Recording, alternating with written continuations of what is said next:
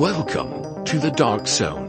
WCAK 1124 AM's presentation of Mel's Hall, the full saga, with your host, Art Bell. Now to Eastern Washington. I guess this is Eastern Washington. Mel, are you there? Yes, I am. First of all, Mel, thank you for answering. What are you doing up at this time of the morning?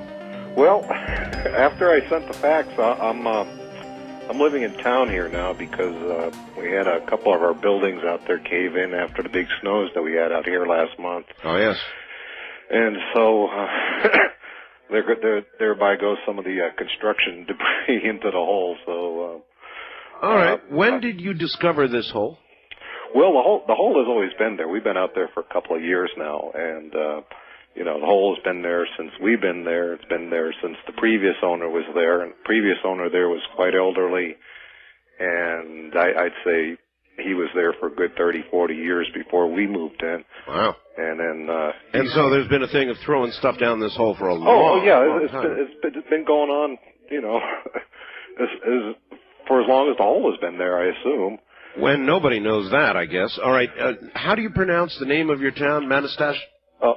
Monastash. Monastash. Right. That's right. Thank you. Actually, I'm in, right now I'm in a little town called Ellensburg. Oh, I know Ellensburg. All right. You must know about a rodeo here then. Oh, sure. Okay.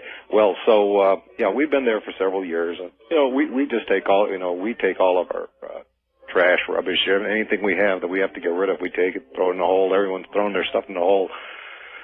The people from around there throw all the stuff in the hole. I mean, it's just been going on for a long time. Well, I got this thinking one day, how come this hole is not filling up? It must be an awfully deep hole. That's a good thing to consider, sure, as you throw stuff in it for decades, literally.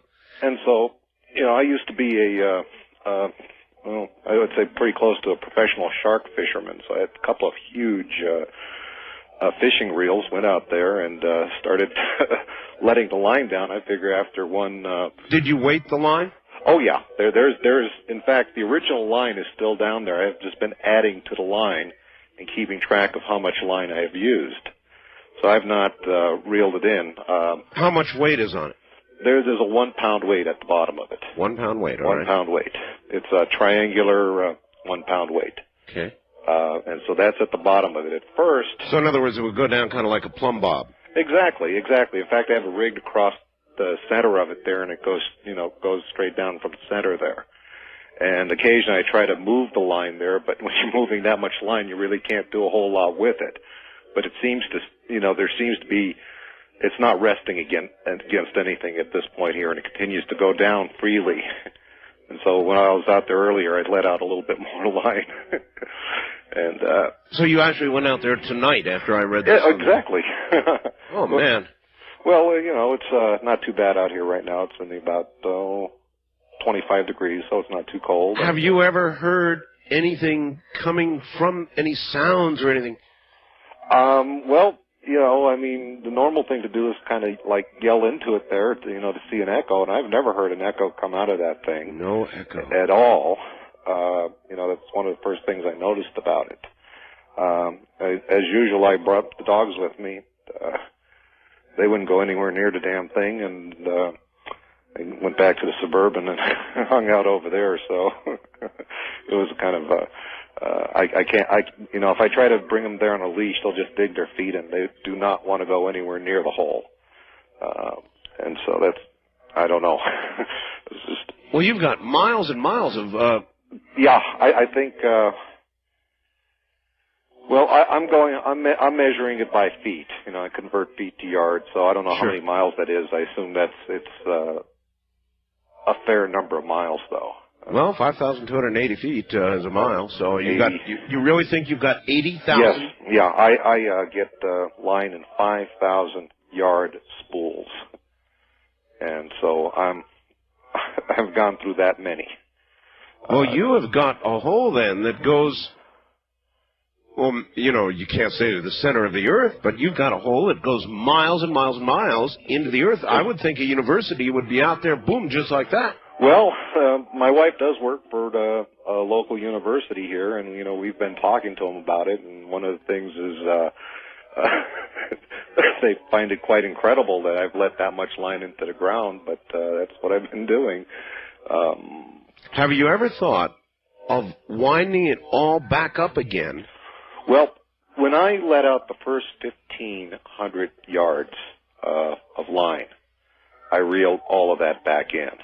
Yeah. And I wanted to know if I had hit water down there, because I thought that's a lot of feet. You bet. That's 4,500 feet of line. Did I hit water? So I did. What I did is I sent down a roll of lifesavers. Lifesavers? Yeah. So when it hits the water, the lifesavers will dissolve. That's true. Oh, I see. So very smart. So yeah, it's an old shark fisherman's trick. There, we used to send our bait out on a balloon attached to a roll of lifesavers, and the bait would go out into the ocean on the tide. Yeah. And then eventually the lifesavers would melt, and the bait would fall to the bottom. You couldn't cast a big old mackerel out there that far. So that's amazing. So, what do you got any guesses? I don't. I have no idea. I thought it could have been a mine shaft, but the thing about it is the surface part of it's been very well cared for. I mean, someone built a very lovely wall around it. And all right, tell me about the nature of the side of the walls. In other words, you must be able to look down far enough, at least, to examine the side of the walls. Sure, it's stone for about 15 feet down. Yeah. And then after that, it's soil, dirt, and then further down rock. So, but I can only see to the extent of, really powerful flashlight. I brought halogen lights out there to try to get a better look down there, but the visibility really isn't there. You cannot see much after a while. But it's a retaining wall. I'd say it's about a 3.5 foot retaining wall, and it goes down about 15 feet, and then it's... Well, I'll tell you this much. No matter how powerful a light, and I was even thinking about a laser... when you're talking about 80,000 feet, forget it. No. Well, they should have some technology that can give me an idea of how deep this thing is. I mean, obviously, the old fishing line method is only going to go so far. What we need here is a volunteer. Real, I'm serious. Somebody who would be willing to be lowered into this hole. Well, I don't. To be honest with you, I don't even know if there's any air down that far. I mean, I wouldn't know about that either. Or that's what true. kind of pressures we're dealing with. These are things that are totally beyond my grasp in terms of knowledge about these things. But do you own this property? It's our property, yeah. How long have you been working on this? Well, we've been out there for a couple of years. I said about 4 years now, but. This project here with letting down the line, that's only been since last summer here. And it was just, I said, well, how come this thing isn't filling up?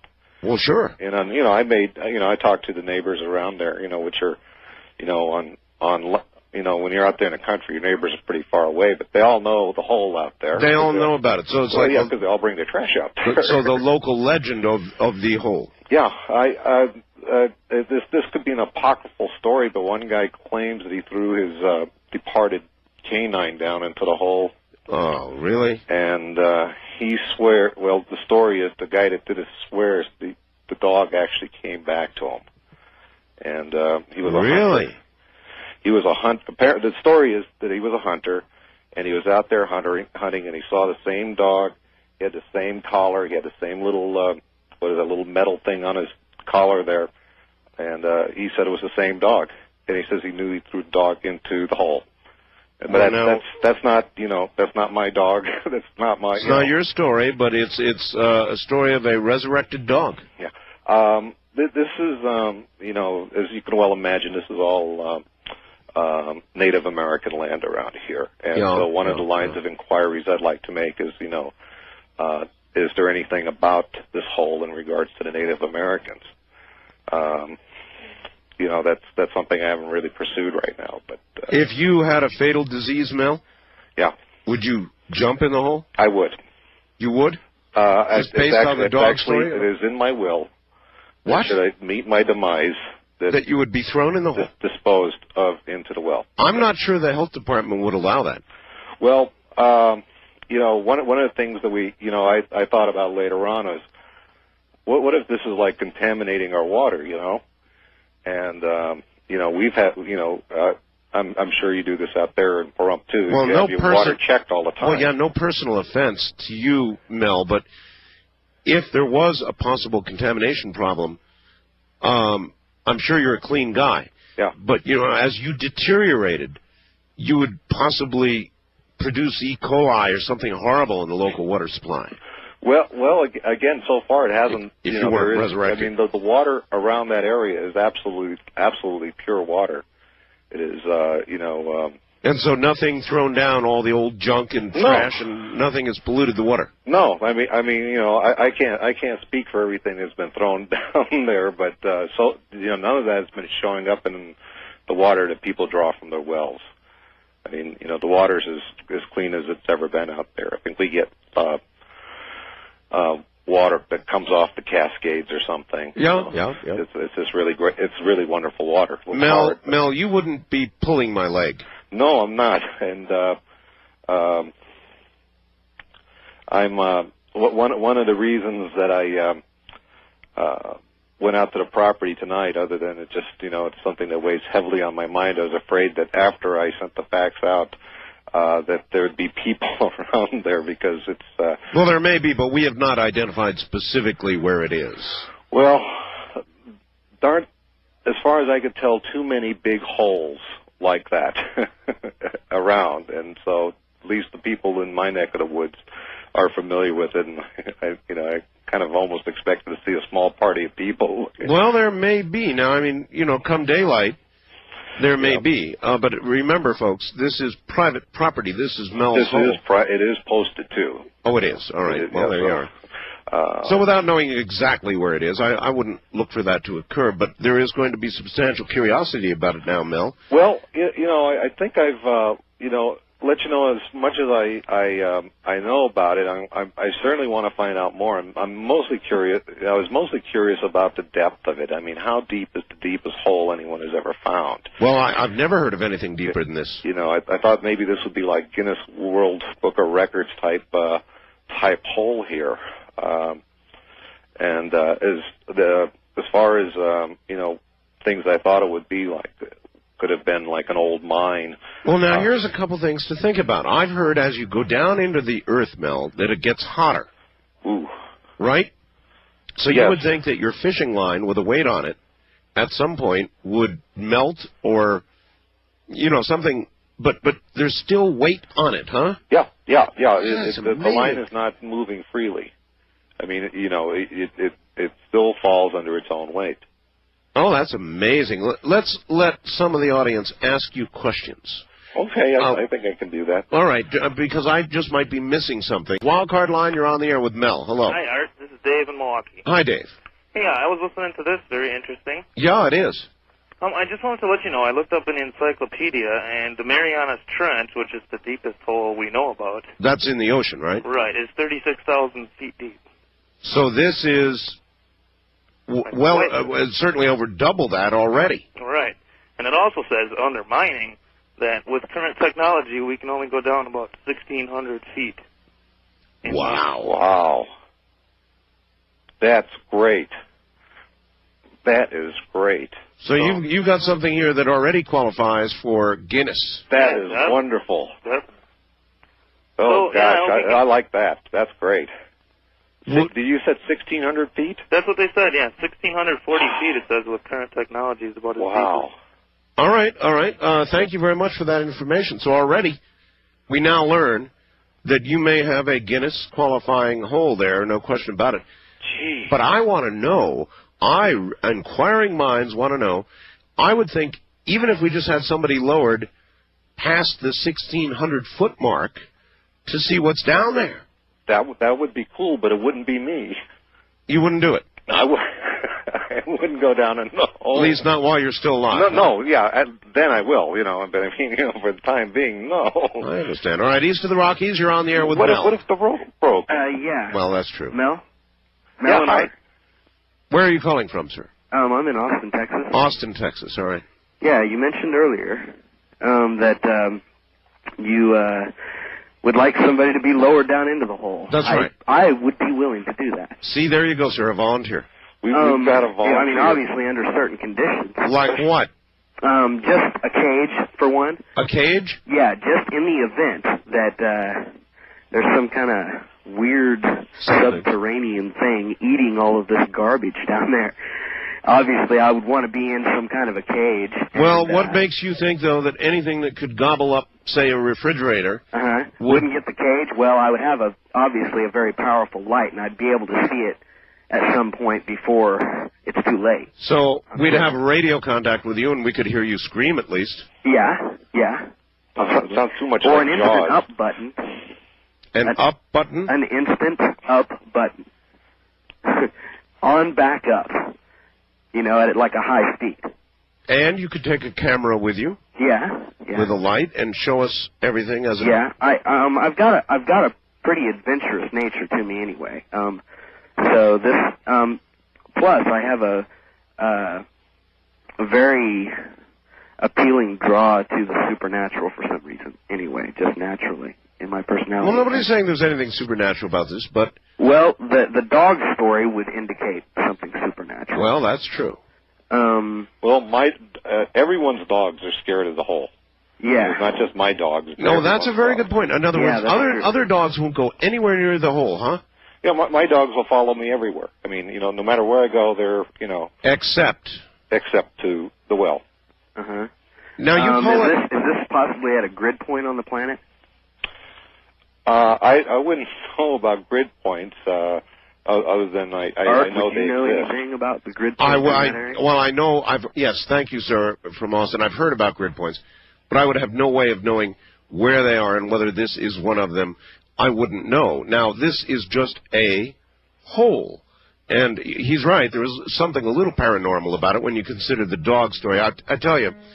Well, here's somebody from Las Vegas, Mike, suggests that we throw a cat down the hole. Listen to the cat scream as it goes down. It's a horrible idea. I don't know about people who do that, throw down a cat. Oh, man. And you hear the echoes sort of going down.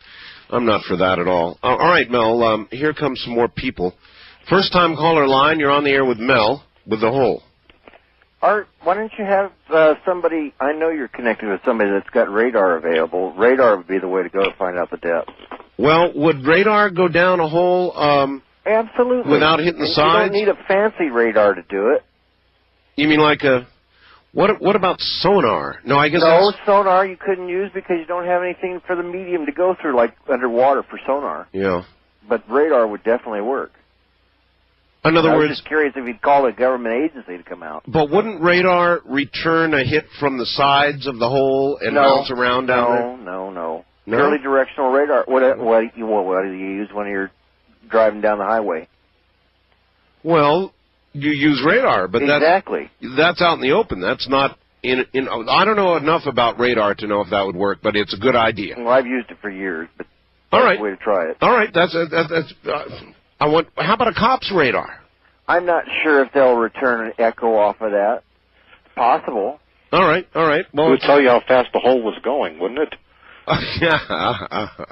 Tell you how fast. Cute, Mel. Wild card line. You're on the air with Mel. Hello. This is pretty funny. Good evening, Mel. Hi. My name is Barry. I'm just hop, skipping, and jumping away from you down here in Yakima. All right. And I'm awful surprised I haven't heard of this before now. Well, now, Mel hasn't made this public as far as I know. Have you, Mel? No, it's just on my land. I see. So my neighbors know about it. Well, I mean, wait. This is the first public announcement of the hole? As far as I know, there's no newspaper accounts of it, not in the Daily Record or in the well, there will be now. Herald. There will be now. Well, as usual, you've heard it here first, folks, on our bill. Before I get serious, I just wanted to kind of lighten things up here and ask if you'd considered making a contract with refuse collection department from Yakima County. You could probably make a killing on that. You know, I read an article in the paper how they wanted to close down our local dump out here, and I almost seriously suggested. Listen, here's another possibility for you. Do you know that I live near an area where there's supposed to be a high-level nuclear dump? Now, if this is really, in effect, a bottomless pit, whoa, you may have something that the U.S. government wants. So I could, like, rent this thing out. You're damn right. And move away as quick as possible. Well, anyways, I wanted to mention here, we've got many mediums of technology, and the gentleman who suggested radar, I think, was onto something. Mm-hmm. You know, say for instance that Guinness came out and was going to, they're pretty thorough with their investigation before they're going to print you. Yeah, that's true. Anyways, maybe the way to go is to have someone lower in a sensors package, which is something that measures for noxious gases, temperature, and I'm sure they could focus a radar, probably pencil thin, mm-hmm. And just hook it up to an endless supply of cable and lower it down. I think that'd be awful interesting. Look, I'd be interested, even if we don't get a hold of the guy from Austin, to lower a camera and a light down. When I was out there this evening, it's kind of a sort of a full moon out there, and one of the things that occurred to me is maybe this has some sort of astronomical type thing. What do you mean, Mel? Well, it's like how the various pyramids and things in Egypt, are supposed to be lined up on various star systems or whatever. Well, was it a thing like where the moonlight was shining into the hole? Well, no, but I just, happened to notice, the full moon, and all of a sudden it just sort of put two and two together there, You've never felt drawn to the hole, personally, have you? I mean, in terms of, you mean in terms of some sort of spiritual involvement, or no, suicide? No, suicide. No.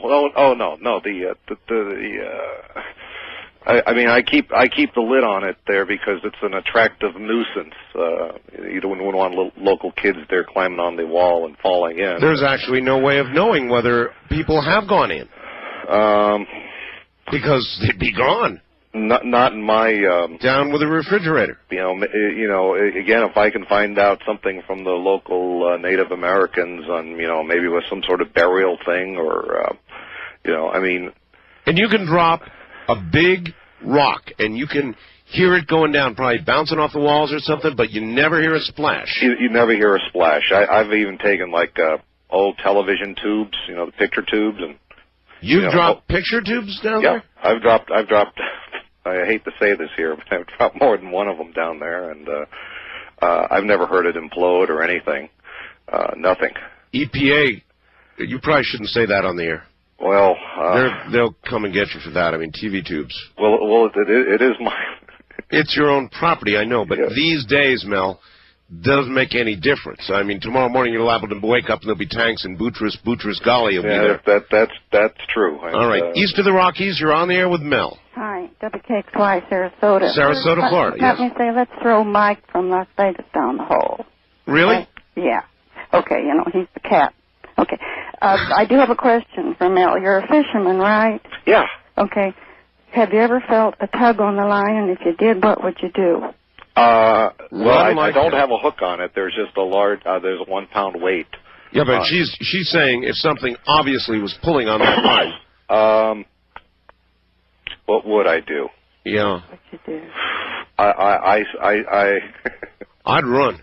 Yeah. I'd seal that damn thing up, and I'd never get near it again. Yeah, I'd put the lid down on it at that point there and say, that's it, the dump is closed. And at any point, did you ever pull up the weight and look at it? Yeah, I asked that too. The first series of letting down line. When I got about 4,500 feet down there, I had a roll of lifesavers down on the bottom to determine if there was any water down there. And of course, if there was water, the lifesavers would melt. I didn't do that. But since that time, I've let the line continuously go down. I've just spliced on to the end of the line and continued. Yeah, just trying to find out where the bottom is. Yeah, that was my main question. It's like, how deep is this thing? Where does it go? You know, well, it goes into the earth, but you know, how far does it go before it'll stop? You know. All right, thank you, ma'am. I think that a light and a video camera. I mean, Mel, you could have a special as you got down past, what did they say was the deepest hole, 1,600 feet? 1,600 feet. As you got down past 1,600 feet, you'd have a network special on your hands, Mel. That would be good. I'm thinking about putting up a web page on it there if I can get one of those. What's his name? Rivera would come. and they'd lower him into the hole. Only if we were all lucky. West of the Rockies, you're on the air with Mel. Hello. Yeah, this is Terry from Bremerton. Hello, Terry. Oh, you're up in Washington again, yeah. You're right. Well, I was wondering about how much does 15 miles of fishing line weigh? I have no idea. I'm just letting that sucker go down. I have not reeled What if it you've in. already hit the bottom and you got a pound of fishing line on it? That's right. Letting it down. Yeah, I already should hit the bottom. I should weigh one of those spools because I'm getting them in 5,000 yard spools.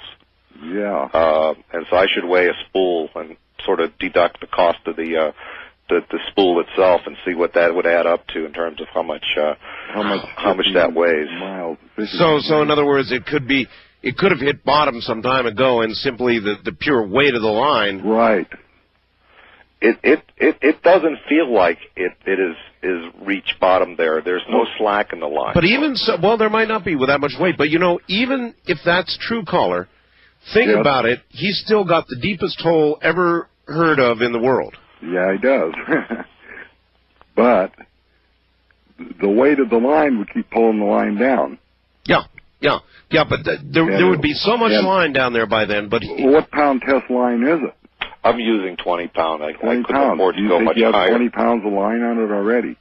Pardon me? Do you think you have 20 pounds of line in the hole already? I'm sure there's more line than that. It would break by then. You know, we're talking how many?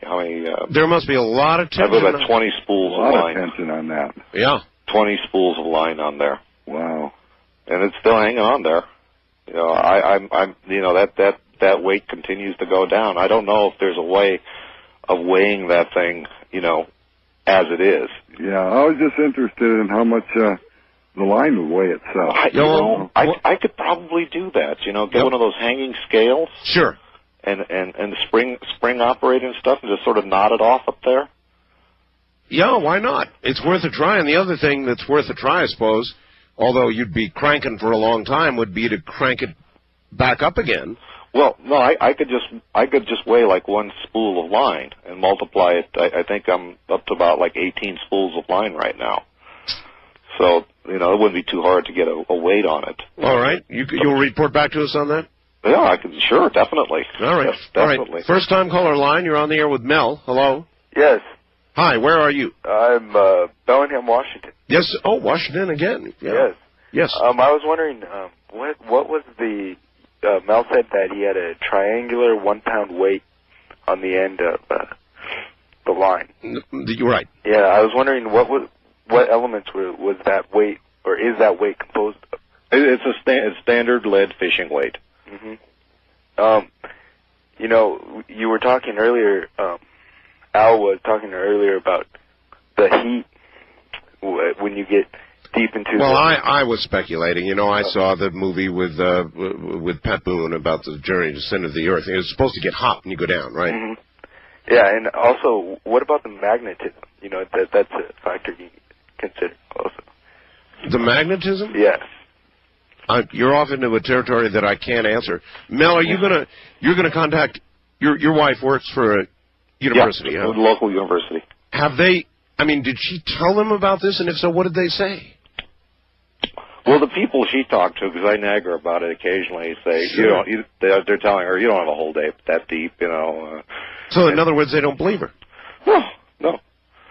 What I'm trying to do is, kind of entice them out there and just bring something out there to measure how deep it is. That's well, Mel, really... would you be willing to talk to, like, newspaper people or television people?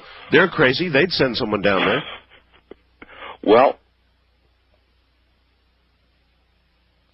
I know I'm talking to a lot of people on the phone right now and on the radio, but I am not sure if I'd want to have a TV crew and So you're not sure you want that kind of publicity? No, I'd be happy to, like I say, I could put together a website on it and keep people, informed about what's going on, because I'm sort of making this my. People would accuse you of going to the well one time too many.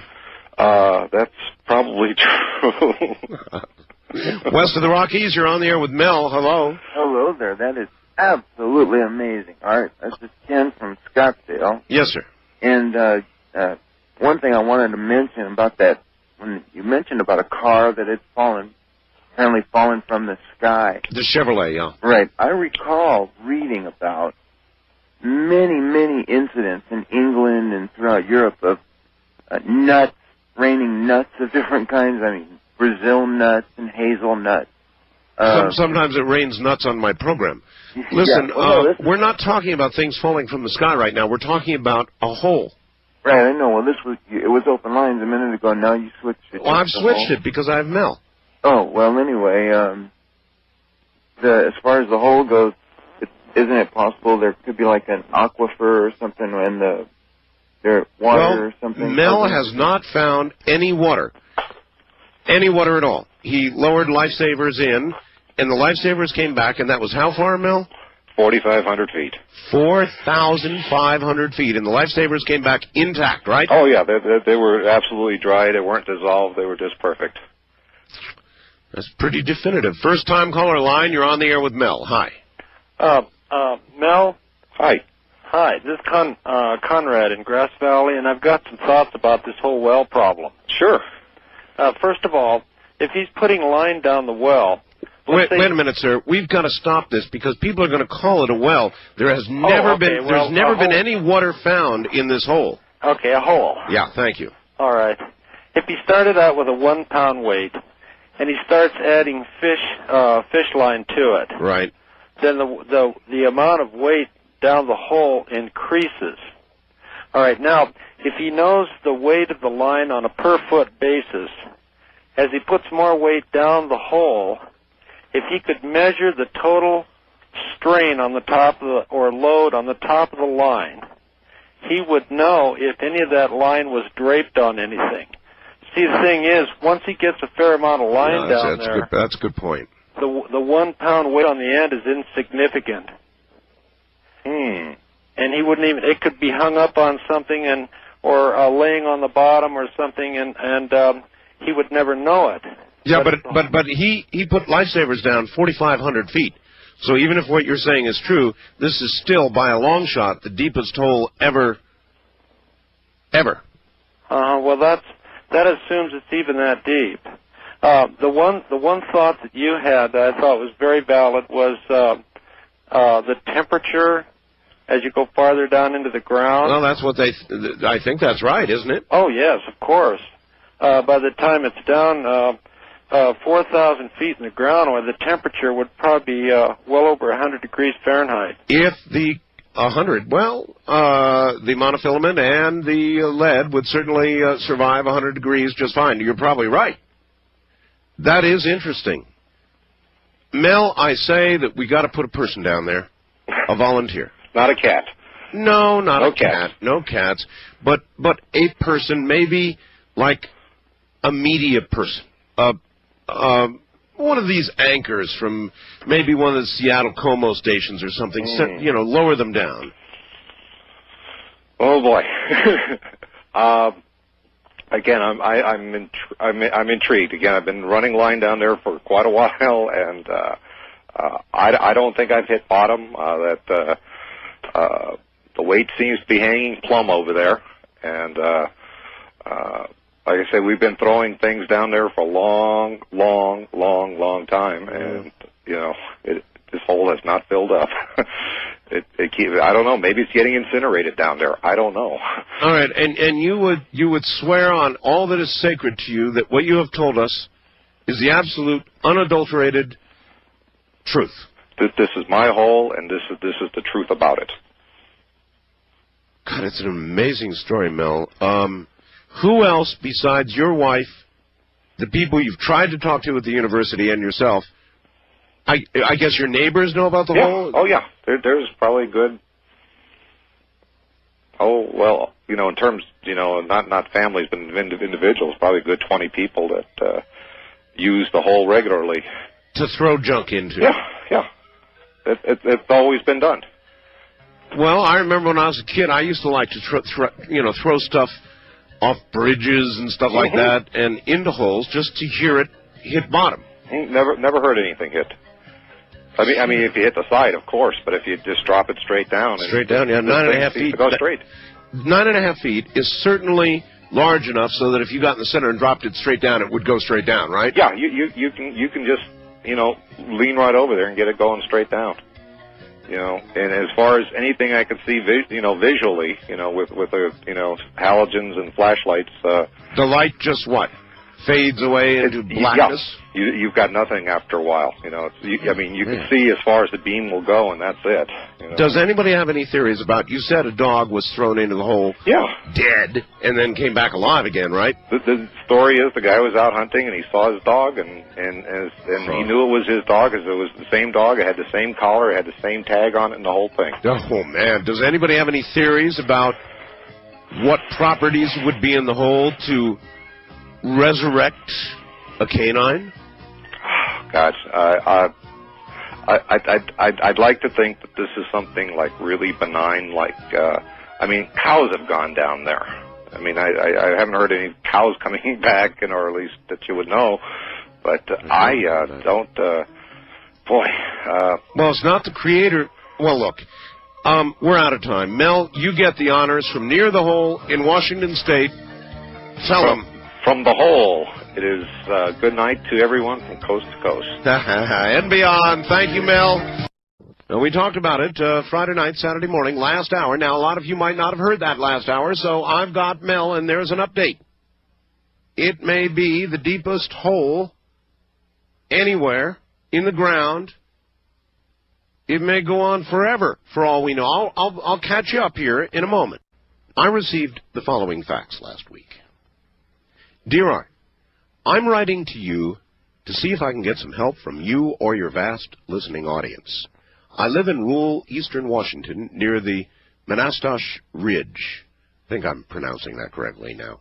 On our property, there is a hole. Like the previous owners and the owners before them, we've been throwing our trash into the hole. Apparently, the hole has been there as long as anyone can remember. At first, I thought it was an ancient well. Anyway, the hole is 9 feet, 9 inches in diameter. There is a stone retaining wall around it, and we've put a steel door on top to keep anyone from falling into it. As I said earlier, people have been throwing their trash into the well, that's in quotes here, for decades. Furniture, household trash, dead cows, building debris, you name it. The thing is, I noticed the hole never filled up. So I got curious, actually obsessed, began trying to measure the depth of the hole.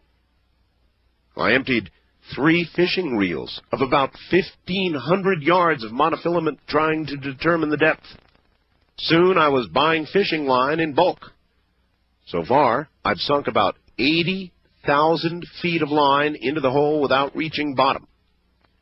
My wife works at a local university with a geology department. We hope to get some professional scholarly help in determining the depth of the hole, as far as I can tell. There's nothing else particularly strange about it, except for 2 other things. Dogs refuse to get within 100 feet of the hole. Birds won't sit on the retaining wall or metal door. Another strange thing is there's no echo when you yell into the hole. Indeed, I've never heard anything hit bottom when tossed in. We once tossed in an old refrigerator, and we never heard it hit bottom, no crash, splash, or crunch. I hope your listeners can help with possible explanations. I'm wondering if this, based on my measurements thus far, might be the deepest hole on Earth. Signed, Mel Waters. Well, you know me. I get a fax like this, and I jump right on it. So I called Mel in the middle of the night. We put him on the air. Last hour of the show last week. And we got the story of Mel's Hole. But now, Mel's Hole Part 2. I get the following fax earlier today. Art, you're receiving this fax simultaneously with a fax I attempted to send you earlier today. Much has developed since the first fax. I'll try to explain as rationally as possible what has transpired since my earlier fax. Around 1 p.m., I drove to Yakima to shop at the Costco there. On my way back, I decided to stop at the property. When I got there, my access road was blocked by military personnel that were armed. I noticed that several pieces of yellow gear had entered and exited my property based on the direction of their tread. I asked one of the guards, what's going on? He said there was a plane crash on the property. I said, well, that's strange. I told him there's no smoke. I don't see any in the distance. He asked who I was, and I let him know I own the property. I then asked to talk to the officer in charge. A non-uniformed man came up to my Suburban and let me know that I won't have access to my property until the crash has been completely investigated. I mentioned the yellow gear and the lack of smoke, and that they were on my property. I was told by this man that it's not necessarily my property, and that it would be very easy to find a drug lab on my property. Well, I got the drift. I asked if I could leave. He said, sure, don't come back until we contact you. I asked if he wanted a way to contact me. He said, they know how to contact me. I said, I suppose you don't want me to talk to anybody about this. He said, nobody would believe it anyway. That's about it for now.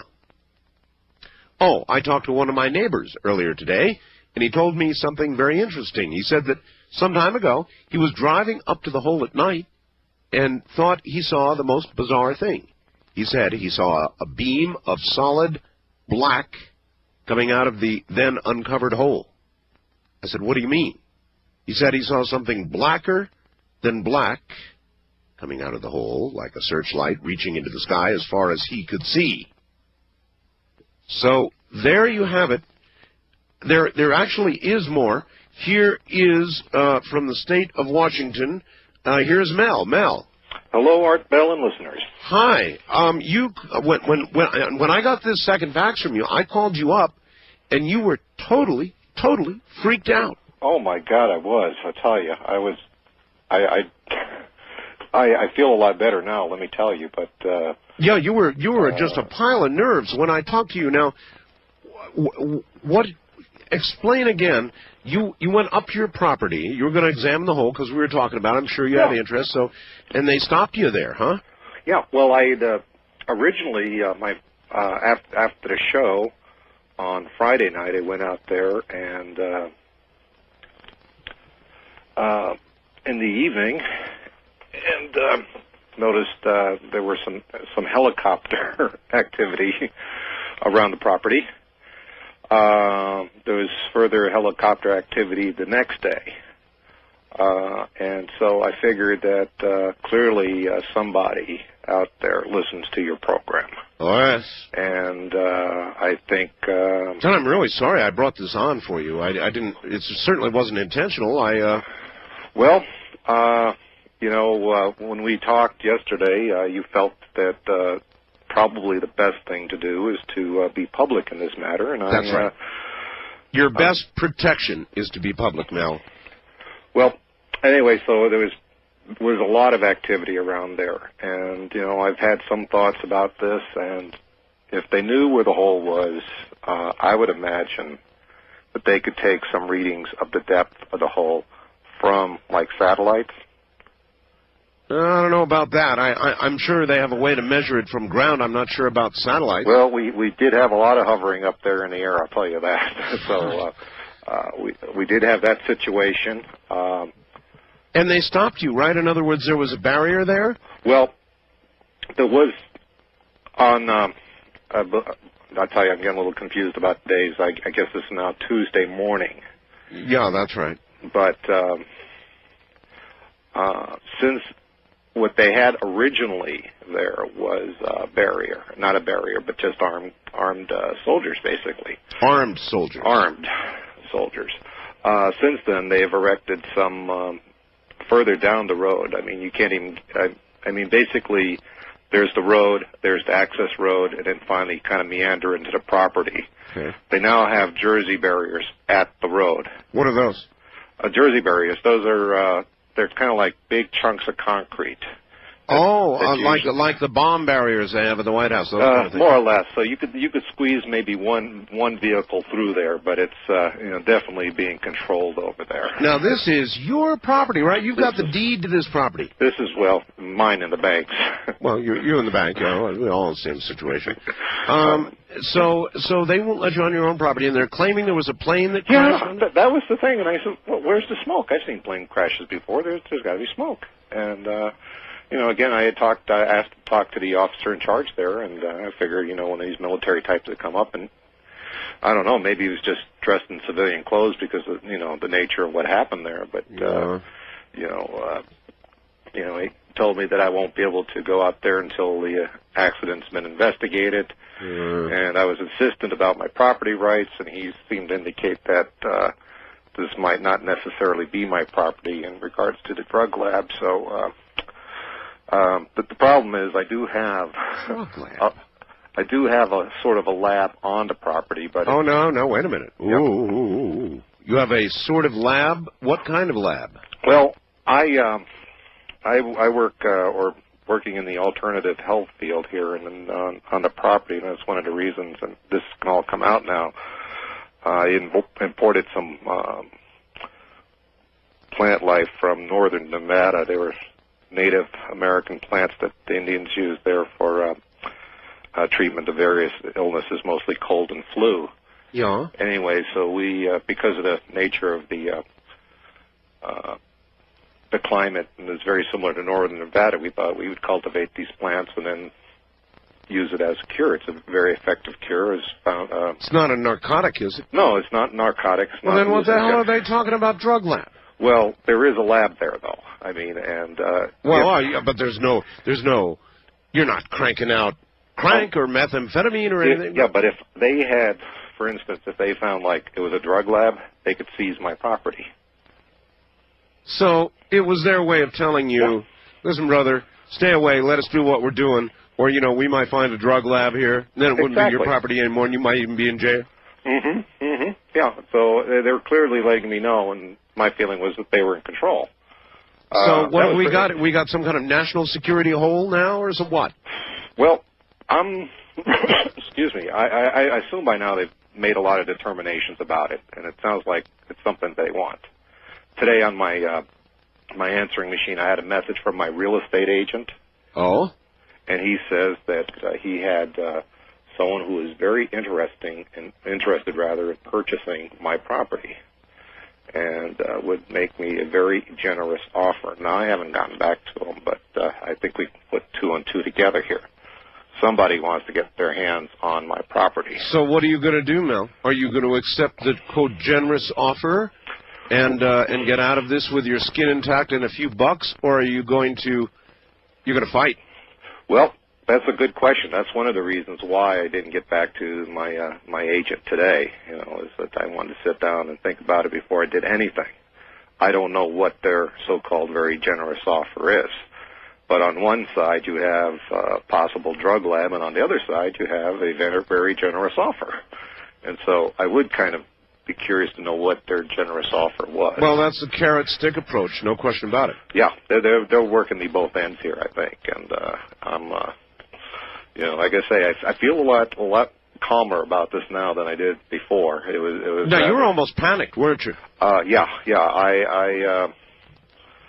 It was just a little bit too much. All right, you did some measurements. People were asking about the weight of the line that you were putting into the hole. And so, what have you determined? Yeah, I did some real quick and dirty work here with this here. First of all, when I was out there on the weekend, I was able to actually measure or weigh the line that's in the hole, and basically I tied it onto one of these little fisherman's scales, okay? And, All right. You know, it's a little spring operated thing there, but I had a weight on that, including the 1 pound sinker on there. It looks like it weighs about 17, 18 pounds.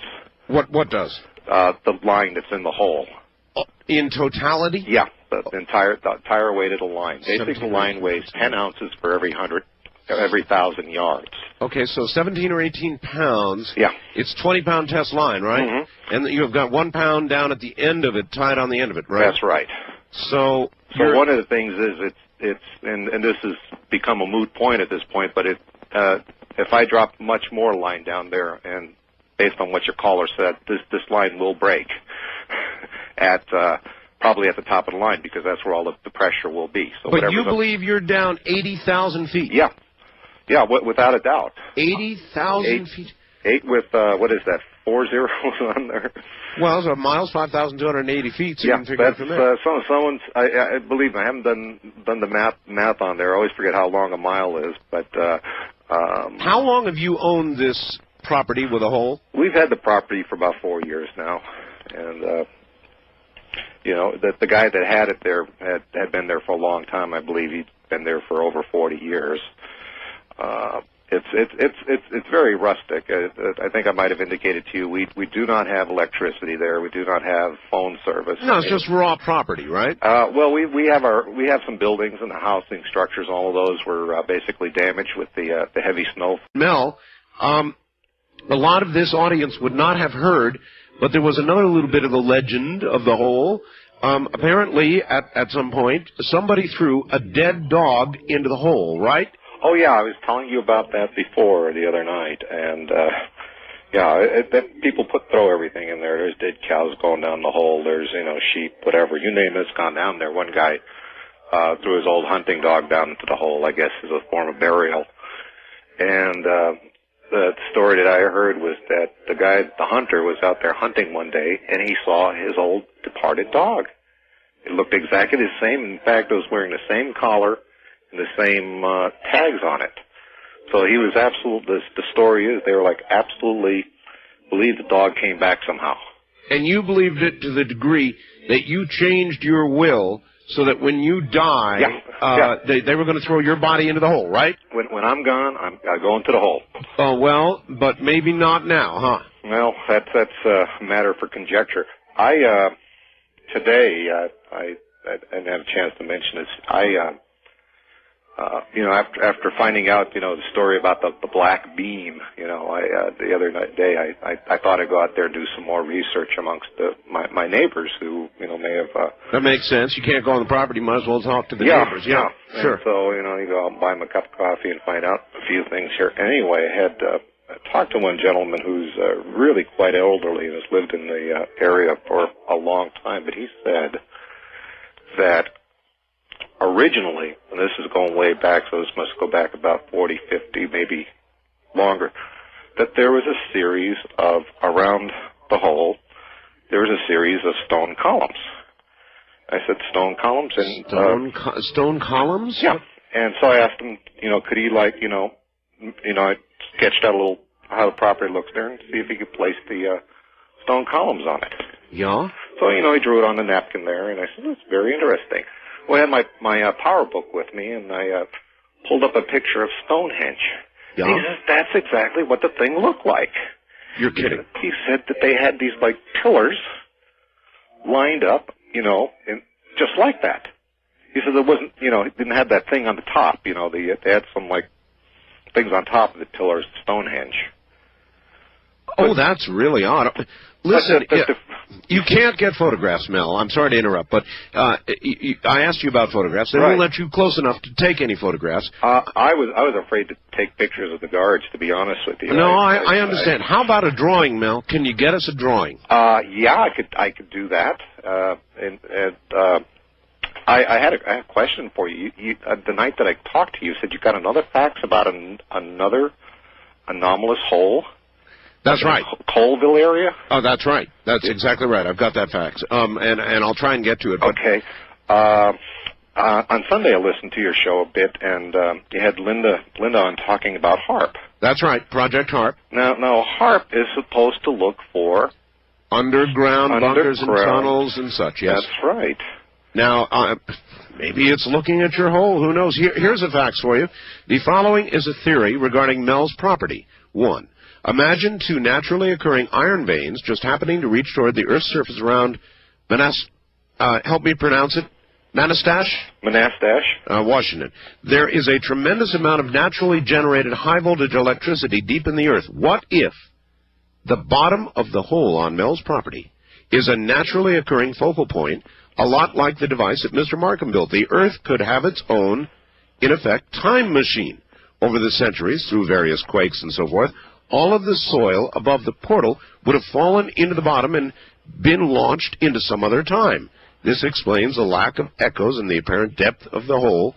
Tell Mel to lower a clock down there. Well, let me tell you, I was over at the university library today, and I wanted to find out a little bit more about Earth geology. And one of the things I found out is the crust, on average, on the Earth is about 20 miles deep. Okay. Now, underneath the crust, and this is something that a lot of people don't know about, there's something known as the Moho discontinuity. The what? The Moho, M-O-H-O discontinuity. What is that? It's named for a guy named Mohorovic. He was a Croatian seismologist. But I don't know much about seismology, but I'll tell you what I know about this discontinuity. P waves, and I guess those are seismic waves, through this discontinuity move faster than they do through the rest of the Earth. They speed up. Okay. Normally they go 7 kilometers per second. These are going 8 kilometers per second when they go through there. And it's believed that it has to do with a chemical difference in the type in that area of the Earth. So you've got the crust, you have the Moho discontinuity, then you have the mantle. And so that region is very, very little known, as you can well imagine, because you really can't get to it, at least not yet. And the scientists really don't understand that. But we have this thing that goes on underneath the crust that is very, very peculiar. And I just thought I might mention that there. All right. Well, I don't know anything about that. That's very interesting. All I know is we had all kinds of cool plans. I mean, we were going to... Mel, I'm telling you, I've got volunteers who are willing to go down in your hole. But now that's obviously not going to occur because they have your hole. I mean, this is outrageous. This is your property. Yeah, it is my property. That's the incredible thing. I could not step 1 inch onto my property. My deepest incursion only got me onto the access road. I mean, I was kept way away from that thing there. How far is it from the access road where you were stopped to the hole? Oh, gosh, you'd have to travel, I would say it's from the access road it's very hilly ground over there, so you kind of have to go around all the low spots there. You might go about 1.5 miles or more. You can't even see the little valley that I'm in. Before you began dropping this monofilament line into the hole with a weight, you threw an entire refrigerator down this hole, and then listened and listened and listened and never heard a thing? Nothing. The refrigerator, I didn't hear anything. I mean, I expected, something that massive, and that I expected something. But I've thrown things there that I knew would make interesting sounds, like television tubes, picture tubes. Yeah, they explode. Yeah, those are my favorite. And no, I couldn't get an explosion or anything out of them. So I have not heard anything actually touch bottom in that thing. I mean, it's almost impossible, it seems. If the hole right now, I don't know, is 15, 16, 17 miles, how long would it take for the sound to travel back, if it is hitting bottom? Let's say it's hitting bottom at, say, 15 miles. How long would it take? Or would I hear it at all? Those are things, I don't know. I mean, I don't think so. I mean, you don't hear things that occur. Well, on the other hand, though, it's a channeled... It sure is. I don't know the physics involved in such a deep hole. Have you ever heard of any other holes? No. That's why I was curious about the Colville hole. I did find out that actually the deepest mine is like 2.3 miles into the Earth. So this is way, way beyond anything that anybody's ever heard about. But that's a mine. That's a mine structure. Another thing I was curious about was that channel that they built underneath the English Channel between England and France. How deep is not how deep it is, but how long is it? You know, is it several miles or? I almost rode on it. It's funny you should mention. I almost rode on it last time I was in London, but I didn't. So I don't exactly know. I saw the entrance to it. I rode right by the entrance to it. I would be leery of going into that thing. Well, then you certainly wouldn't want to go in. Would you go in this hole? Your hole, if you could? I anticipate what will be going down into the hole in the future will be federal prisoners, I imagine. We'll be going down there on a non-voluntary basis, I assume, because, I mean, if we're talking the government here, which it is obviously the government that's been interested in this, they have every piece of technology they could ever want. They could send down cameras, they could send down whatever they wanted, So, I assume at some point if they determined that was safe for a human being to go down, they'll send a person down, and they take air readings, if it's got good air, bad air, find out what's going on. I'd say that they would do that. I'm just like a poor ordinary little guy here who doesn't have a lot of technology as back. Well, how would you like to get a whole bunch of citizens together, Mel, and go marching on that property and challenge their authority to take your property like that? Well, we talked about that over coffee with the guy that told me about the stones out there. Saying we're pretty we're big on property rights here. Yeah, this is your hole, not theirs. And we're very very militant about that. And they say how can they do that here? The truth is, if they say a plane crashed on the property, and I don't have any evidence of that, but I expect to see some smoke. But if they're telling people this is an accident scene, we got to do an investigation, FAA and all that business there. And all right, did they tell you what kind of airplane, civilian, military, or what? No. All right. Well, are there any reports? After all, you can check on plane crashes, right? First of all, over here, if a kid throws a snowball at your car in the wintertime, that makes the newspaper. So there should have been big news if a plane went down there. You bet. We've had planes go down here before. We've had planes go down, on the other side of the mountains and makes newspaper here. That's a big deal here. All right, well, look. Then instead of a crowd of civilians, maybe that was a bad idea. How about a crowd of media? I could get Seattle media by your side and go marching right up to that group. Right up to the barrier. Yeah, and then I end up being a convicted drug cooker. I am, They actually said that to you. Those were almost verbatim the exact words they said. We could find a drug lab on this property if you get my drift. Just very easily. All right. Mel, let's take a few calls, see if anybody has any ideas. This one has me stumped. East of the Rockies, you're on the air with Mel. Hello. Hello there. Yes. This is Robert in Milwaukee. Hi, Robert. Art, I just had a thought connecting Stephen Greer at CSETI with what he said concerning interplanetary travel, and drew a connection to the cloning. I find it very interesting that the scientists say they're not going to consider cloning humans. Oh, baloney. That's a bunch of crap. Don't listen to that. Excuse me for a second, Mel, on the subject of cloning. All day I've been listening to this drivel from the scientists about the cloning thing, that we're not going to do it.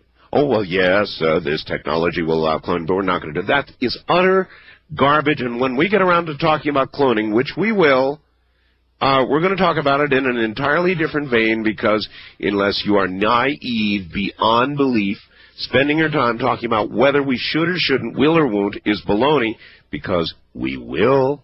I guess you can say, should we? But we will, I guarantee we're going to clone. Anyway, that is not tonight's subject or the moment's subject. Mel's Hole is. First time caller line, you're on the air. Hey, Mel? Yeah, hi there. Hi there. Where are you, sir?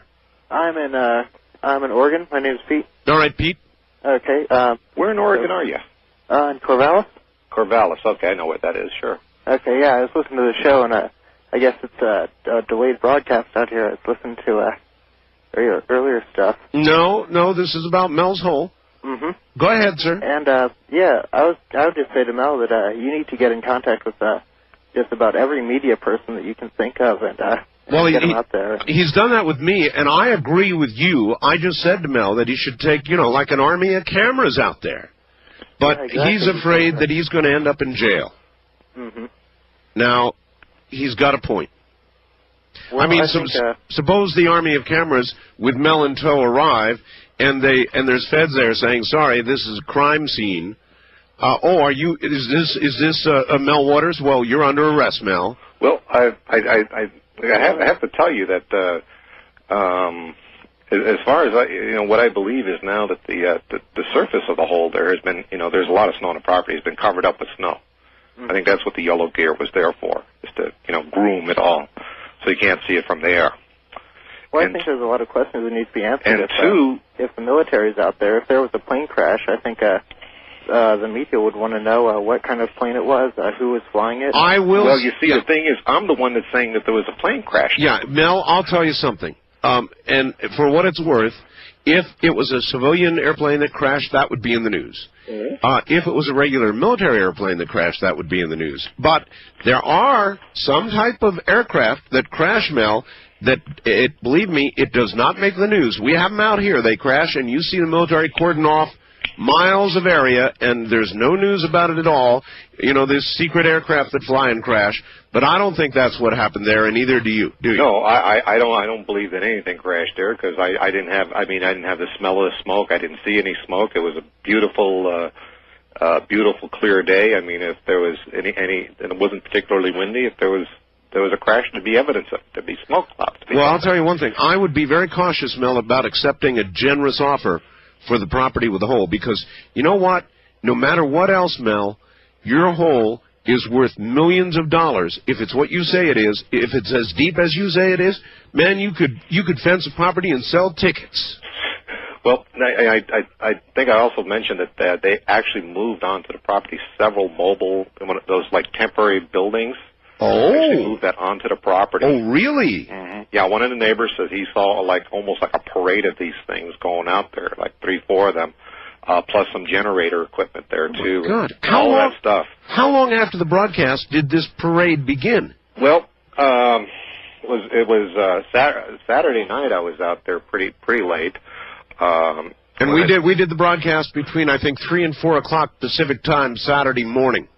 Yeah, so I got some sleep, and I went out there, in the evening and did my weighing of the line in the hole, and that's when I saw the first helicopter out there, and that was a very strange experience. I actually looked up at this thing here for about 20 minutes. There were more helicopters out there Saturday morning early, several of them coming in and out.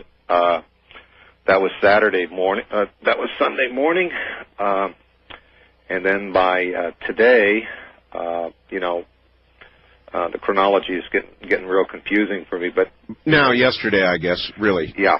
I lost a day in here, right? What they saw is actually some mobile buildings being moved onto the property. Apparently, some generators there. Again, I have no power or phone on the property. There, we use cell phone if we need to make a call, and we used to use solar out there too. Well, I feel in a way guilty, Mel, but your original facts got me going, and there was no way not to follow up on that. And I guess once we aired that, it was too late. It was a done deal. Well, when I originally approached this thing here, what I wanted to do was to get some good ideas about the nature of this thing here. I guess I was pretty naive about it. All right, Mel, one thing I've got to ask you. Yeah. Don't think me rude, but I've got to ask, Mel. Yeah. That's not a drug lab you've got out there, is it? No. We are working with Native American plants. They're plants that Native Americans used in making this was a Northern Nevada doctor back in World War I time who found a cure for the flu. He gave this stuff to his. He was a military doctor. He gave it to the people under his command. All right, Mel. Hold on. Dilemma of the endless hole. Mel, are you there? I am here, Art. All right. There are some people with questions. Do you have anything else you want to say? Just that just after beginning to explore this thing here, with the help of your audience and further questioning on people that live around in my area here, asking them, really, do you remember anything strange about the hole in particular? Well, I would say a resurrected dog would be pretty good. I would.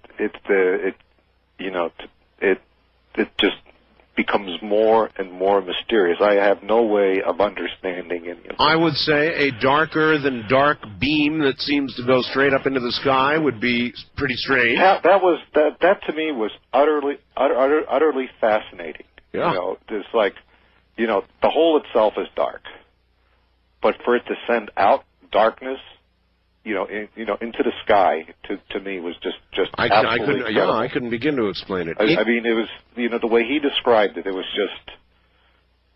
All right. Look, let's bring some people on. East of the Rockies, you're on the air with Mel. Hello, where are you? This is Philip in Tulsa, Oklahoma. Hello, Philip. How you doing? Great. Love your show. Thank you. Mel, what type of work do you do for a living? Well, I'm a retired person. You have no criminal record of any kind? Pardon me? No criminal record or anything? No criminal record. I'd find me a lawyer and get a local group of citizens and press and militia, and that's a good reason why we need the militias in this country, is to prevent this type of situation from happening. The government coming in, taking over your property, threatening your life. I would call their bluff. I don't see how they can. Well, that's easy to say, from a distance. I'm not sure I'd call their bluff. I've got to be honest. Look, if you had a property, sir, and you're trying to get on it, and they had it all roped off, and they said, go away, we could find... I would come back with a gun. Well... And they haul in a bunch of then trailers. You know what you'd be? You'd be a dead martyr. You take a gun up to a military... No, I'd have the press with me, and, I would not go at this alone. Oh, I see. But they're not going to drag in a bunch of military trailers to examine a drug lab. Well, that's just not logical. I agree with you. So they're obviously after the secret of the hole. West of the Rockies, you're on the air with Mel. Hello. Hi, this is Stan from San Diego. Hi, Stan. I just got a question there for Mel. If there was any way that you could charter a plane so you can do a flyover of your property. I suppose I could do that. There is a small airport here in Ellensburg, and I'm sure that can be arranged for. What I'd be interested in to know is if actually planes can fly over that area, and I suppose I can try to find that out. To get some photographs. Yeah, but again, I do believe that the hole itself has been covered over with the surrounding snow. They probably did a really nice job with what they brought in there of keeping it invisible from the air. That was my speculation of why they brought the yellow gear out, as to kind of dress it up a little bit there so that anyone casually going over there wouldn't notice anything. That's just my opinion. Okay, and another thing is I got a little assumption of why none of the animals want to go by there. Why? Maybe they see the apparition of the dead dog, and it's warning them not to go there. Maybe. That's pure conjecture. Who knows? But no animals will go near it? The observations I made was my dogs and other people's dogs, that come visit. They won't go there. If I put them on a leash and try to drag them there, they'll dig their feet in there, and they just will not budge. You know what, Mel? I once was on a trip with my family we used to go to Florida, drive Florida in the winter, and we once got near a slaughterhouse. And on one of our stops. And, man, I had a golden retriever, and that golden wouldn't get anywhere. He did the same thing. He dug his feet in, and I don't care how you'd pull, he wouldn't get any. He could smell the death. Well, when I was in college, I had brought from school a human skull, and I brought it home, put it on the coffee table. My cat walked into the room, and he saw that thing, and the cat literally jumped backwards about 8 feet. I bet. When he saw that. Now, how did the cat know? They sense these things. Yeah. There's something about it. First-time caller line, you're on the air with Mel. Hello. Hey, Art, this is Scott from Kirkland, Washington. Yes, sir. Oh, yes, hi, Scott in Washington. Yeah, not only from Kirkland, I've only been over on my side of the mountains for a little while, but born and bred in Yakima and a graduate of Central Washington University. Cool. Spent a lot of time in Ellensburg. Yes. In fact, I sat around with one of my old professors who is one of these guys who has been living in the area for, forever. And he actually had told me rumors one morning over coffee, sitting down in one of the little restaurants about a great big hole that nobody knew the bottom of. Wow. We'd actually heard of this. This was back, 1990, 1989? Mm-hmm. Sometime about in there, and we even heard that. And the one thing, it really surprises me, this guy that was saying, well, I took a gun in the media up there.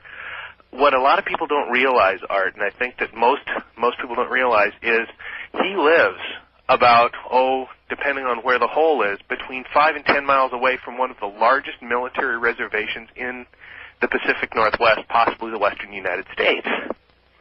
It is humongous out there. The Yakima Firing Center is where they did all of the training for Desert Storm. They have a bunch of satellite dishes up there that theoretically don't exist, that they use for talking to satellites that aren't there, and all sorts of things, very interesting things go on up there. And so something like this, a hole appearing within spitting distance of this military reservation, it doesn't really surprise me a whole lot that they had trucks and stuff out there in a lightning bulb. Hey, Mel, do we know how long that hole has actually been there? I mean, I can probably trace this hole back, from, actual recollections, to for a solid 40 years before I got there, and the previous owner said it was there the next owner back. Before that, I don't know if anyone owned the property. I suppose I could check on that to see, from the records there, if there's been any, ownership of it, or was, whatever. But I can trace it back for a good solid 40 years at least, from the verbatim accounts from the previous owner. Again, I don't really know. I would venture to say that given the nature of it, that it's been there for a very, very long time. I'm talking, not just decades there. I mean, how can this thing just be there? It has to be ancient. Well, I wish you the best in figuring out what it is, and we're all of us local here, we're going to keep tuned in to see if there's anything worth driving back across the mountains to hang out and see. Well, I've just been out here for just a couple of years. I decided to retire out here and pursue, my interest in alternative health, and this is what I get. All right. Well, it's turned into a nightmare, yes. An absolute nightmare. East of the Rockies, you're on the air with Mel. Hello. Yeah, about that hole. Yes, sir. There was a Rod Sterling thing I saw on the TNT, I think, about 4 years ago. He was hosting it. It was like, must have been early 80s, late 70s. And there were reenactments of, like, these true occurrences. Yeah. And there was a whole story about a boy. It looked like it took place in, like, when they still rode horses or something. And a boy woke up with his dog missing or something, and he went looking for his dog and fell into a hole, except, he didn't fall in. He hung onto the edge and crawled out and went and told his dad, and his dad went out there, and they heard noises coming out of it. Oh, God. And so they didn't think it was the dog making the noises because it sounded real spooky and stuff. So he went to town and got a bunch of guys to go out there with him, and I guess a bunch of guys went out there, and they thought, well, let's lower a rope in, and somebody's going to have to go down on it. Sure. And so the dad said, well, I'll do it since, you're looking for your dog and stuff. And they lowered him down, and he made this scream, deadly scream, and so they brought him up, and I guess after that, after they brought him up, he went clinically insane for the rest of his life. All right. Well, I hope you're not in any danger of going clinically insane, Mel. I hope not. But you sounded close to being discombobulated when I spoke with you. When was that? That was Sunday afternoon, I think. Was that Sunday afternoon? So Sunday evening, something like that. Yeah, I was. Yeah, I mean, you called me up and you were just a wreck. Yeah, I was. Any negative, fearful emotion, I had it there. I mean, I was shaking, I was sweating, I was. My body was doing things that I couldn't explain. I was a wreck. What do you think about the idea of you're not even going out, but sending the media out?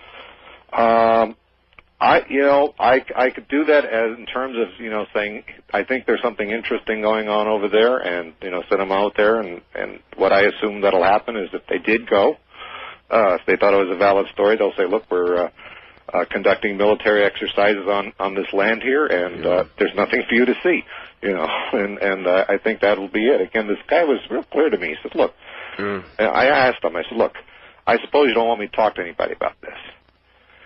And he said, hey, no one's going to believe you anyway. You could tell them anything you want.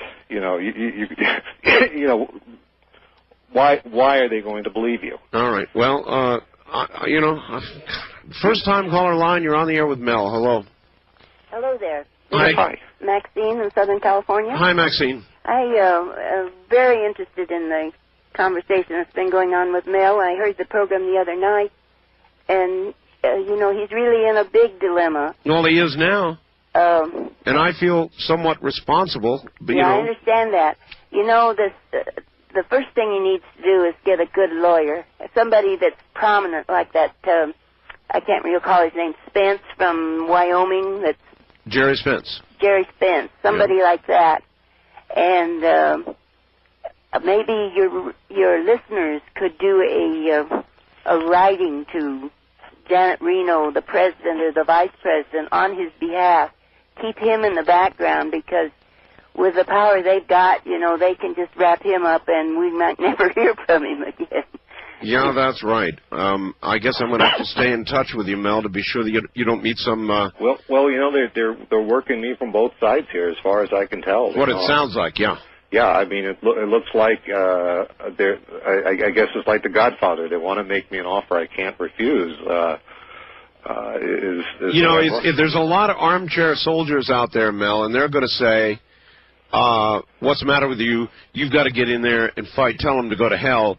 But the fact of the matter is, if I were in your situation, I might be very disinclined to fight. I might be much more inclined to take a, quote, generous offer and get out from under while I can. If I get to, if I actually get to talk to somebody in a position of authority who wants to sit down and talk turkey, and I'm not talking about my real estate agent, I'm gonna honestly ask for like a relocation to another country is what I'm gonna do. You want to be sent out of the country? Yeah, I'd like to be sent to like Australia, for instance. Like where what Standeo is. Be an expatriate. Some place that's geologically sound. Yeah, okay. East of the Rockies, you're on the air with Mel, who's still an American at this moment. Hi, my name's Brad. I'm calling from Lexington, Kentucky. Hi, Brad. Hi. When I heard about this hole, it kind of reminded me of the story with the hole they dug. I think it was in Europe or Scandinavia. Yeah, they lowered a microphone. Yeah, I'll tell you what. That was an Associated Press story, and they lowered a microphone in, and they heard the screaming, agonized sounds of thousands of people in agony, they said. That was an actual AP story. Now, it may have turned out to have been not true, but AP ran that story. So, I don't know. I mean, maybe it's the entrance to hell. I don't know. There isn't even an echo that comes out of this. I mean, you don't even hear anything. And plus, and as far as the animals not wanting to go near it, There is that, but he says there's not a sound. I mean, it's totally dead, right, Mel? Mm-hmm. Yeah, I mean, unless you hit the side of the thing there, when you drop something in and it's like close to the surface, you hear it there. But after a certain point, you wouldn't hear anything anyway. Now, when you dropped a refrigerator in, I'm curious how you can drop a refrigerator. Now, 9 feet 9 inches, pretty good size diameter. Oh, yeah. But how do you get the fridge in the middle to drop it so that you don't slam it into the sides? Well, you get like one of your buddies over there, and you get it over there on its, so it's like leaning over on its back, and you slide it over on the stone wall, and you just kind of give it a shove, and it just sort of goes straight down. Yeah, that makes sense. Yeah, it's not too difficult. I mean, we've been throwing stuff in that, that hole of all sorts of descriptions here, and believe me, we've done it. I mean, it's a cow is a pretty big thing, but people have gotten cows down in there, so you can just about throw anything down. Actually, almost disgusting. Yes. In fact, the bottom of the hole, if there is a bottom to the damn thing, must be truly disgusting, a mixture of horrible things of earth that should not have been thrown in there. I've got a couple of faxes here that are not kind, Mel. They say this man is lying, his voice is shaking so much, he's stuttering, he's searching for words, he's in a bind because you're paying attention to his fable, made-up story they're saying, and you have to come up with something that would keep you from finding out about his lie. So here's another one that says, Mel's hoax. Aren't you fallen for another one? Well, I am a little naive, and I like stories like yours, Mel, and so I do tend to go for them. Do you swear that this is absolutely the truth? Well, look, I would have rather not have talked or called or faxed or anything in regards to this subject at all. Yeah, the people need to understand. You faxed me, but I'm the one who called you. I would have preferred, to be honest with you, to be there tomorrow morning, letting a little more line down into the hole, and just going along my merry way. And then getting you on the air stopped all that, and plus put the idiots there that are there taking hold of your... When you have a situation about belief and what do you believe in and what you don't believe in, a couple of days ago, we had this guy shoot a bunch of people on the Empire State Building. That's right. The Empire State Building's been there for like 60 years or whatever. And today I heard that they put metal detectors in the Empire State Building. It figures. Now, for 60 years, people believed that the Empire State Building was a safe place to be. That was belief. And in one day, people no longer believe. So beliefs change. Yeah. And that's how I view beliefs. Is should they've had a metal detector on it for 60 years? All right, look, let me ask you this. You have neighbors. Mm-hmm. They know about the hole. They've been there. They've put their trash in it. They put their trash in it. Would any of your neighbors talk, or do you think they're scared now too? I'd be happy to talk to them and see if they want to talk to you. All right. And I'd be happy if they want to talk. I'll fax you a phone number. That's great, Mel. Work on that one.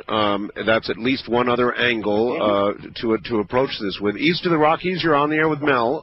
Where are you, please? I'm in Cameron, Texas. All right. Gentlemen, how wide is that hole? It's 9 3/4 feet. 9 3/4 feet. 9 feet. That's 9 the diameter. 9 feet 9 inches in diameter, he said. Okay, Mel. Through the library, why don't you go tomorrow and they can network books all over the United States. And there's one called The Phantom of the Poles by William Reed. And there's one called The Hollow Earth by Dr. Raymond Bernard. Okay. And I'll guarantee you that'll open your eyes because the Earth is hollow. They've never proved the Earth is solid. And it's a pole that's totally a hole, and it's about 1,400 miles wide. And people can't see across it, and they don't realize they're going into the Earth. But Admiral Byrd flew 1,700 miles inside the Earth, and they shut it up. So the government's up to something here. All right. As a matter of fact, here's a fax, Mel, saying, regarding the hole, it sounds to me like the government's going to take the hole and give Mel the shaft. That is what it sounds like. West of the Rockies, you're on the air with Mel. Hello. Hi, how you doing? Well? Another fantastic story, Art. Yeah, I know. I appreciate you taking my call. Sure. I have a friend of mine who also believes in the Hollow Earth story. And I've read 2 scriptures in the Bible, which I won't quote, because I know you don't like to talk about that. That's right. But there's one, it talks about making graven images of things. Yeah. And that would be even things that are under the earth. And then there's a... Well, what are you driving at, though? Well, there are scriptures in the Bible that also allude to a hollow earth. Oh. And so there's one in Revelation that talks about they were looking all around to try and find somebody who was worthy to open the scrolls or the seals or something, and even under the earth, no one was found. All right, Mel, are you a religious person? I wouldn't categorize myself as a religious person, So then you don't necessarily feel there's any religious significance to the whole?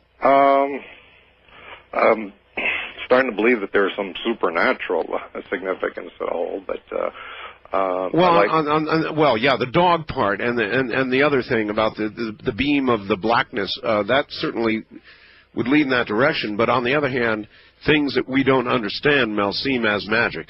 Yeah, they do, and those are things that I cannot understand, and so I have to say I don't understand it. All right, look here. Do you want any help from your representative? In other words, it may be that your state senator or your local representative, congressional representative, would help you out, and we could help you out with that too.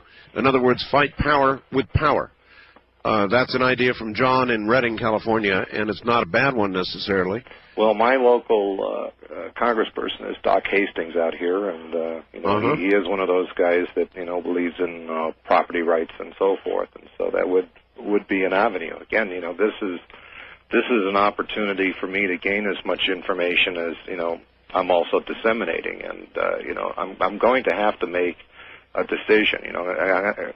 When I go in one direction or go in another direction, that will be it. There's not going to be a point where I could take it back. All right, well, here's another one for you to consider. I've got connections at Strange Universe, Hard Copy, all those kinds of shows. I could have those people in contact with you in 2 seconds flat, Mel. Once you decide which way you want to go, believe me, I can have either media power or a government power representation to help you out here. Mm-hmm. I'm going to have to. The main thing I have to do is decide: is this tantalizing enough for me to move forward and say, well, I want to claim this as my own. I want to deal with it on my own basis. Yeah. Do I want to get out of it? Do I want to get into trouble? I mean, these are the considerations that I have here. All right. Here's somebody saying, what about your local sheriff? Now, that is an idea. They're usually pretty friendly guys. Do you have a good local sheriff? We have a local police department here, and then we have a sheriff's department. But and they're all great. They're all wonderful people. I mean, every last one of them's a great guy. But I don't know. I don't even know how I would approach this here. My property is being illegally used. By There's no question about it. No question about it. And you have the deed, right? You can prove this. Oh, I can prove it's my property. What I don't know is, how can the government use your property? At what point do they develop an authority to use your property? Let's say a plane crashed there, which is what I was told. Well, then they'd have a right to, salvage the plane, do whatever they're going to do. All right. They would establish a right to it. All right. Here's Darrell in Rancho Mirage who says, kidding aside, Mel's Hole, if in fact he is sitting on top of an access point to an extraordinary depth, he's also right on top of a whole bunch of trouble. The potential military scientific significance can go as deep as one's imagination allows. One thing is for sure. The government doesn't have this kind of response to retrieve an old refrigerator. I think Mel better get an attorney presto if he doesn't have one already. Remember, if they accuse him of a drug-related violation, they can RICO that property in a flash.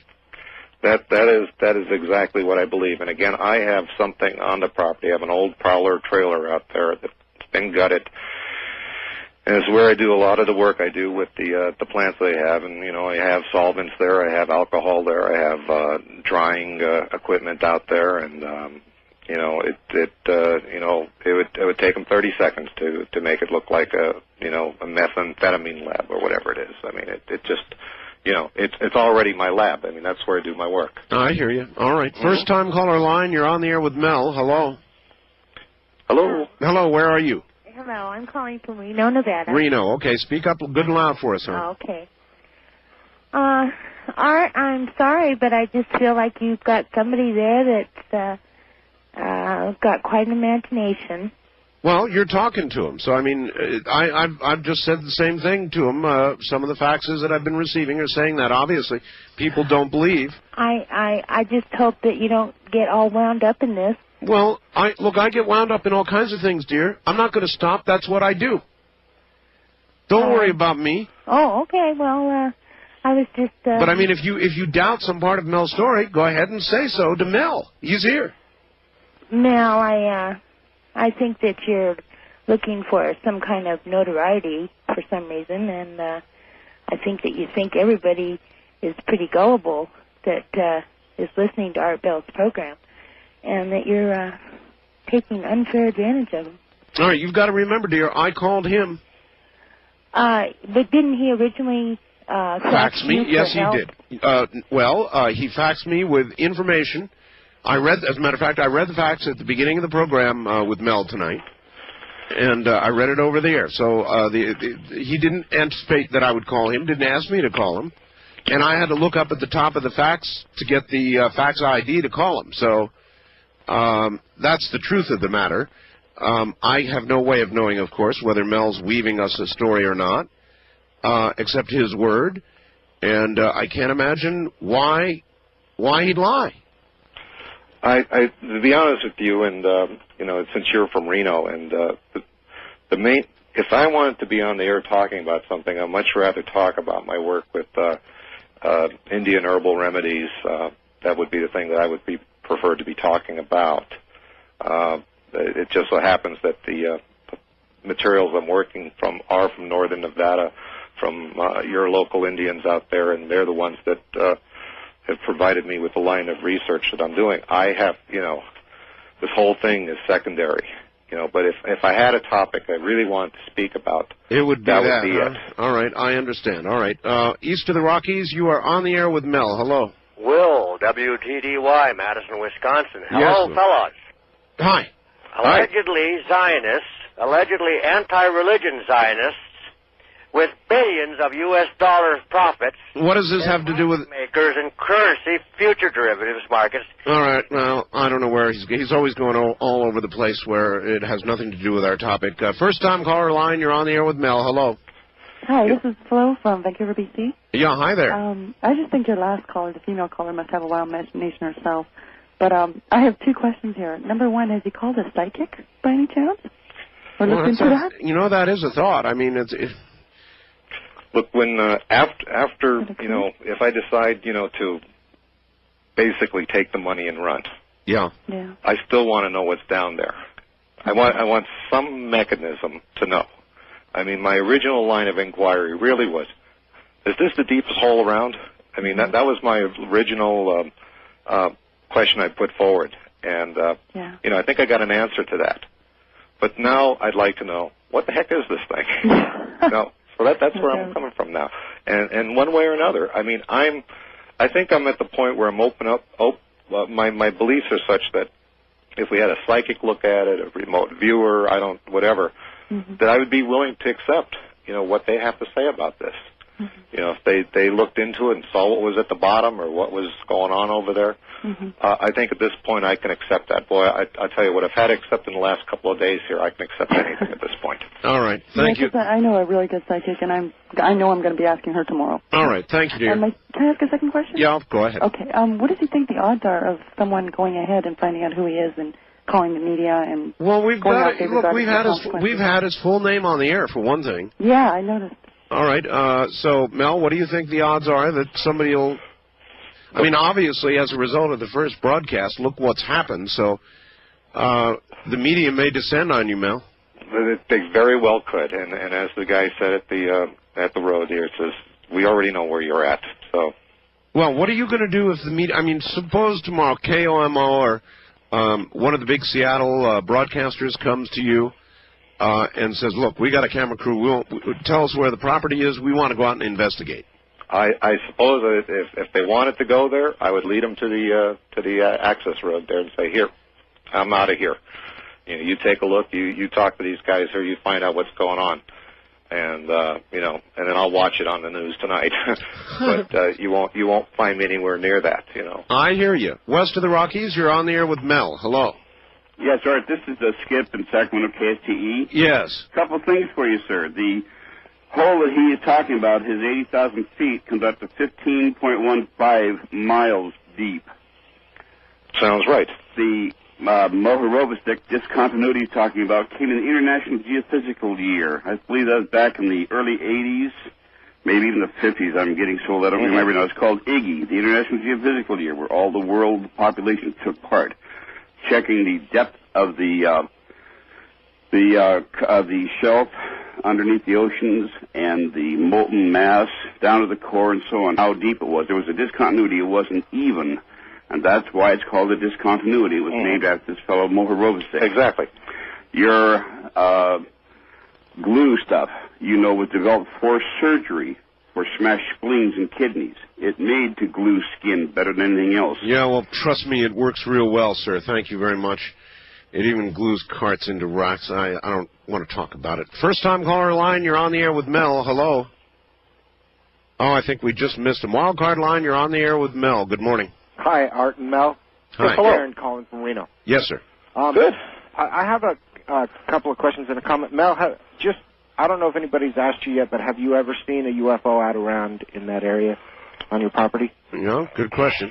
You know, out here, you're liable to see all sorts of things, and I myself have not seen anything personally. I mean, this is one of those areas that can get pretty remote in a hurry.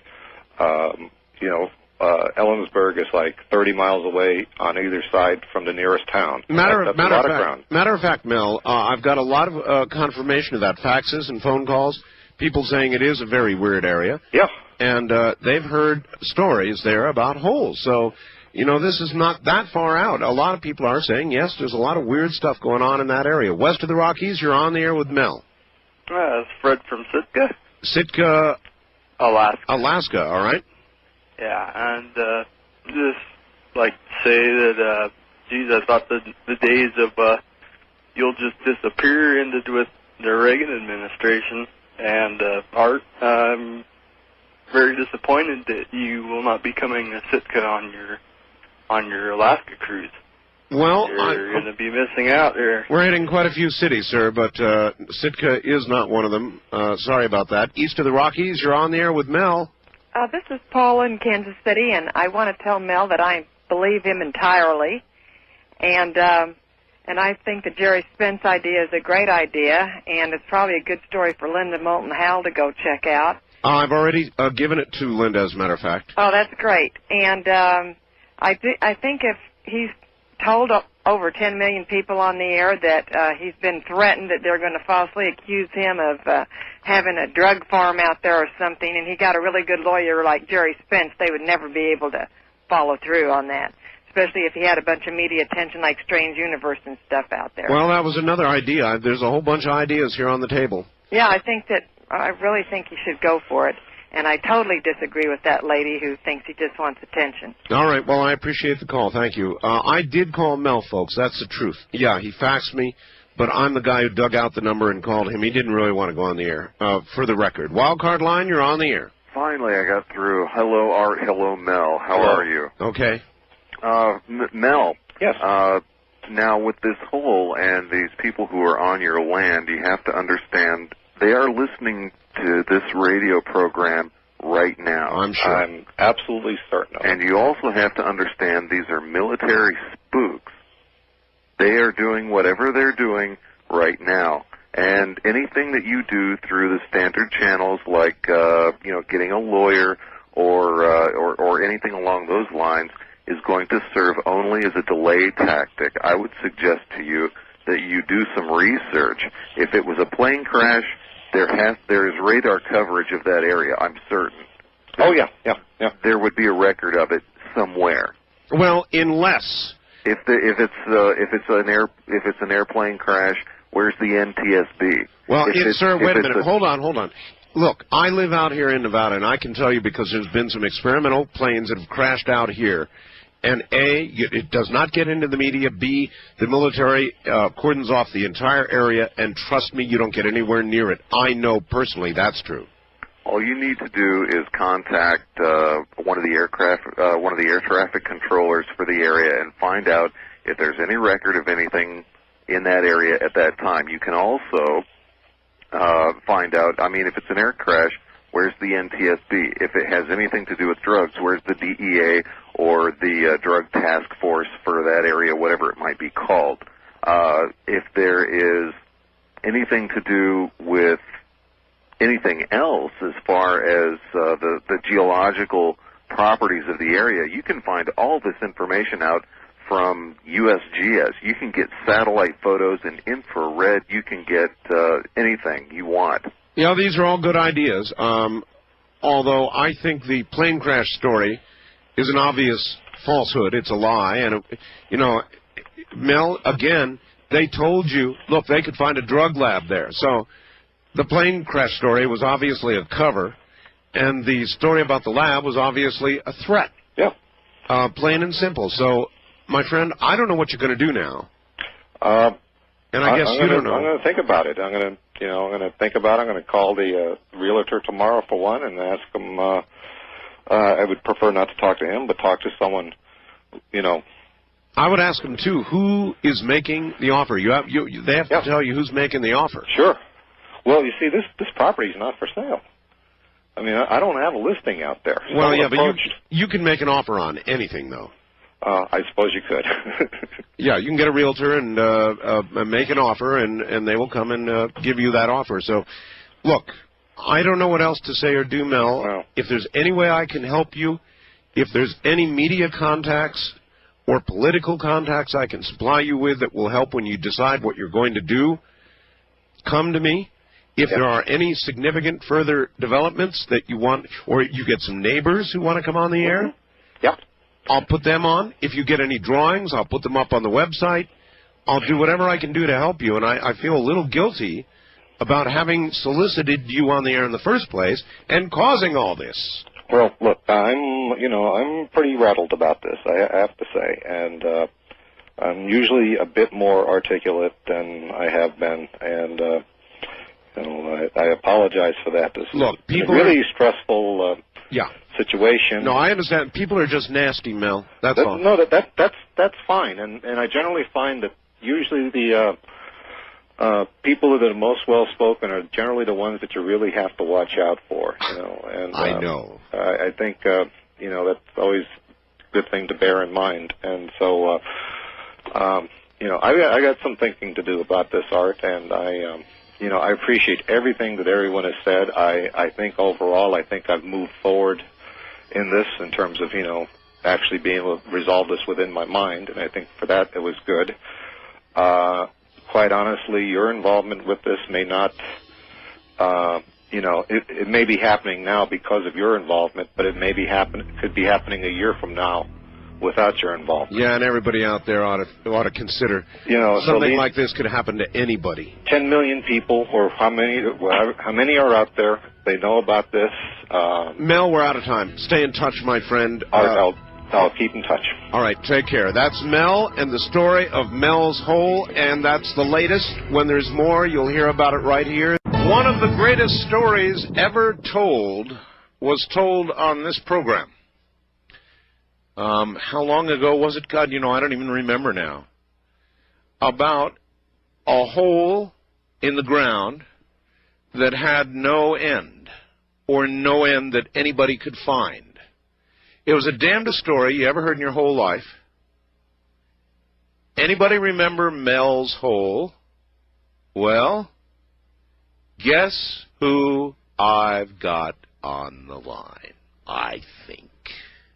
Mel. Mel, is it you? It is him. I can't believe it, Mel. Yes, indeed. Listen, brother, I just spent an hour red-faced, embarrassed, because I thought the Blair Witch Project was real. And I really thought it was real, Mel. I really thought it was real. I mean, I've still got the hook in my mouth here. And so I guess the first question I ought to ask you is, how long ago, Mel, did we do the shows that we did? Oh, gosh, this must have been about, I'm going to say 97. 97. Well, it was one of the greatest stories, no doubt, ever told. In fact, it spurred all kinds of things.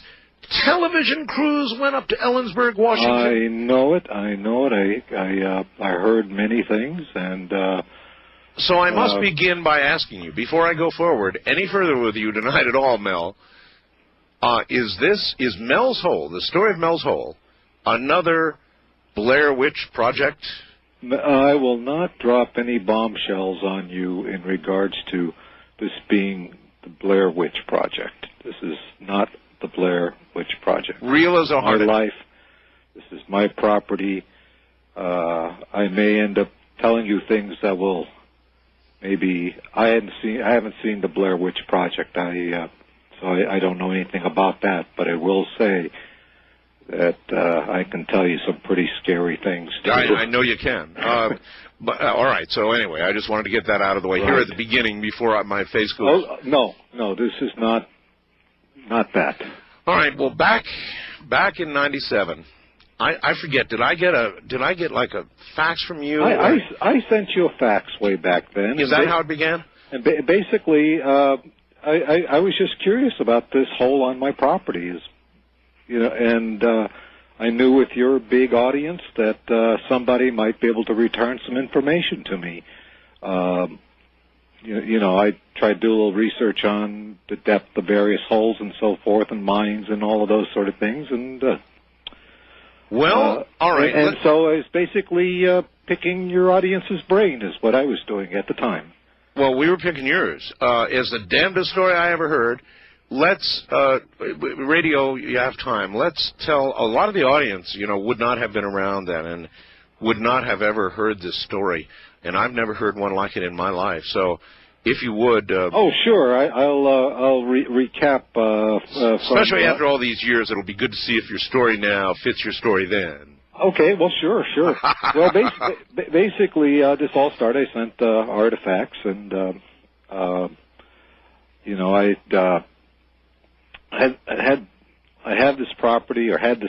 Well, we're going to get into that later on. But you owned the property at the time, right? Yeah, it was actually my wife's properity. Okay, was it empty property ostensibly? No, we had some outbuildings on there, a couple of trailers. It was really unimproved land, but while I could, I was living there, and it was really I left the property. Okay, so you lived in a trailer on the property? Yeah. Okay, and then there was another trailer or two on the property at the time? Yeah, there were several outbuildings out there, and I had basically was doing a lot of research in various Indian herbal medicine and so forth. I grew various things there. I remember that.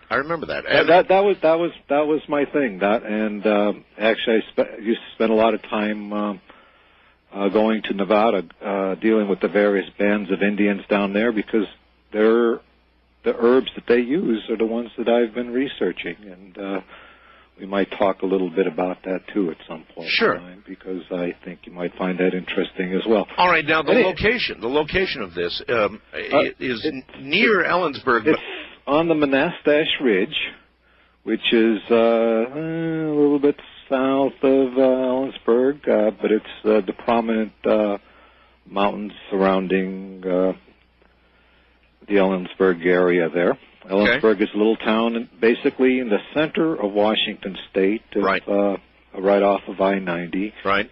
And it's a very nice little place. But yeah, I hear you. How long had you been living there? Oh, we'd been there for several years. Several years. I'd married this woman in Ellensburg, and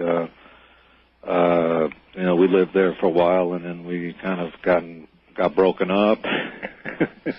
Well, at the time that you faxed me, you simply said, I don't even remember the facts now, but you said there was a hole on your property. Yeah. Into which, I guess for years, people had been dumping stuff. Oh, absolutely. And one of the things I didn't tell you about, one of the things that regularly was dumped in the hole was a little Mexican fellow used to come around about once a week. Yeah. With like a big stake bed truck full of tires that he used to dump in there, and the guy used to pick them up at the various used tire places. And I guess, it costs money to dispose of tires, right? Oh, well, I guess. Oh, yeah, it does, because they have these big yards where they have these tire fires by mistake. Well, I don't know. He'd pick them up from, wherever had them, if they were too bald to be used as retreads or whatever. This guy, little Mexican guy, would pick them up and bring them over, and he must have dumped like thousands and thousands of tires now, into. Let's describe the hole. Was the hole just a hole in the ground, or was it a well? Well, if you looked at it, if you were walking up to it, you'd say, this is kind of an interesting looking well. What it was is about 9 feet across. 9 feet across. And there was stonework around it, and I don't know when the stonework got put into it, but it was sort of... it was round then? Yes, it was perfectly round. And you're saying it was 9 feet in diameter? The diameter of it was 9 feet, and what I did is I built a metal cover for the top, so when it wasn't being used as garbage disposal, for lack of a better term, it was covered up because I didn't want any problems. People falling into it, kids falling into it, whatever. I was. Oh yeah, you'd be charged with some kind of crime or something. Well, yeah. I'm beginning to wonder now if they would have ever been heard from again if it had gone into it. But, I don't think so. You just hear a scream disappearing. Yeah, just kind of going on into infinity. But I'd written to you, and I said I've basically let like 80,000 feet worth of monofilament fishing line. But there's even more before that. I mean, you said that people were throwing like dead cows in there. The cows. I used to love, one of my favorite things to chuck in there was like television tubes. Man, I'd throw television tubes, the picture tube down there, and it was big enough so you could drop it. In other words, the hole, I take it, for as far as one could see or hear, went straight down. It must have. If I would hold something over, like towards the center of the hole, I couldn't go all the way to the center because, going about 9 feet across, that's more than 4.5 feet across. But sure. If I held something out like the size of a picture tube, 19-inch picture tube from an old TV set, and dropped that in there, I would never hear it hit anything. It would just fall. And fall, and fall, and fall. And that's what made me curious, is that how come, I didn't hear a splash. No crash. No crashing, I could hear something if I didn't get things like dead center there, and if it spun and... If it would hit the sides, yeah. But then eventually that sound would give up, too, so, By the way, going back, do you have any idea what this hole originally was? Was it anything? Was it something that anybody dug, do you think? Was it something that was naturally always there, or what do you think it was? As far as I can determine, and everyone that I'd spoken with said that hole has always been associated with that property. One person that I talked to says, well, as far as we know, the hole there, and your property's been there as long as the whalebone has been in the tree out there in Ellensburg. Ellensburg is a strange place. We've got a tree out in Ellensburg. Yes. On someone's yard. Yes. And there's a whalebone jaw growing out of the tree. What? Yeah, the jaw of a whalebone, and it's like embedded in the tree. Are you telling me the truth? Yeah, you can go to. Yeah, in fact, I was familiar with it because I used to walk the neighborhoods there and see it. You could see the tree, but you could actually go to the Yakima Herald newspaper. Yeah. And you could see a picture of it. How? Look, that's Central Washington. Yes. That's not the ocean. Yes. No, the ocean is a good. Puget Sound's a good 90 miles away. 90 miles. Yes. So how could there be a whalebone growing out of a tree? There you go. But the whalebone's been there like for 100 years. And people tell me the ones I've talked to say, well, your hole's been there as long as... I mean, Ellensburg doesn't go back much further than, I'd say 150 years. 150 years. So I mean, that, was a town, So that hole was probably there long before. Way before that. And other people held the property, and, you know, I don't know at what point did you know, the rockery get built around it, but it's kind of nice. You know, it looks nice. So you're telling me like thousands of tires, refrigerators, even dead cows, dead animals, dead dogs, you know, whatever. It's like you didn't have to burn trash. Oh no, and you know, we're kind of what I always say is sort of ecologically sensible people there, so we don't really generate a lot of garbage or trash or anything. But yes, we did put our household trash in there if we didn't use it for compost or things like that. You know, if we got, you know, some right.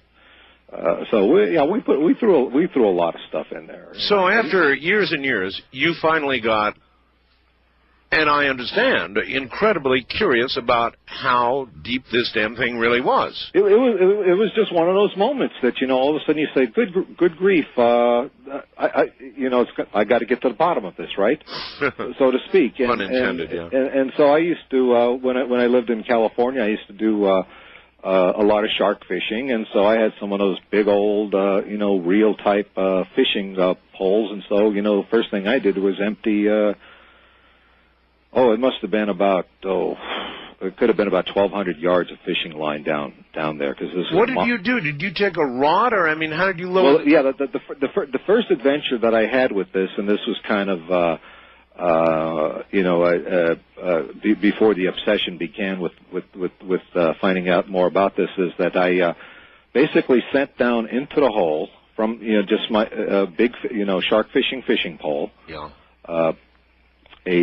A fishing weight, and next to the fishing weight, I also had a roll of lifesavers. Lifesavers. And the reason I had the lifesavers at the end is that if I hit water, this old shark fisherman's trick, if I hit water, the lifesavers would melt. Well, sure. Yeah. See, we used to do that when we go fishing. Yeah, in other words, it would be so far down that anything else you would put down there, I see, would obviously be dry by the time you got it back up again. Yeah. So, you know, I just, you know, emptied the fishing pole, and then, you know, when it got to the end of the line, I just let it sit there for a while, and you know, it takes a little while for a roll of lifesavers to melt, but that's how it would determine that it was wet down. You know, if it was wet down there, they hit water. So, how much initial line did you have on that first? It must. You know, I'm going, you know, through trying to remember what these, you know, big pen reels held, but there was like it must have been about 1,200 yards on there. 1,200 yards. 1,200 yards. So that would have been about 3,600 feet at least. That was the first expedition into the hole. So you let it all the way out? That's right. Could you feel at any point like the weight? Of course, I suppose at some point when you've got that much line reeled out, you've got weight, period. But could you still sense the weight at the end of that line as you were? Oh yeah. You at that distance, you can actually move the line. You could, you know, you can move it, you know, laterally, side to side. But it was kind of an effort. You can actually, if you could actually get a swing to it, but it was really hard. I mean, you think about that. You know, you're trying to swing something that's 3,600 feet. You know, it's difficult. You know. And as you let it down, you didn't feel any turns or twists or no twists, no obstruction. Basically, I let the line go down freely with the weight on. I had a 1 pound fishing weight at the end of this line, and basically it went down and down and down and down and down on. You know, it's at the same pace basically. And so that's. At that point there, when I got the line, you know, when I got all the line up there, I looked at my you must have been scratching your head saying, how many feet was that again? About 30, that was 3,600. 3,600 feet. Yeah. I guess there are holes that go down 3,600 feet. I'm not an expert on holes, but... That's a little bit more than half a mile, right? Yeah. Okay. And so I guess there are holes that maybe go that deep down. That's right. After the program we did with Mel, and the one we're doing now, I found out quickly that there was an abiding, gigantic fascination for this kind of thing. I mean, people, I guess, I don't know exactly what the fascination is. Frankly, I really don't know. All I know is I had thousands of emails and faxes from people wanting to know about this hole and telling me, in fact, about other holes. Mel's hole is not the only deep mystery hole in the world, Mel. There are others, and people have told me about them, but yours is quite spectacular, to be sure. But there's some fascination, and you must have felt it when you got down 3,600 feet. You must have been saying to yourself, what the hell? Well, yeah, at that point there, it became kind of a quest to find out how far this will go down. So I went, basically when I hit 3,600 feet and came up with dry lifesaver candies. Right. I said, well, I'm going to need more fishing line than this. And so basically I, let out the 3,600 feet, let another 3,600 feet in from a similar reel. So down at that point to 36 and 36, that's 7,200 feet. So you're down you're like a mile and a half down. Over a mile at that point there. And I was still going, it was still going down. At that point there, the line is still going down. I'm going down. I'm going down. Now, a number of people said after that first show that after a while, the weight on the end of the line would be insignificant with reference to the weight of the line itself. Yes, and in fact, I quite recall that, and I was curious about it myself. And the best I could do is, and I wasn't going to bring up all the line I had let down at the point that we talked about this. Yeah, you'd be cranking. I would want to get like some sort of motor-driven winch at that point to deal with that. I didn't want to, or deal with that. But anyway, what I did is just attached, looped it around one of those spring fisherman scales, the kind that you put in your tackle box there, and kind of try to get a weight on that thing there. And I think when I weighed it, it was like 17, 18, somewhere around there, 17, 18 pounds. 17 or 18 pounds. Yeah, I'm not. I don't have this written down, so I don't remember exactly. But the combined weight of the weight that I had on there, plus the weight of all the line that went into the hole, when I took the final, reading of line, was about 17, 18 pounds of line down there, and that's a lot when you think about monofilament fishing line. That stuff.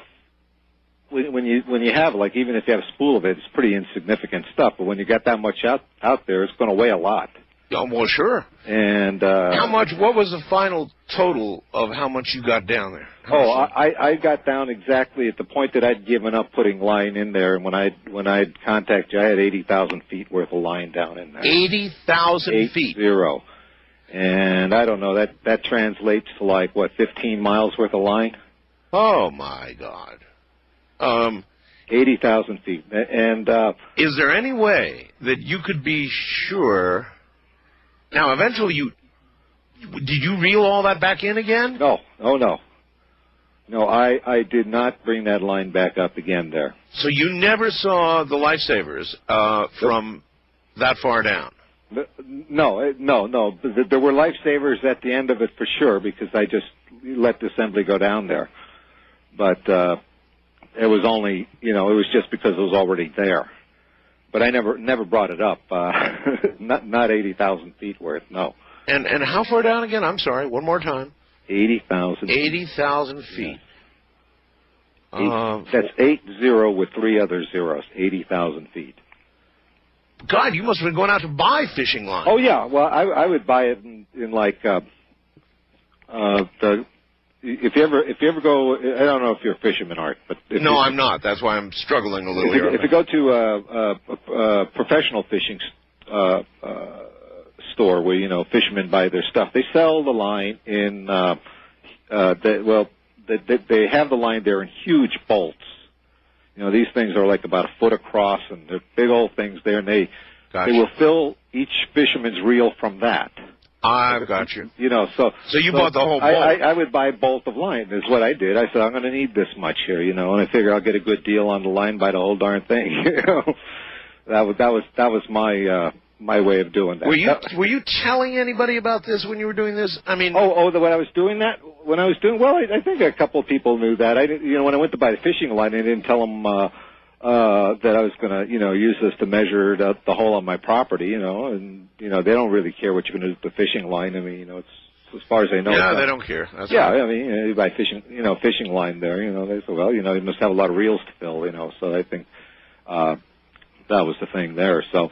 No, I didn't have any problem with that. The only thing that really differed at that point in how I dealt with the line is that instead of when I exhausted the 2 fishing poles worth of line, I hooked the line up to what is known in fishing as an outrigger, which is kind of like a short little fishing pole that you would have. It's like about 1.5 feet. Long, and right. It went through that, and I could kind of swivel it over to the side if I needed to, but it didn't, I was going, it wasn't like going down to the middle of the hole. It was kind of, about 1.5 feet away from the side, and let it go down from there. So I would let the line go through the outrigger is basically what I did. How could there be a hole? I mean, even if you had hit bottom, yeah, at 80,000 feet, how could there be? Well, let's say it stopped running at 50,000 feet. I would have, if the line stopped running at 50,000 feet, and I got a reading there at 50,000 feet, and it stopped. Yeah. I said, boy, that's a deep hole, 50,000 feet. But 80,000 and no stop. Yeah, it hadn't stopped at that point. Well, I had anything ever come out of that hole now? About the related. The only thing that we kind of think came out of it is some guy who had a hunting dog that passed away. The dog died. He put the dog in the hole, threw the dog in the hole, and it was the belief of several people that the dog came back from the dead. Out of the hole? Well, they didn't see it from the hole. They saw the dog out, around town and in the area and stuff. And so then you're telling me the guy threw his dead dog in the hole. Dead dog and then the same dog was seen later around. That's right. That's right. In fact, there was one other. Well, I always wondered, Mel. You once told me when you died. Yes. You wanted to be thrown in the hole. That was in my will, and that's how I wanted my remains to be dealt with. Or reverently dropped, I guess. I was willing to take that journey. I thought it would be a great journey. I believe when I wrote to you, I said that the hole was kind of my dogs wouldn't go anywhere near it and things like that. It kind of had a weird feeling. Yeah, well, maybe they knew that another dog got tossed out. Well, that could be, but there was a weird just an eerie sense about it. And I thought about that because after I talked to you, well, what was and actually I would get kind of a strange feeling to it. I'm going to kind of describe the feeling to you. All right, please. The sensation that you got there. Have you ever been surprised by the moon? It's like you go out, you look out the window, and the moon is up there, and it's like for a second you don't realize it's the moon. Sure. You get that eerie sense, and then your brain puts together that it is the moon.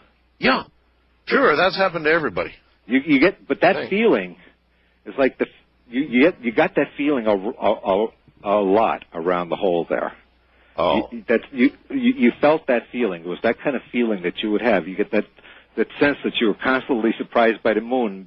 During the day or during the night, it didn't matter if the moon was in, the moon was out, didn't matter. That was the sensation, and I finally was able to nail it down. It occurred to me, and I said, that's the same feeling I used to get, when I was at my property. It was that strange feeling. Well, you said there was one other thing, too, that happened with that hole that was unusual, besides the story about the dog. There's a lot of unusual things about it. There's a specific unusual thing that you know about it. Well, the one thing that it was said. Are we talking about the thing where people would see like the dark black shaft of light coming out of it? No. But tell me about that. Well, this was something again that was told to me, but it was the people said that from time to time what they would see when they would look over towards the property, or if they were on my property and looking at that way, they would see like a shaft of the blackest black that they'd ever seen coming out of the hole and extending up into the sky. Oh. It was like just the... That is weird. Yeah. That is a totally... Let me ask you this, Mel. It's a pretty wide hole, 9 feet. Could you take a real high-powered light? Yes, I did shine lights down there, and really didn't get very far with the lights that I had. I would presume you would see the sides of the hole for a while. I could see down to the sides, and I could see where the rock work, and the rock work went down several feet, ran out, and then it was the masonry work around there, where it was like dirt or rocky below that, but I could see that. I could definitely see that far. But and then I guess the light would just flat disappear. Yeah, you just run out of light, and I'm not sure if I had one of those huge, 250,000 candle light power. I don't know how far it would have gone down. Well, I've got a 6 million candle power light. Yeah, I mean, even that would just poop out. I mean, you get those kind of things are cool to like shoot into the sky. I rather found them useful for pointing at photographers hanging around. Oh, those are. I've had similar uses of. Yeah, they take their video cameras and they split, man. Yeah, they hate that little especially if they have the night vision on. It's, So then, you were so much of a believer in, I don't know, dare I say, the power of the whole? Yeah. That you wanted to be, Yeah, I wanted to be. When I died, my body was supposed to be put into the hole. And I take it your real reason, if I were to ask you for that, is because of the dog story. Absolutely, and it was just such a strange thing. I have talked to people about what the whole actually is. I mean, not the people that know what it is, but and there are speculated. There are people who know what it is. Oh, absolutely. But I cannot go to the people that had my property and say, look, why don't you just fess up there and tell me what it is? They're not going to tell me. So, all right. What happened was that you came on my program. Yes. Maybe your biggest mistake. Yes. yes. And told this whole story and innocently. Innocently, that's right. Absolutely innocently. And then it was like the next day or a couple of days, or how long was it? It was I talked the day I sent you the fax. I sent you the fax, and then I sent the fax, and I believe you read the fax that evening. And then I went out to the property just to think, oh, good grief, I'm going to have a bunch of people down there, Yep. And so I went out there, and then I came back home. I wasn't living at the property there because our dwelling unit there got caved in from the snowstorm there. Some of these little tin shacks here don't hold up to when you get 2 feet of snow on top. So we moved. I had rented an apartment in Ellensburg, and so I went back to the apartment that night, and that's when I talked to you. I don't remember. All right.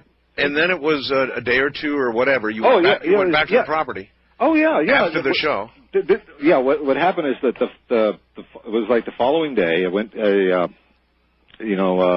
I went back to my property, and there were, I don't want to sound like I'm a lunatic here, but there was like armed people on my property. I couldn't get in. There was barricades there.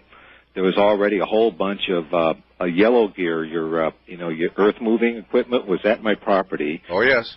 And I was basically told that there was an airplane accident there. An airplane crashed on the property, and that I couldn't go in there. And you told them it was your property.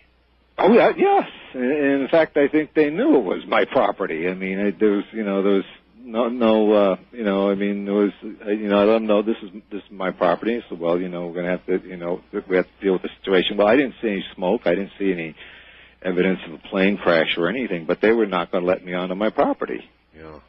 You know, so I decided, well, I'm going to go back to town. At that point there, you know, I said, okay, this stuff is going on. And I believe I had talked to you again at that point there, and we described. You did. I remember you called me that night, and you said, "My God, there's armed people up there, and they won't let me in." That's exactly it. Okay. And so again, all this time here, you know, what I have is a situation where my property was taken over, and why they were out there, how come they chose to go to my particular property that they knew it was there. Obvious. There's only one answer. Yeah. And it's that you were on this program talking about it. That's right. But you know, for someone to have that incredible level of mobilization, curiosity, wherewithal, and all these things here to deal with, that. You know what I'm saying? It's like this is a big production. Well, they wanted this property. Maybe a hole of this kind justifies that kind of big production. I mean, maybe there's something. I can imagine there's something really unusual, special, that there has to have some properties that someone was highly interested in, that they thought was very valuable to have, and that they had to have. That makes sense, doesn't it? They, to you, meaning the government. That's right. Were these government employees? I had at the property. I had both civilian and military people that were there. Yeah, that would figure. But I got to tell you something. I mean, I was in the Army many years ago, and I know what a green uniform looks like, and and the fatigues and so forth. But I'm going to tell you something. When I'm thinking about it, I couldn't tell you which Army they were. Which Army? Yeah, all I knew is they were in military uniforms. Okay. Armed. I couldn't tell you if they were U.S. I couldn't tell you if they were German. I couldn't tell you what they were. Mel, did they have sidearms? Did they have? They all had weapons. Everyone there had weapons. As well as like semi-automatic weapons or automatic weapons. Exactly. From what I could tell, they also had fully automatic weapons. Fully automatic weapons. Yes. Well, that's really intimidating. I've been in countries where I've encountered people with fully automatic weapons who frowned at me, and I didn't like it. You went to Israel. You got used to seeing people everywhere you go. There's guns in Israel. That's right. Somebody just sent me a really interesting fax. Okay. Somebody named Scarlett. It says, "How far is Mel's Hole from the place where Dr. Reed had his encounter with the alien?" I wonder, and that never hit me until I just got this fax. They are similar areas, I think. Indeed. Also, not far from where my property was. Relatively speaking, is where they found Kennewick Man. Kennewick Man, yes, right. Mm-hmm. Along the so that's a very unusual area up there. I was talking with my nephew about how peculiar Ellensburg is. I mean, it's a little town, about 12,000 people, half of them college students, actually more than half of them college students. So you basically got about 6,000 locals there. Pretty small place. All right. Let me stop you. And when you and I last spoke, yes, your encounter with those strange folks up there, you had another encounter with them, and they made you an offer you couldn't refuse. Yeah. Well, first they intimidated the hell out of me, because basically they said, look, one of the civilian fellows there said, hey, we could find a drug lab out here, and we could put you out of business in a hurry. You know what I'm talking about? That's right. I remember, yes. For all intents and purposes, it sure as heck could have looked like I had a drug lab out there. I had a lot of strange non-native plants growing there, none of them, I have to say, of narcotic nature. These are just your typical desert, high desert type plants. And they basically said, hey, we could shut you down, and, we don't have to worry about all of this. Ultimately, they did make me an offer that I could not refuse, and I will tell you the offer that they made me. And it had to do with going to Australia, and I needed money to go to Australia, and I wanted to continue my research in medicinal plants. And so we put together a very interesting package and a very interesting lease on the land to this party. Well, as a matter of fact, you told, or no, did you tell me you were going to Australia? Yes, you did. Yes. Yeah, you told me that they had made you an offer for the land, essentially, which was going to be, if I recall correctly, leasing it in perpetuity. In perpetuity. In other words, forever, or for your life anyway. That's exactly.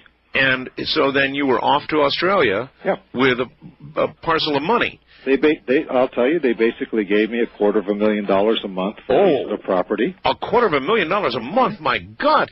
And so you were, and I know you were in Australia because you sent me a number of emails, which I did mention to my audience from Australia. I mean, there was no question where it was from. It was from Australia. No, I was set up in Australia. I had I actually for a good while lived out there in Perth, which I loved living in Perth. In Perth.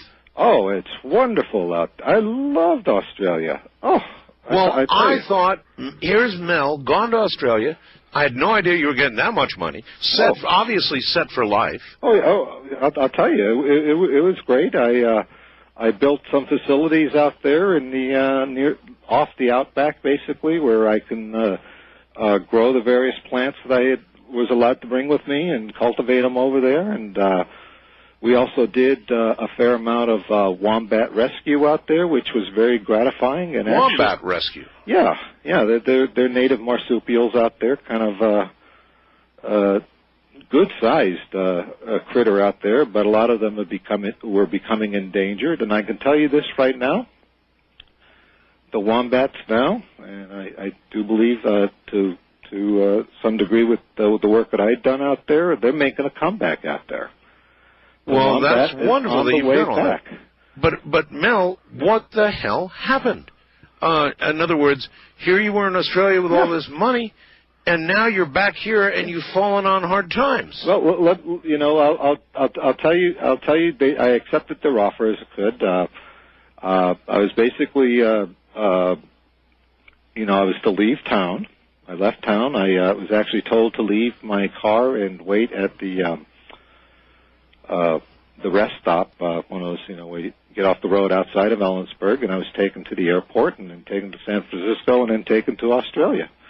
And so I'd left the country. Had my 2 dogs with me, and they wanted to be damn sure you were going to Australia. I took my dogs. I was set up there. I already had there was an account already set up for me. The complex paperwork that was involved in moving as a resident to Australia was all taken care of for me. I mean, it was a piece of cake. They'd made the arrangements, and so there was some cooperation on the Australian government's part. Holy smokes! I know they can do this kind of thing, but I mean, it tells you how important this hole must be. They were basically willing to give me $3 million a year for the use of the property. And, basically non-disclosure on certain aspects. And, I can only disclose as much as I can disclose, and there's a lot of things I don't know. Well, listen, I can sympathize with that. Take the money and run. Hell yes. Yeah. Hey, to me it was fine. On the one hand, you got the guys with the automatic weapons, and on the other hand, you got the guys with the money and the ticket. Yeah. Yeah, so not a hard choice. No, 99 of 100 people in the same situation would take it. I do. And I don't blame you for 1 second. And so you went to Australia. Oh, it was wonderful. I loved it. I did a lot of good work out there. Yeah, but what happened? What happened, Mel? I mean, a number of things happened there, and I'll tell you one of the things was I did continue my work with the herbs. Had some incredible successes out there with some of the things that I'd actually. I'm going to go out on a limb on this, but some of the things that I had imported from my property out there to Australia. They usually don't like that stuff. Pardon? They usually don't like that stuff. No, but we had found some of the plants that I had grown out there had some very remarkable properties, and. You think that had anything to do with the area where they were originally? Absolutely, near the hole. Absolutely, because I've had other plants there that were not native to the whole property, that did not have similar results. So I know that growing in proximity of the hole, and we did a lot of cultivation there. I grew a lot of one of the reasons for being where I was in Central Washington was the type of climate that was there was very conducive to growing the various things I did. And, I try to find similar conditions out there in Australia as well. Yeah, but when I say, Mel, what happened? I mean, how did you go from being relatively rich and well off in Australia, now you're back here, not well off? I'm back here, and as you recall, I was to make an appearance on the show, I believe. Yeah, that's right. You sent me. Right. I told you I was going to be in town. We got in touch, and I actually talked to you here from the States. I promoted. I said, Mel's got hold of me. He's in the States. He's going to come on the show. And then, of course, you were a no-show. Well, I'm going to relate to you the chain of events that occurred. Please. From the day that I was supposed to appear on the show. Right. As much as I can remember, and bring it up to date till now. All right. Okay, on the day that I was going to be on the show, I helped my nephew move from his apartment. Right. We got him a place down in the Olympia area. Right. And so, we moved him down there and all of that, and we got him down here, and then I was going to, basically, we had to return the truck back to the Tacoma area. So I got them all settled here. I got up to Tacoma, returned the truck, and I was going to take the bus down to Olympia. Just take the transit. There's a bus that runs from Tacoma to Olympia. So I got on the bus and riding down there. And I got on the bus, and there was an altercation on the bus. There was fighting. There was commotion going on. Anyway, we pulled into the... and some of you listeners might actually remember this, but if they were on the bus, or they might have heard of it.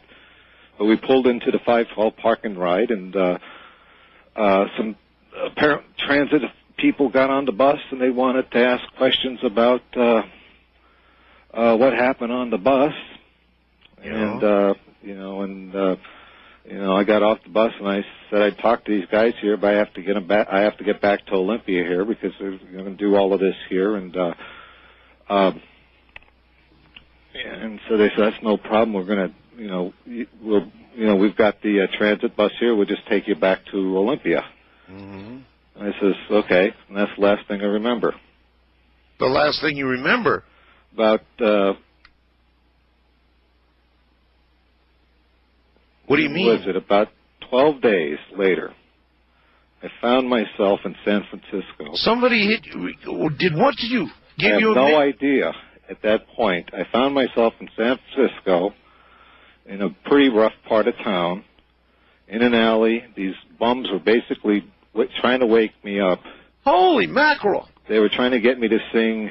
I remember this. They were trying to get me to sing On the Road Again because I sort of looked like Willie Nelson. Huh. And Mel, are you sure? This is exactly what happened. And you lost how many days? 12 days. From an altercation on a bus. I was told that they wanted to talk to me about it, and they were willing to take me back to Olympia from there. So I got onto the little transit van. That's the last thing I remember. So 12 days gone when you, God knows what, were knocked out or kept in some kind of coma or... When I woke up there, I had nothing on me. I had no identification. I had no wallet. I had no keys. I had the clothes I had when I was, moving. They were still as grubby and filthy as, after you move, you get all grubby and filthy. Yeah. I was in my clothes. I oriented myself down there. I looked around. I noticed there was pain in my arm. I rolled up my sleeve. It looked like, I'm looking at my elbow now here. It looked like, what would you say, an IV was taped to my skin. Yeah. There was still the residue of tape on my arms. Yeah, I understand. So, obviously, somebody kept you out for 12 days for some reason.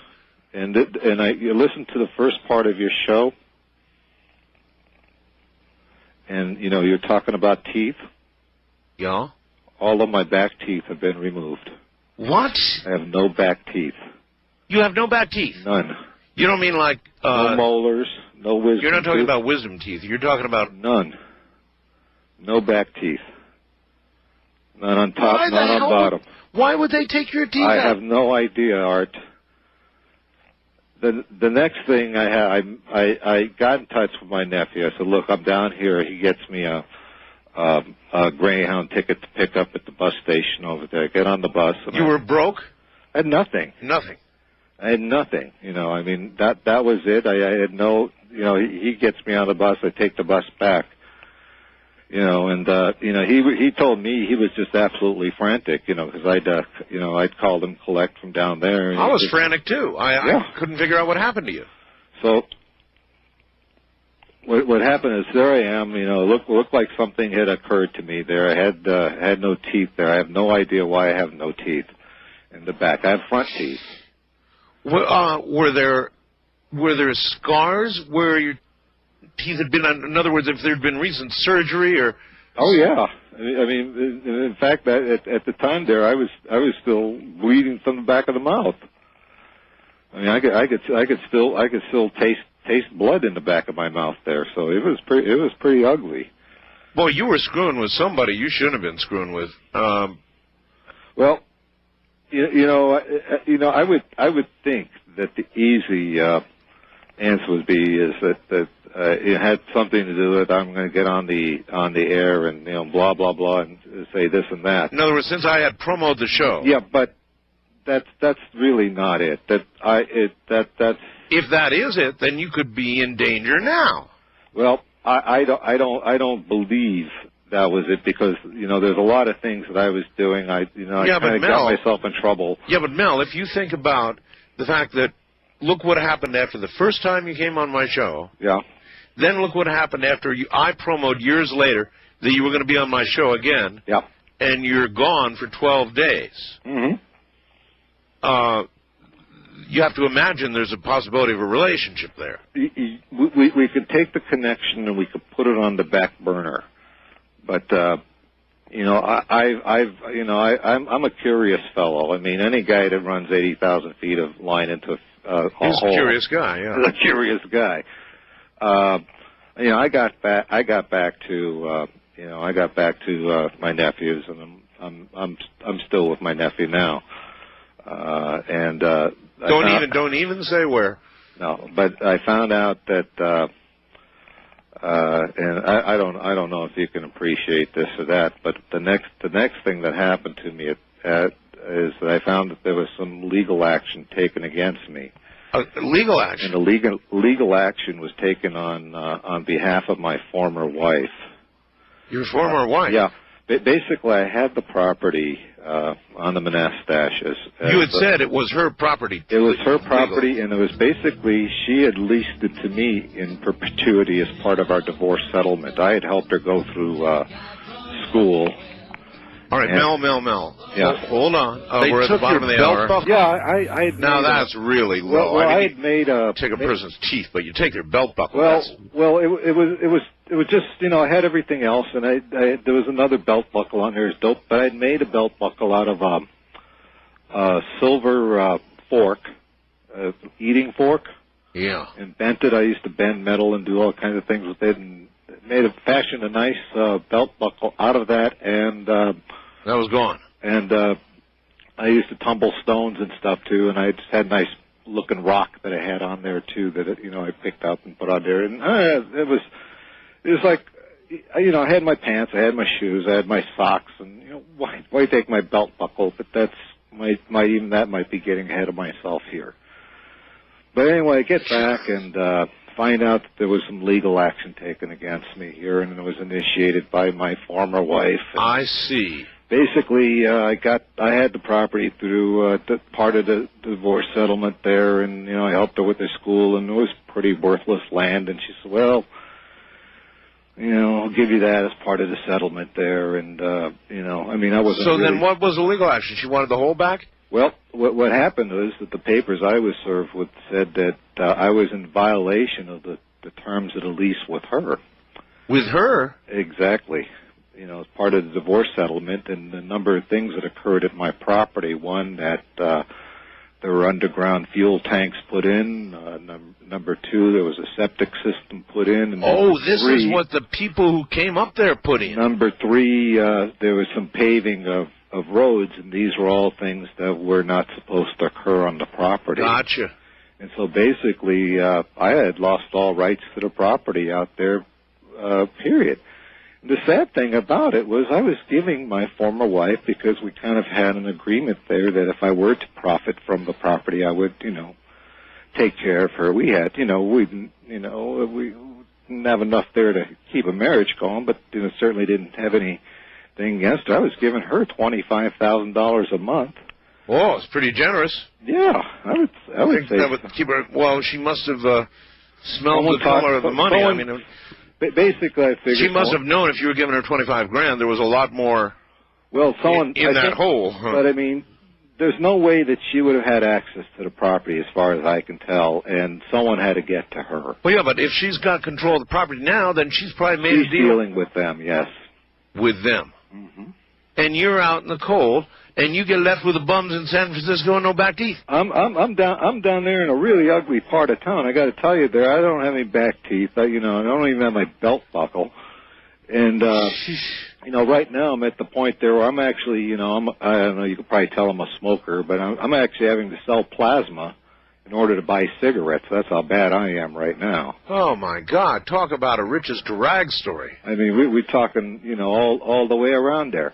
Well, and still you're pursuing this, Mel. Because there's things I have to know. I don't want to name these people. You've got some names here. Yeah. And I don't want to name them on the air because I just want to be careful here. But you want to find, for example, the Mexican fellow who used to throw the tire guy. Why do you want him? What do you a Catholic priest you're looking for? That's right. There's a priest. There's a Hungarian fellow that I need to get in touch with. People who have something to do with the whole. My question is, after all of this, Mel, what do you think you can do? Well, maybe I should run this back to my time in Australia. Okay. All right. And I did bring some of the various plants that we'd grown in on the property by the hole there, and it was just various plants. If anyone wants to, they could probably do a little research and find out exactly which plants they are, because the plants themselves have been written about for the last 100 years, and they had remarkable properties. Like what? Pardon? Like what? Well, I'm not going to say the names of the plants there. No. Properties, remarkable. They were used, for instance, during by a certain army doctor for dealing with the great influenza that we had at the turn of the century, the one that killed all those people. Yes, millions. Yes, and the people that received this, it was an Indian concoction, were just fine, and no problems whatsoever. But, I mean, you have been, pardon the pun, kicked in the teeth over this now. Yes. And so why do you want to keep pursuing it? I mean, if you keep going after this... It doesn't matter at this point in a lot of ways. I'm 68 years old. Yes, sir. Or I will be 68 in June. I had a simple life before this. I had an extraordinary run for the last several years. And I still need to get some answers for things. I need to get hold of the guy that I gave the gun to. I believe he contacted your show. Where did you get that gun? That I dug up on the property. I planted various things out there, and from time to time, when I'm clearing a piece of land to plant on, I'll dig up rocks and I'll dig up metal and all kinds of things there. And I found a gun and a holster and those little odds and ends along with it there. And I just basically took this and threw it in my drawer in my little workshop there, my office that I had on the property there. And then when I had to move, I gave it to this fellow, and because I need to move into the apartment, I gave it to him as a deposit on the apartment. So it must have been a decent gun. It was, from what I could tell, and I'm not a big gun man, but it was a German P-38. It looked like one of those, like the Nazis used to use back in World War II. Yeah, you might have really had something on your hands there, and you gave it to the guy. Yeah. Well, again, I'm not a gun person. I figure I might be worth something. I don't know. It didn't make any. Why do you think getting hold of him now would be meaningful? Well, for one, is we can't get hold of him, and two, for some of the things that I remember about the gun now, and that I also found out, and also what he had indicated to you about the gun as well. And what I had found out, and I talked with his son is basically says that this fellow is, he left the family, he left his wife, he left, everyone there. He can't be found at all. And so I'd like him to contact me. So he's disappeared too. And he had the gun that I gave him there, and it was found on the property. And suppose you found the Mexican guy who threw down all the tires, thousands of tires. What would you do with him? Well, part of this is also connected with the gun, so I'm going to tell you a little bit more about this here and what I found out about it, and I might be able to verify it with some of my own experience. Fire away.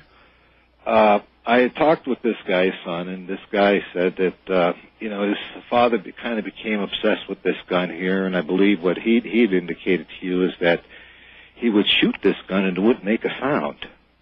Yeah, I remember that. That's a long time ago now. Yes. Well, I knew exactly who it was.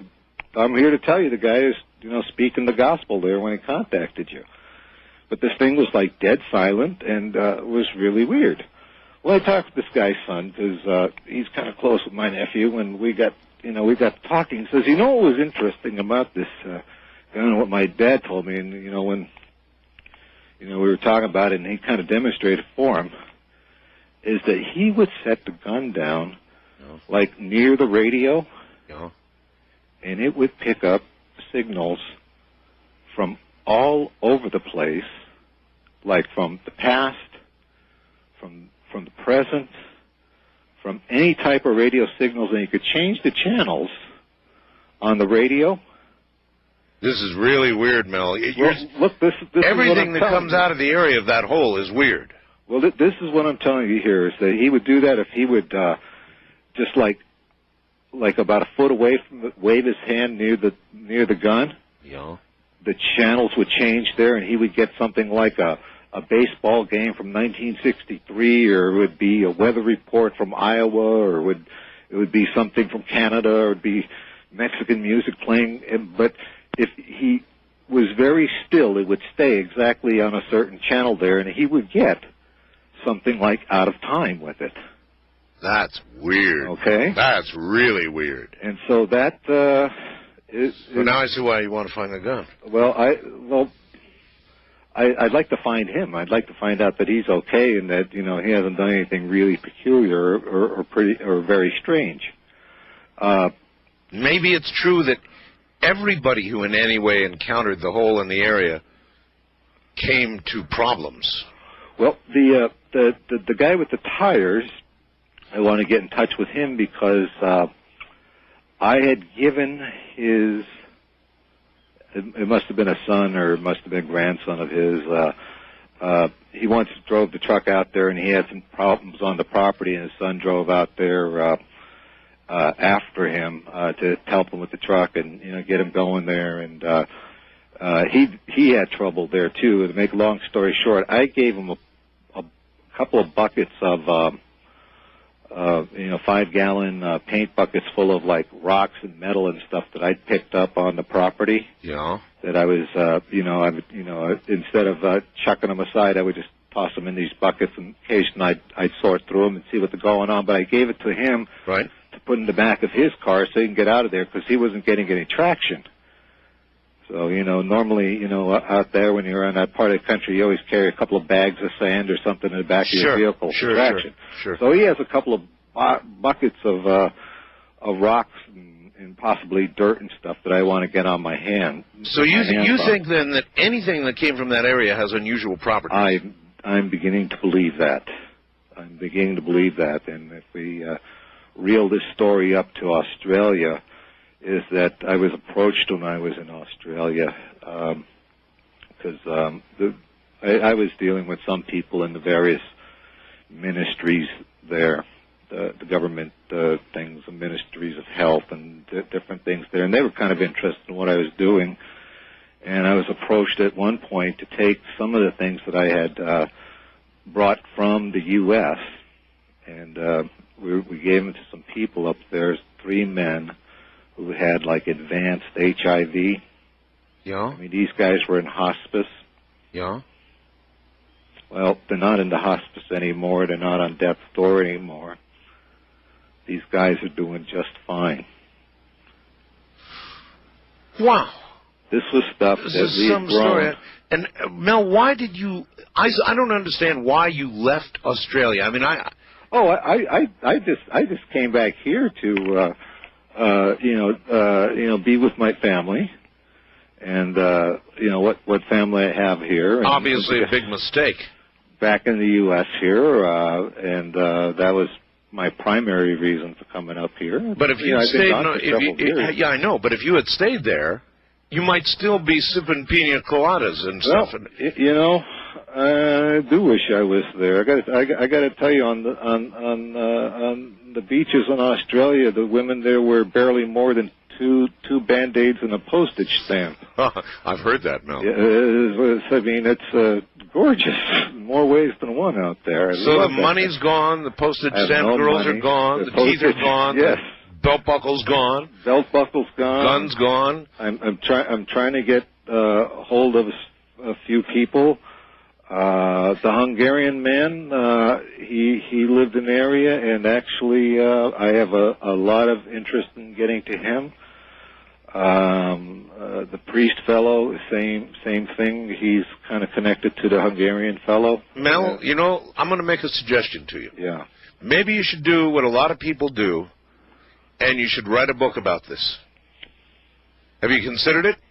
I don't know. I mean, that's my nephew was writing something based on me. He just thought it was great. He says, I know this celebrity kind of guy here. Mel, people wrote songs about what happened to you. Oh, I know. My nephew just showed me the other day. He had a compact disc called "The Ballad of Mel's Hole." That's right. I mean, it's incredible. People told me they had drinks named after all of this, and Mel's Hole drinks. Yeah, in the various bars in town in Ellensburg, and I mean, it was quite a remarkable phenomenon out there. Huh. It was really amazing. It's I couldn't, it really created quite a stir out in that part of the country. Well, have you tried, this is a key question, have you tried to go back to the hole, or the property where the hole is? No, I can't say as I blame you, really. Right now, I'm keeping some of my cards close to the vest because I'd like to put some of the screws on my former wife there to see that, hey, let her know, and I hope she's listening, that, hey, what happened to me can happen to you. Can happen to you, and it might be worth your while to keep me a little bit quiet about things. Say $25,000. Look, right now I'm happy for an acre or two of land and a trailer I can call my own. Where I can keep doing my work. Well, this is some odyssey. This is something you've been through, Mel. Mm-hmm. All over us. Well, I was going to say stinging hole. It's not a stinging hole. It's an unusual hole. Yeah, basically it's a hole, but I really did get the shaft in the end here. that is it's not funny. Sorry. It has been a remarkable thing. I don't know. Did you read the facts that I sent you, or? Yes. Okay. I mean, did you read it to the audience, or? Oh no, okay. Because there were names in it. I didn't want to, Is there anything in there you wouldn't want me to talk about on the air? Only the names. No specific names? No specific names. Specific incidents? Well, we've covered a lot of that. Okay. Can I say this? There is a very, very, very strong connection with the Heaven's Gate incident and my property. Well, okay, I will say this. You wanted to make contact with anyone who saw Marshall Applewhite up in that Ellensburg area. Yes. Prior to the last appearance on Coast to Coast. By the way, Mel, for your original appearance here was, damn, I had it here. In February of 97. I think it was February 21st of 1997. I got a call from my board op during the break here. And he said February 1st, 1997. Absolutely. And so you think somehow there's some connection to the whole Heaven's Gate thing. I do believe, and that occurred, as you recall, about a month after my appearance. I recall, I recall, all right. The show, and I don't want to hurt anybody's feelings. Well, there's no way for people to get hold of you, is there? Nothing that you can give out. I will give out an email address if anybody wants to get in touch with me. Really? Yes. Okay, buddy, go for it. Okay, Mel Waters. Mel Waters. One word, run it together, @home.com. Mel Waters at Home? Home, H-O-M-E. At home. No, I don't have a domain name for. That's. So that's MELWATERS at home, HOME. .com. Well, you're going to get a lot of email, Mel, because a lot. I really want to know if something. If that priest will contact me, I want anyone that knows. Any of the people from back then that had to do with you and the whole. That's right. The Hungarian man, I'm very, very, very anxious to get hold of, and I do believe he would get in touch with me. Well, Mel, I'm so sorry all this has happened to you. We're running out of time here, but you will never know how sorry I am that all this has happened to you. And I'm gonna move along here. You know, it's. You will prevail. And who knows? You may not have heard the last of all of this. Oh, listen. And if my wife is listening, ex-wife is listening, hey, you owe me. All right, that's Mel Waters at home, HOME.com. You'll probably hear from the media, too. Listen, buddy, hold on your website there. I want those people to get hold of me. Hold on to your front Here seat, he is Mel. from, I don't know where he is right now, Mel Waters. Mel, welcome to the program. I'm here in the Pacific Northwest. Somewhere in the Pacific Northwest. That'll do. First of all, it's great to hear from you, and I guess we heard from you, Mel, because, were you out somewhere when we did a rebroadcast of the original Mel's whole thing? Yeah, I guess this was last week sometime, and I was coming back from Nevada, and I get a lot of rides from truckers. You might find this interesting. I look a hell of a lot like Willie Nelson. Do you? I mean, people will come up to me, and particularly truckers, and say, "Do you know you look like Willie Nelson?" Well, no kidding. And then I tell them, "No, I'm not Willie Nelson. I am Mel Waters." And they know who you are? Well, they know exactly who I am. And next thing you know, I've got 3 or 4 truckers standing around me, and we're talking. And well, how do you get them to believe you? I once was out I've got an RV, Mel.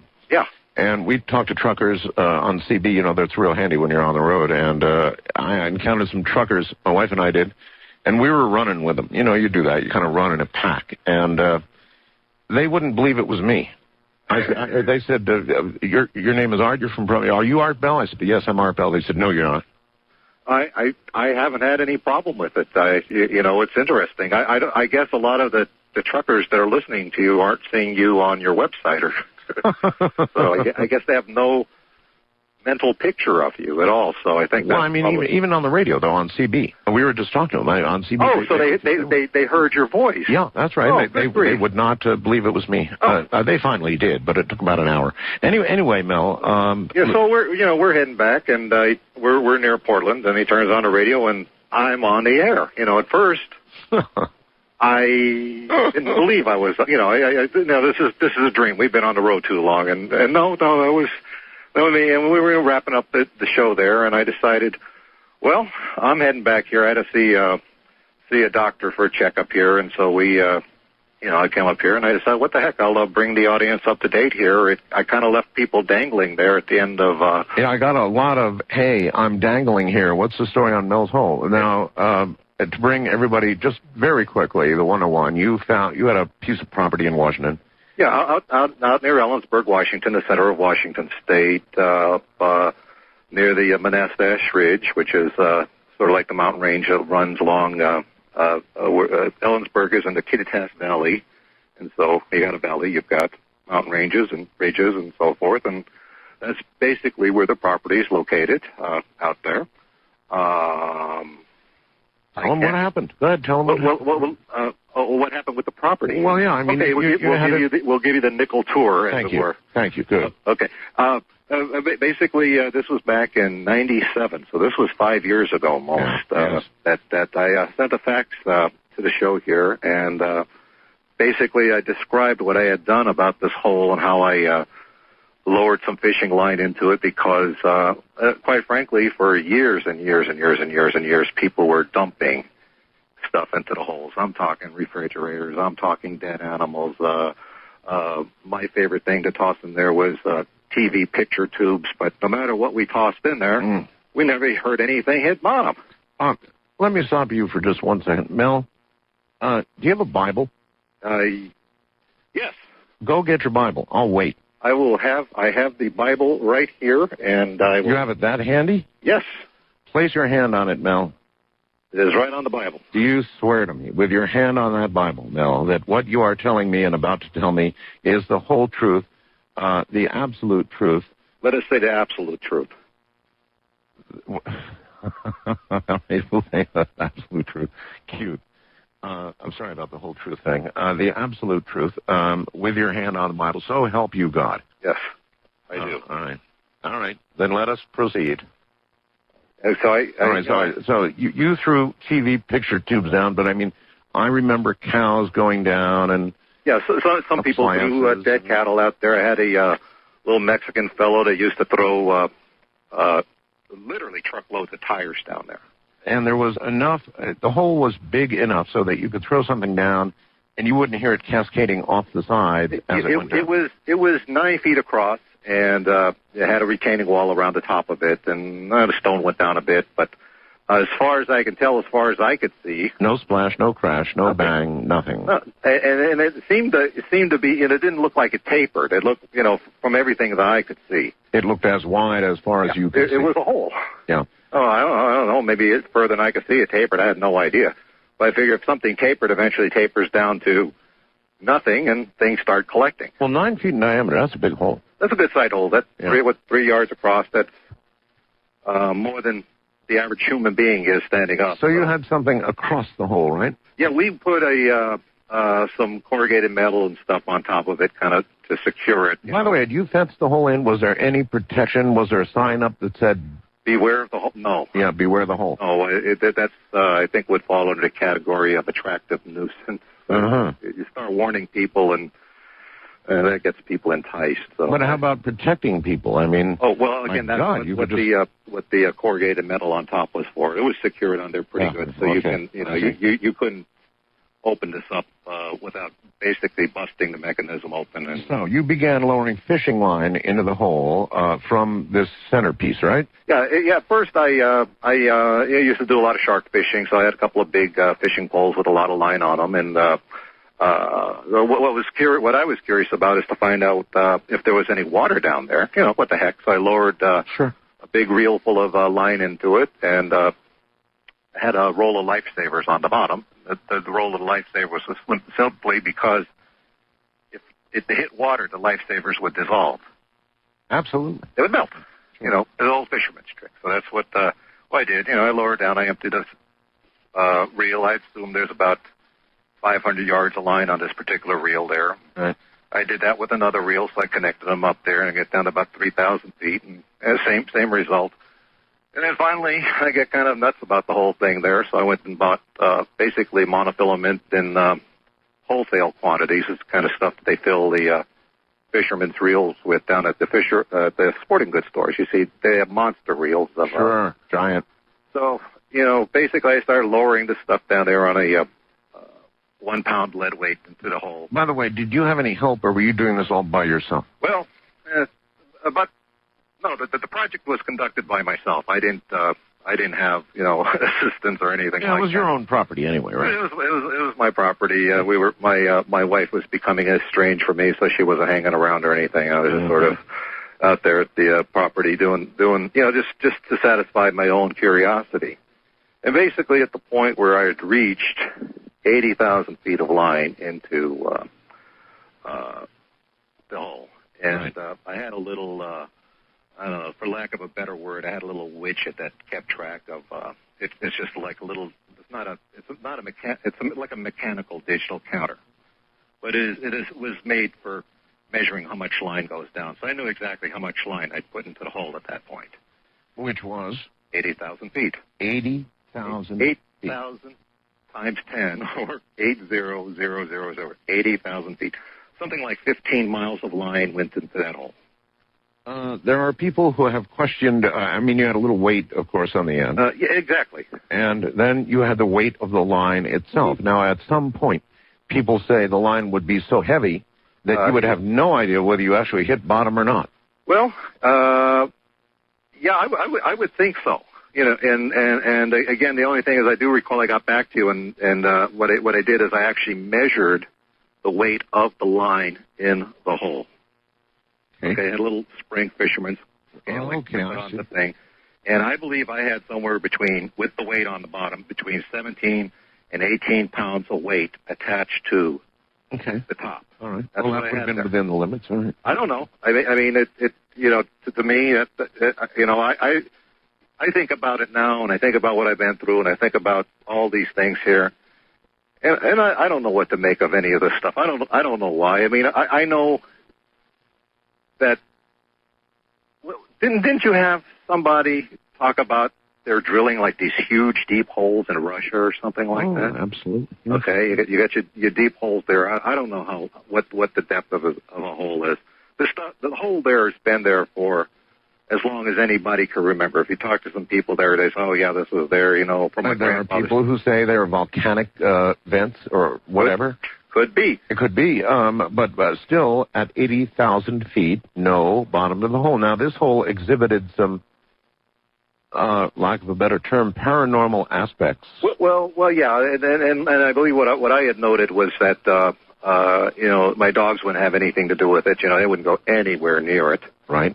The birds didn't mess with the retaining wall. It's the kind of place birds like to go. They didn't go anywhere near it. That there were people that told me various things that when I talked to them about it. One man claimed he had thrown a dog that died into it, and at some point after that, he was out there hunting around up there in the hills, and he saw the exact same dog just going through the woods like it was hunting with somebody. So the hole then brought the dog back to life. Well, is the idea. Now here's the thing here. I said, well, did you call the dog back to you? Mm-hmm. And did it come back to you? He said it looked like it was hunting with somebody else. That's what he said. Well, at least it was happy. It was there on the same places where he had gone to. Now, you believe so strongly in the powers of this hole, I know, that as one condition.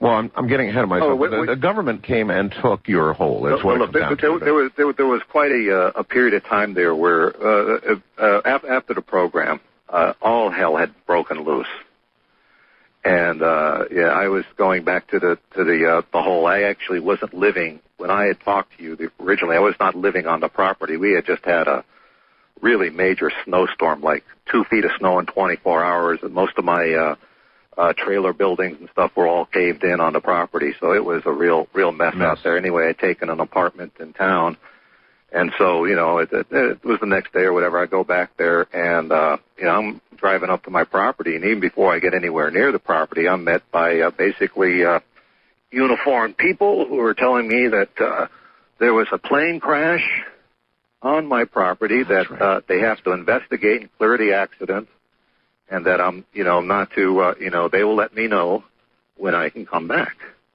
Now, bear in mind, everybody, this was immediately after our broadcast. Yeah. This is almost. Nobody knew about the hole until the broadcast. Immediately after the broadcast, next day he goes back and they're giving him this plane crash trash.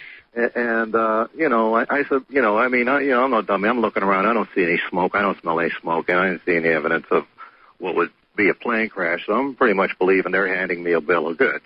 Right. And, I said, look, this is my property. I want to get onto it.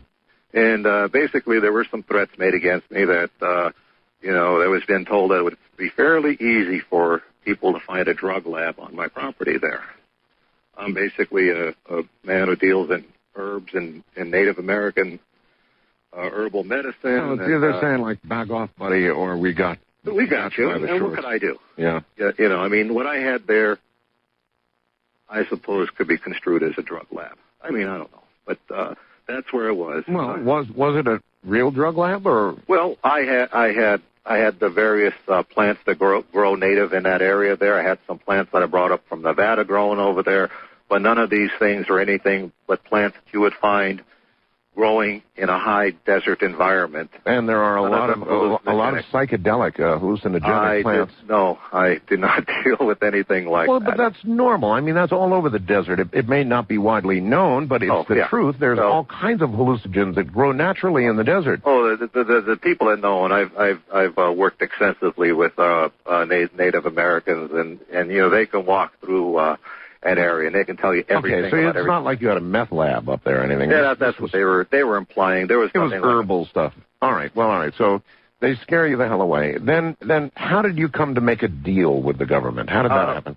I have a hard time figuring out what led around here. But basically, I wasn't going to back off. I was talking to the press. You are the press, Art Bell. And so what they did is offer to lease my property from me in perpetuity for a very healthy sum of money. I'm talking like $250,000 a month to have use of the property. Yeah, that's $3 million a year. That's a lot of money. And, I had agreed for them to let me relocate in Australia, a place that I love and actually wish I could go back to, but that's neither here nor there. Well, you did, in fact, go to Australia because I had a couple of emails from you when you were there. I would contact you from time to time there just to let you know I was okay. And you were in Australia. Oh, I know that's true. So you had taken the money, and I figured you were probably sipping martinis in some nice Aussie outback location with lots of nice young very Australian, and just having a nice life. Combing my beard and all that stuff. So what the hell happened? Well, and then I was doing well. I did a lot of good work over there. One of the things that I was allowed to do was to bring some of my plants with me. They sent you? Did they send you the money? Oh yeah, it appeared regularly in my account. I got the money, Johnny, on the spot. It was great. They allowed me to bring my dogs with me, which I don't know if you know about transporting dogs across the seas, but you normally can't bring dogs. I know. Well, without quarantine for a long period of time. They were not in quarantine. They just said, hey. So they got you right past that. They got me right, dude. I got the red carpet treatment. You were the king of the hole, no doubt about it. That was it. I was living good. I was happy, and basically, doing fine, doing my work out there. Did a lot of work out there on wombat rescue and wombat restoration. There, it was great. And how many $250,000 payments did they actually come through with? Well, I was there from. I haven't tallied it up there, but I was basically there from March of '97 until right before the millennium. I mean, the year 2000. All right. So, Mel, hold on. We're at the bottom of the hour. I'm Art Bell. Mel Wooders is right back. Now, the keepers of the network vault of time information inform me that Mel Wooders was originally on program February 21st of 1997, then again February 24th, 3 days later. Then he wasn't on until April of 2000. That would have been when he came back to the U.S. So that's the timeline we've got. That sounds about right, Mel. So, they paid you, Mel, a lot of money. I mean, there were several payments of $250,000, right? Oh, yeah. Just nice as every month it was. Well, there. what the hell happened to all the money? Well, I'll tell you what happened, and I had come back in December. Okay. Of what was it? When was I was on? Would have been 2000. You were on April of 2000. So 2001. Well, it says 2000 here. Maybe the timekeeper. Okay, then it was right before the millennium. Right. Okay, so in 1990. No. This was the millennium. I mean, 00. In 1999, in December, I had come back, and I actually contacted you to appear on the air. Uh-huh. I was in the USA, and I thought we'd just kind of... Exactly. Actually, it would have been a boring interview. It would have just been, how life was good in Australia and how wonderful things were. And blah, blah, blah. But everybody would know, hey, Mel's alive, he's doing okay. Basically, at that point, I was helping my nephew move from Tacoma to Olympia, and I would during the day before the interview. Right. And we moved him down there in a U-Haul truck, and I was driving the truck back, and I was going to take the bus back to Olympia. There was some strangeness that occurred on the bus. There was an altercation. There were, from what appeared to me, there were policemen and transit people that came over there. I was asked to give my statement. I said, no, I got to get back to Olympia, blah, blah, blah. I can't miss the last bus. They said, that's okay. You can talk to us. We'll drive you back in the van. That was the last thing I remembered, because when I had woke up, it was about 12 days later, and I was in a real seedy part of San Francisco, lying in an alley. These winos were basically trying to get me to sing on the road again. Beaten up, as I recall. I was bad. I had no teeth in the back of my mouth, no molars. They were gone. A dentist, by the way, has since done some exemplary work for you. Do you like that? He gave me some state-of-the-art dentures. They are wonderful. So, I mean, you were abducted. You were beaten up. God knows what happened to you. You found yourself in San Francisco in a disaster. You have come back from that, obviously, but I still want to know, Mel, what the hell happened to all the money? Well, what happened was that when I had gone back and I was with my nephew, I found out that I had been served with legal papers that said that basically the terms of my divorce with my former wife were basically had been canceled. I had lost my rights because of the various modifications that were made to the property after I was no longer using the property. Basically, septic systems were put in. There was various paving that was done and modifications that basically I was not allowed to do. Right. And so I no longer had any claim on that property. And that's basically where I'm left. So, well, okay. Still, though, Mel, what about all the money you did receive? I mean, did you blow it on wine, women, and song, or what? Well, again, when you have a lot of money, I mean, you can only eat so much food and drink so much good scotch. That's right. That's right. And I devoted a good deal of the money I had, one, for the research I was doing. That was my activity. And two, creating a facility for dealing with our wombat friends in Australia. Yeah, I know you were very concerned about that. I remember you writing about wombats. I am so proud of them, because if you go now... So your money went to the wombats, really? The majority of it, but right after that, then I tried to access my money. My money wasn't there. I had sent emails to my colleagues in Australia. They said my whole facility was dismantled over there. Oh, my God. Everyone was given a severance check because I had various students and various people working for me there, because, I'm not a veterinarian or anything like that. So, again, you can go through money, quite a bit of money there. And I was glad to do it. So there I am, lying in the gutter, no teeth. My, I could still see the tape on my arms where they had taped down an IV or some sort of thing to it. So I was out of it for the longest time. And I contacted my nephew, and he managed to get me a bus ticket back north. Brother, talk about going from being a whole baron to absolutely... Yeah, I had nothing. I kind of, that's kind of where I left everything when we last talked. Now, I know that you've had contact with the Native American communities since you've been back. Is that right? Oh yeah. In fact, that we will get into that because that leads to part 2 of all of this. But yeah, I know. Kind of wrap things up. I wanted to bring up some things because you probably noticed I was pretty ticked off that they'd stole my belt buckle. Oh yeah, I remember that. I mean, and you know, amongst working with herbs and stuff, I'm kind of an itinerant jeweler as well, and I make things. And I went back to Ellensburg, and because I'd sold a number of these similar belt buckles at the farmers market and through little consignment jewelry stores in Ellensburg. Right. And so, sure enough, when I'm there, I run into a guy who's wearing one of my belt buckles. Now, and they were made with a silver fork, and yeah, you'd know your own work, yeah. Yeah. I mean, they were very unique, and this was kind of a little folk art thing, and I had. What is the point, though? Well, the point is that I kept on thinking, why would they take my belt buckle? Yeah. That was the thing. I mean, this was very personal item there that would, I had another belt buckle on my belt. See what I'm saying? Why take a man's belt buckle? Makes no sense. Yeah. So anyway, I run into this guy and I said, "Hey, you bought one of my belt buckles?" He said, "Oh yeah, I love this thing."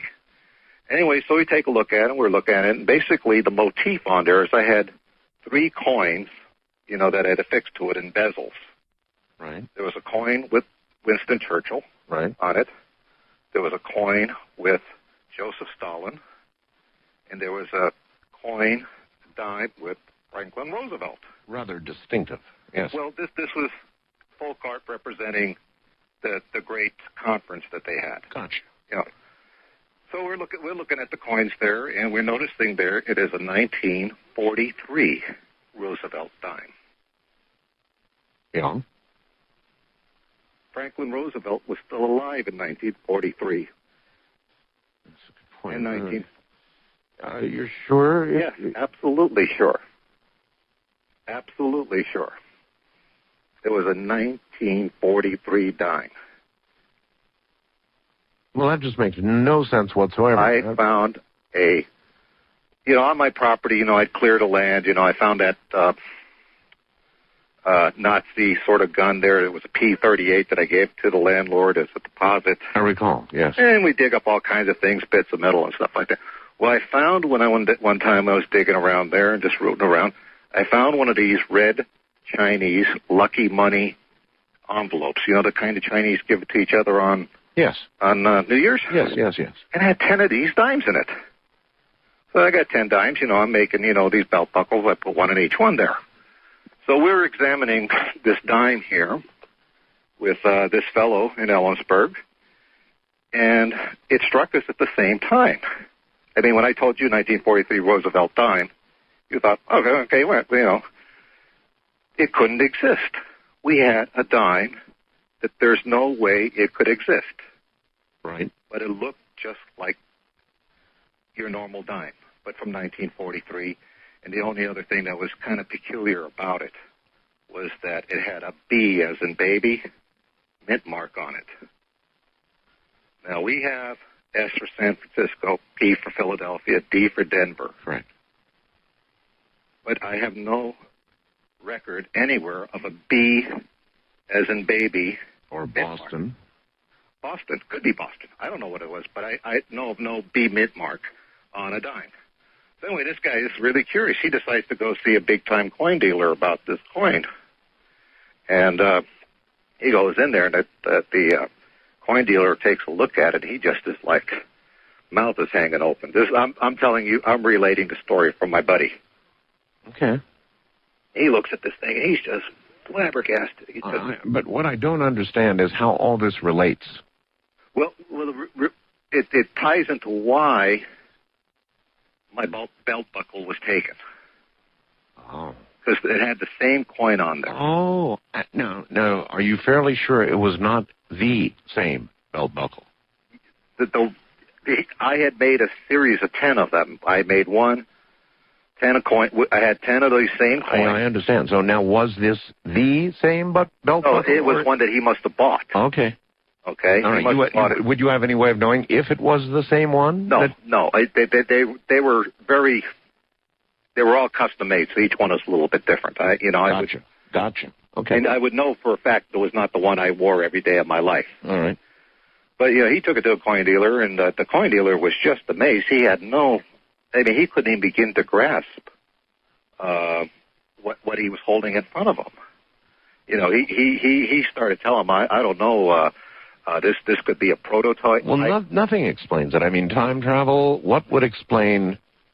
But something created before Roosevelt would have even died. When they created that time, they went to, they sped up the process to get a Roosevelt dime after he died. But there's nothing that explains it. The guy offered him a huge amount of money, the coin dealer. Here, I'm going to write you a very substantial check. You give me the dime. The guy says, let me think about it, okay? I'll give you my number. You give me a call, and I'll let you know what I think. Make a long story short, a day or two later, this guy is visited by Treasury officials there who said they have to confiscate this coin from him for some legal reason or another, so they took the coin away from this guy. Should have made the deal the day before. He should have made the deal. So somehow, do you remember where you got these coins? Yeah, they were on my property. They were on the property. Showed up laying on the property? No, I was actually digging around there, because I turned a lot of dirt over there to plant stuff and grow things there. And I think about this, and nothing explains it. I mean, time travel would not explain it. The only thing that I even began to think about, it's like over the years I didn't pay attention to it, but it was like. I don't know if you've ever noticed this, but in the middle of every intersection, on the road, yes, there's always a little pile of nuts and bolts. If you drive by, you'll notice them. Yeah. Little springs right in the middle of the intersection. Yeah. Stuff that falls off of cars. Right. And it seemed to me like that property was like that. All kinds of odds and ends were over there. I mean, why would I find an old... Well, it's strange that you would mention all of this now. I remember you're telling the story of your belt buckle being gone, but you didn't go into the detail about your belt buckle before. No, because I didn't know the significance of it. I just looked at it as a couple of old silver dimes. So now suddenly you relate it back to the hole in the property. Exactly. I see. Exactly. So I got this, so that kind of explains why the buckle would be taken from me. I suppose so. It might be proof of something other than who it knows should be. What? Yeah. But that happened over there, and I just wanted to bring it up today. I haven't been able to track down my former wife at all. I mean, she is just like vanished. I don't know where she is. I don't know what name she's gone under. I have no idea. All right. Here's a question for you, Mel. Yeah. The military obviously still is in possession of your property, yes? Well, we have been saying military. We have been saying government. Whatever, whoever they are, they've got it, right? There is someone in possession of the property. Yes. So if a person were to go to this property, they would be halted or stopped before they could go on and make any sort of investigation or whatever, right? I'm going to assume a number of things since I have not actually gone anywhere within 5 miles of the property since then. That there's a chain link fence around it. There's probably a sign that says agricultural research, do not enter, or something like that. That's what I'm going to assume. Okay. Okay. I'm also going to assume that what it looked like when I owned it or had it in my possession, it doesn't look like it now. I will also clue everybody into one thing. Art, are you familiar with the Terra server? Yes, that's the satellite imagery. Yes, you can get satellite imagery of almost any spot on Earth. Okay, you go to the Terra server. Yes. And you go see the pictures where my property is in the Monastash. All right. Well, why don't you tell us how to do that? In other words, what specific photograph are we looking at? There should be a number or something. Well, yeah, I don't have that handy, but if you found Ellensburg, yes, and you zoomed out, so the picture got smaller, right, you will see where my property is, and it's very easy to see where it is. And in how would we identify it? Because it has been expunged. What do you mean? Those pictures do not appear on the satellite server. The ones taken in June of 2000. Well, instead, where your property ought to be, what do we see? 2 white squares. Are you serious? Absolutely. You go to Terra Server, that's provided by Microsoft. I'm not going to give any URLs. No, a lot of people know how to do it. And look up Ellensburg. Right. Zoom out. Right. So you get and then you will see over where the Monastash Ridge is. Yes. My property blanked out. Actually, quite a bit. There's quite a few. Wow. So that is, you don't have to go by what I say. Oh, no. Listen, you can look at it yourself. Trust me when I tell you, one of my listeners, within the hour, I can guarantee will find the exact photograph you're talking about, if it exists.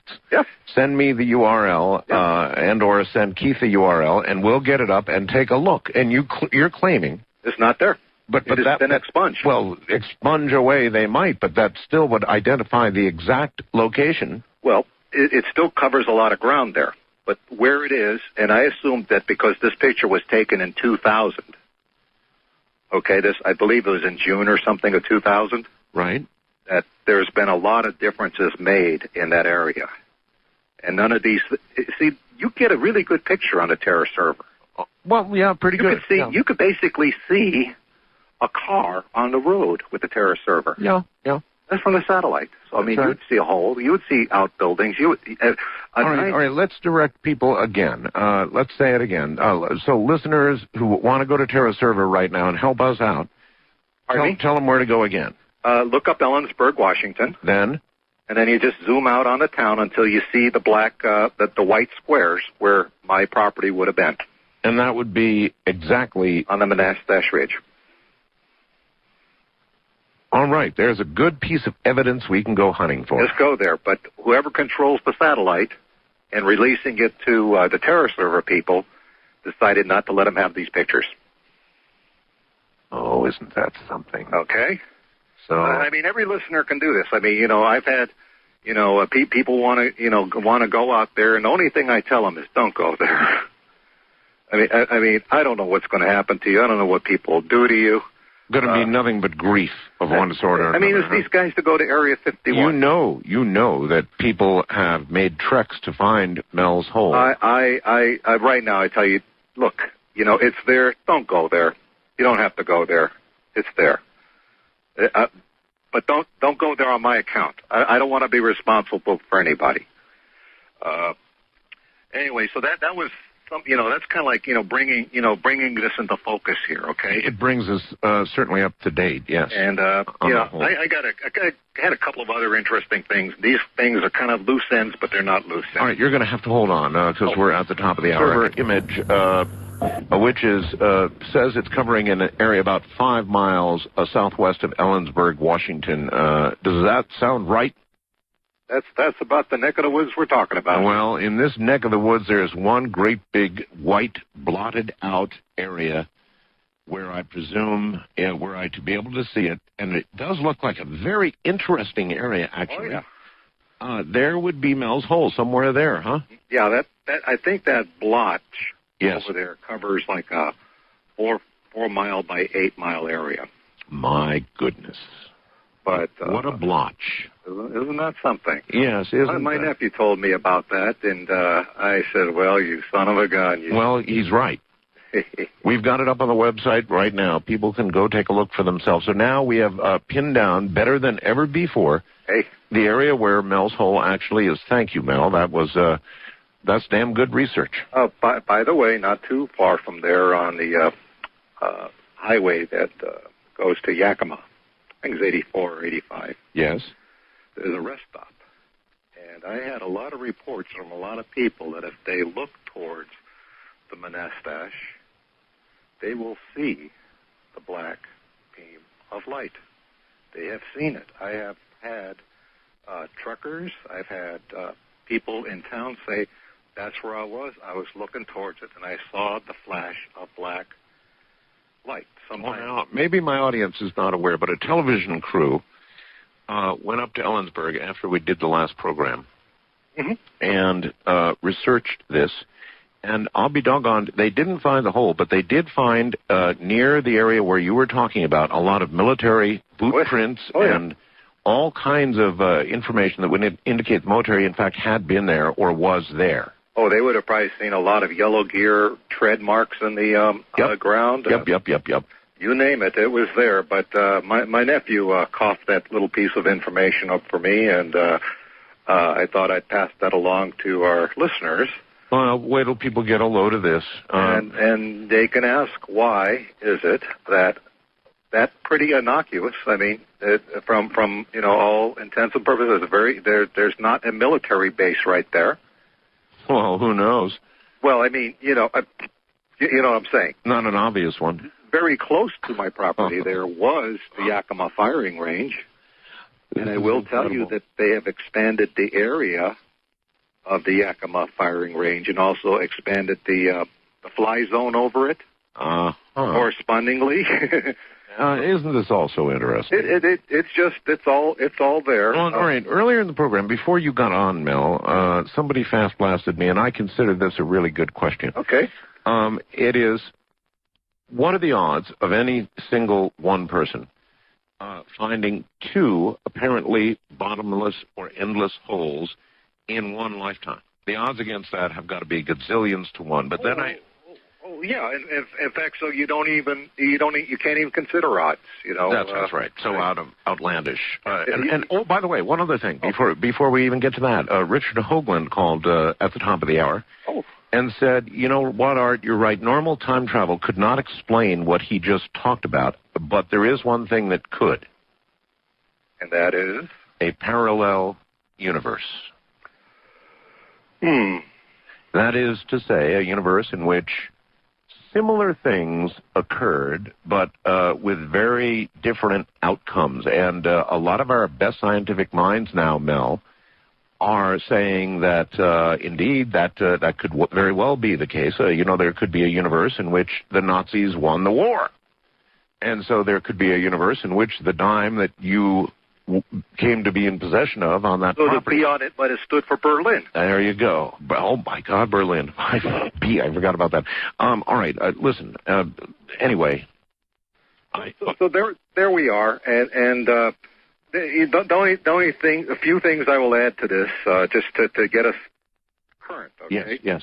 Is that I had reports from some of my trucker buddies. One said he delivered a huge quantity of fiber optic cable. Really? To a warehouse in Ellensburg. Now, okay, I don't know. We're talking a huge quantity of to a warehouse.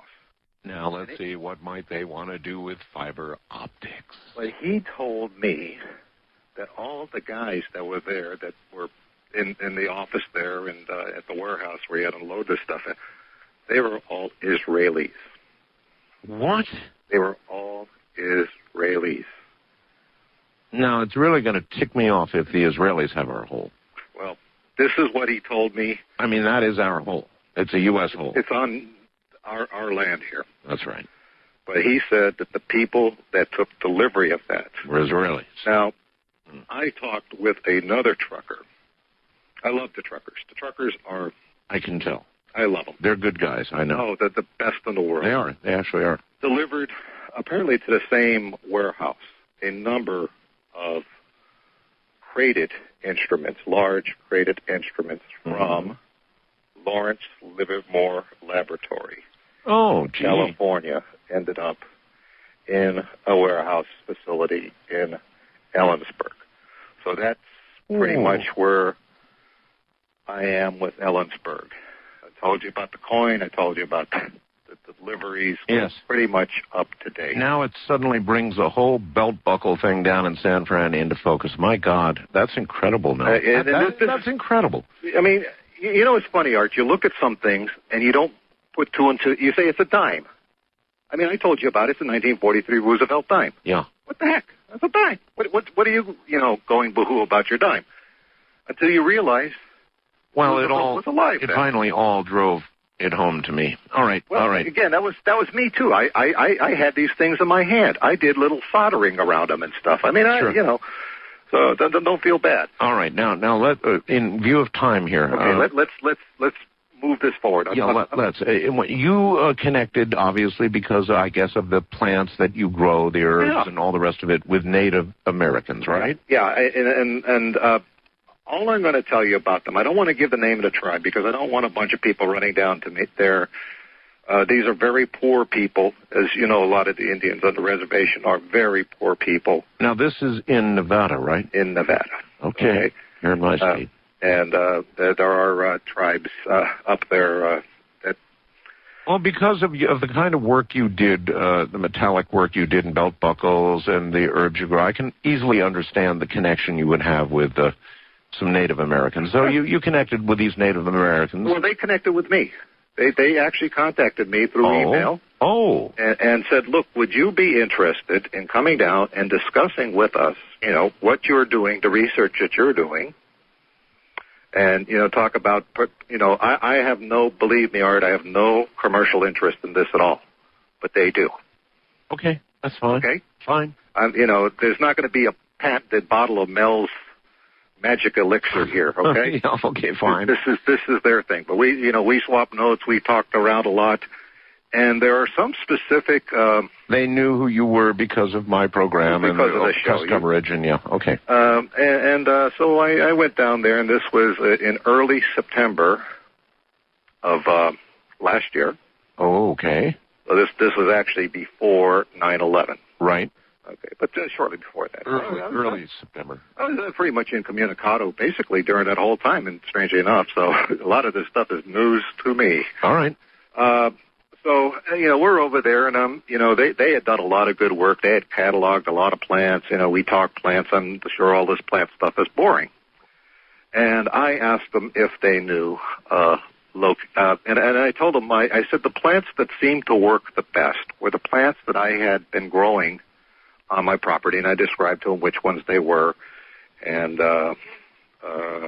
this was the hole near Washington, right? Yeah. Okay, yeah. And so obviously you unraveled the story of the hole to them. Well, they were aware. They were aware. All right. Of the thing too. All right. And so I says, can you, in your gathering and in your research and your studies, have you found this specific variety?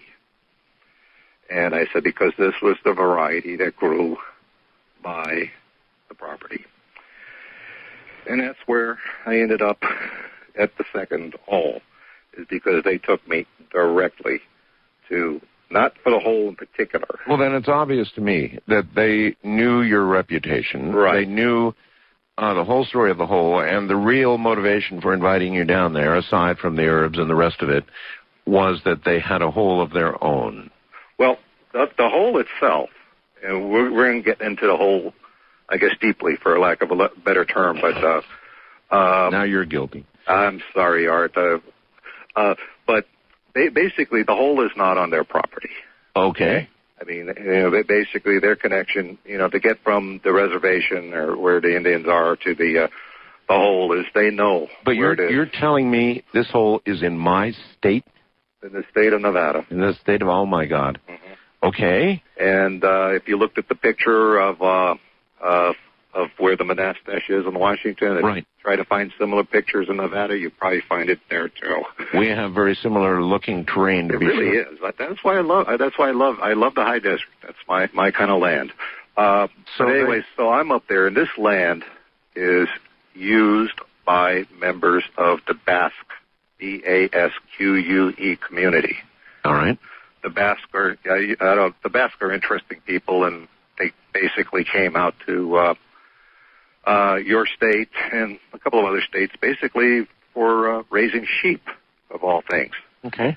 And so they are shepherds, and so I am introduced to what is now the second hole. All right. Tell me about this. I mean, they took you to it. They took me there. I did not go all the way up to the hole, but there was conversations between the Native Americans and the Basque and blah blah blah. And basically, agreed that, everything was as it should be, that I wasn't, from CNN or the FBI or CIA or whatever. Right. And so I went there, and I got to see the hole. Now, all right. What's there?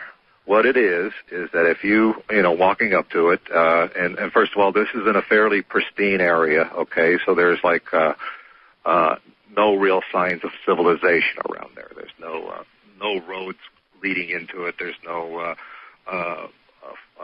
telephone wires, nothing like that. I mean, we're talking pristine area. Right.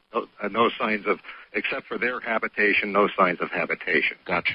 Okay, you're walking up to it, and what you see sticking out of the ground is the hole itself is the same dimension as the one in Ellsberg. It's wide. 9 feet in diameter? 9 feet in diameter.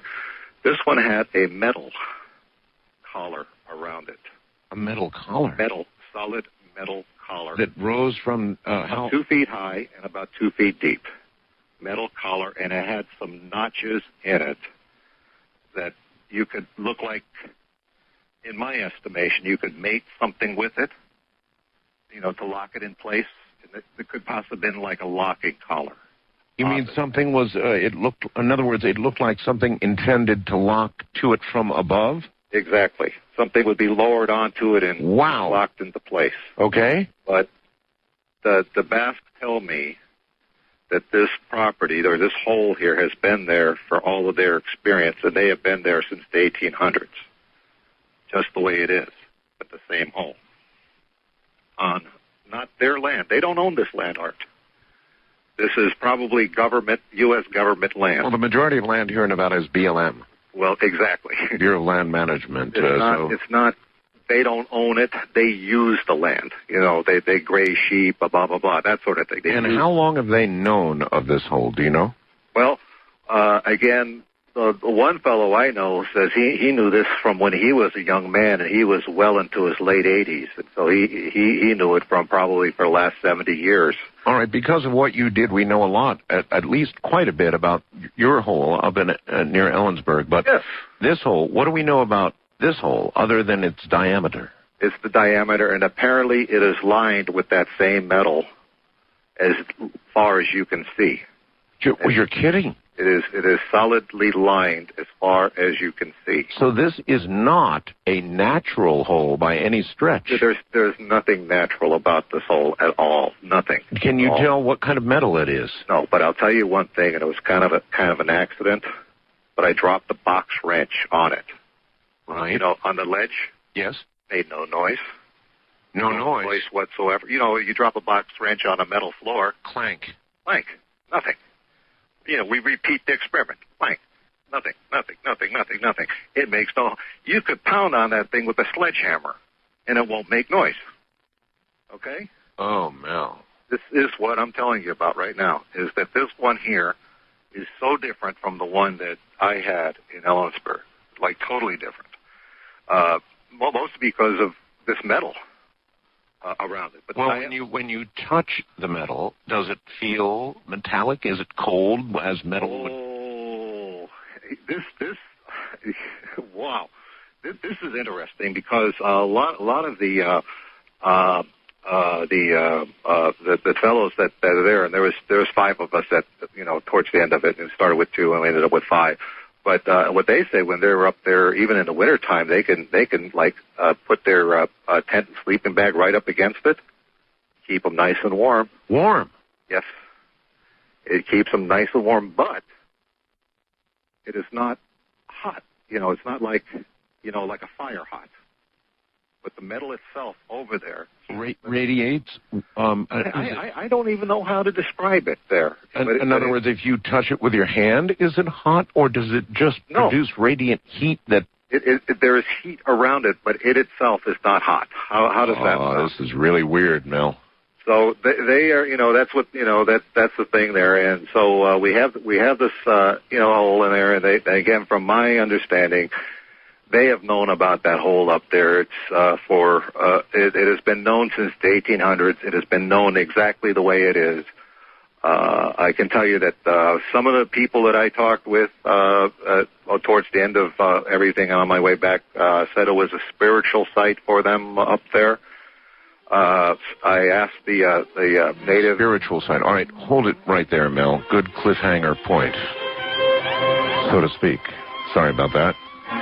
Mel, what is to thus far detect? More in a moment. Coming up on Thursday, by the way, I've got Jan Lumbert here, who's an advocate of the hollow earth theory. And that may in some way relate to what we're talking about tonight. I have no idea. We'll find out. In the meantime, Mel, so you've got this metal around the hole, about, you said, a foot or two high. 2 feet high, 2 feet wide. And 2 feet wide. And the hole is 9 feet in diameter. And as far as you can see, the metal continues down. This is no geographic hole. This is no volcano vent. Or if it is, it's been modified by somebody. Well, if it's been modified, it's been modified, I'm going to say, long before the technology that we know of today. To do it. And it looks like there was something that should be latching to this hole from above. I'm going to call the thing on top of collar, okay? And that's we'll call it the collar, all right. And it looked like that there's notches in it, and it looked like you could lock something into place or line something up in it. Gotcha. It didn't move. I mean, the whole thing was solid. It's solid metal. But there are places where there are notches in it, and something is meant to orient, my opinion. All right. What did the Basques or the Native Americans tell you about what they knew of the depth of this hole? In other words, I'm sure they've thrown things into it or have experimented with trying to find out how deep it is or something, right? Well, actually, they didn't do anything with lowering line it or anything to it, but they did relate to me the same phenomenons as that I had described. One, the fear of animals going by it. Their dogs won't do it. Nothing. They have nothing to do with it there. They too have spoken of the black beam. They've spoken of that. What do you mean black beam? From time to time, black beam. This is a contradiction, but a black beam of light, okay, comes from the hole. It lasts for a very short time, but it just goes directly up into the sky. And when you look at it, it looks like a black beam. In other words, as opposed to a lighted sky. If you had a flashlight and it was capable of throwing off a black, not a black light like we used to have back in the 60s, you know, with all that stuff, but black, solid black. Yeah, gotcha. That's what. There's no way to describe it. There's no. I am one of the few people that I've had other people tell me about it. I have never personally witnessed the black beam. You did perform some experiments on this hole, didn't you? Okay, let me talk about the first one. And I'm not a scientist. I'm kind of a researcher. But the first thing that we did is we had a whole bunch of Safeway or 7-Eleven bags of ice. You know, the kind that you buy, and we had a couple bags of that. So we had put one in a bucket on the surface, and we lowered another bucket of ice into the hole, 1,500 feet. 1,500 feet? Yeah, we had access to a nice winch and about that much. We only had 1,500 feet of line, and that's what we... What was the idea of lowering ice into it? Well, first of all, my curiosity is that I wanted to know, was it hot or cold down there? Okay. So we basically waited for the ice to melt about halfway on the surface, and we would hoist up the... I see. So your ice, you had test ice on the surface. Yeah. To see how that was melting. I got you. Of your garden variety convenience store ice, right, that you buy anywhere, and nothing magic about it or anything like that. Right. And so we lowered it down there. We waited for the ice to melt on the surface there, and it got about half melty, So it was sitting in a bowl of in a bucket of water with a few bits of ice floating around. We brought it up, and the ice in the bucket did not melt. It didn't melt. It was not melted. So we said, this was on. No, wait a minute now. The hole had been radiating in some strange way heat enough that people would camp by it. Yeah, they did that in the wintertime. But it doesn't melt ice? It didn't melt the ice. It came up there. We looked in the bucket. We had ice cubes in there. Did anything come back up with the ice cubes? We had ice cubes. I reach in the bucket and ice cube. I pick one up there. So in other words, nothing else, dirt, water, anything else? No, the stuff appeared pretty much the way we had sent it down, with the exception of when I put my hand in the ice wasn't cold. Felt like ice. What? Wasn't cold. This is what I'm saying. It wasn't cold. You know, you pick up a piece of ice, you put it in your hand. It's cold. It melts, and it's cold. In fact, it makes you cold by melting. That's how cold works. Right. Well, it didn't. It wasn't cold, and in the hand, it didn't melt. So then, now they're more like blocks of glass. Yeah, I would say so. But we said, oh, okay, what we'll do here is we'll take this bucket and we'll stick it on the fire. You know, a little place to cook there. Stick the bucket with the unmelted ice? Unmelted ice. You put on a fire? We put it on, like, our cooking fire there. Okay. We had a little table and cooking area and stuff over there. And so we put it on there, and the ice catches fire. What? The cubes catch fire. And I guess maybe catching fire might be the wrong word. That the ice, we took it off the fire right away. And so we set it on the dirt. And the stuff in the bucket was still burning. And again, burning might not be the right thing. It was giving off heat. Was there flame? It was not so much a flame as a kind of have you ever used a gas stove? Sure. Okay. It was like the barest turning a gas stove on. It was glowing like that last flicker before you turn it off completely. That's what it was like around all the cubes. And you could knock the cubes around and separate them, and each one of them, would exhibit the same properties. Holy smokes. I will tell you that this bucket, well, some of the bucket there is still sitting there, as far as I know today, still doing what it was doing the day we put it into the ground and brought it up.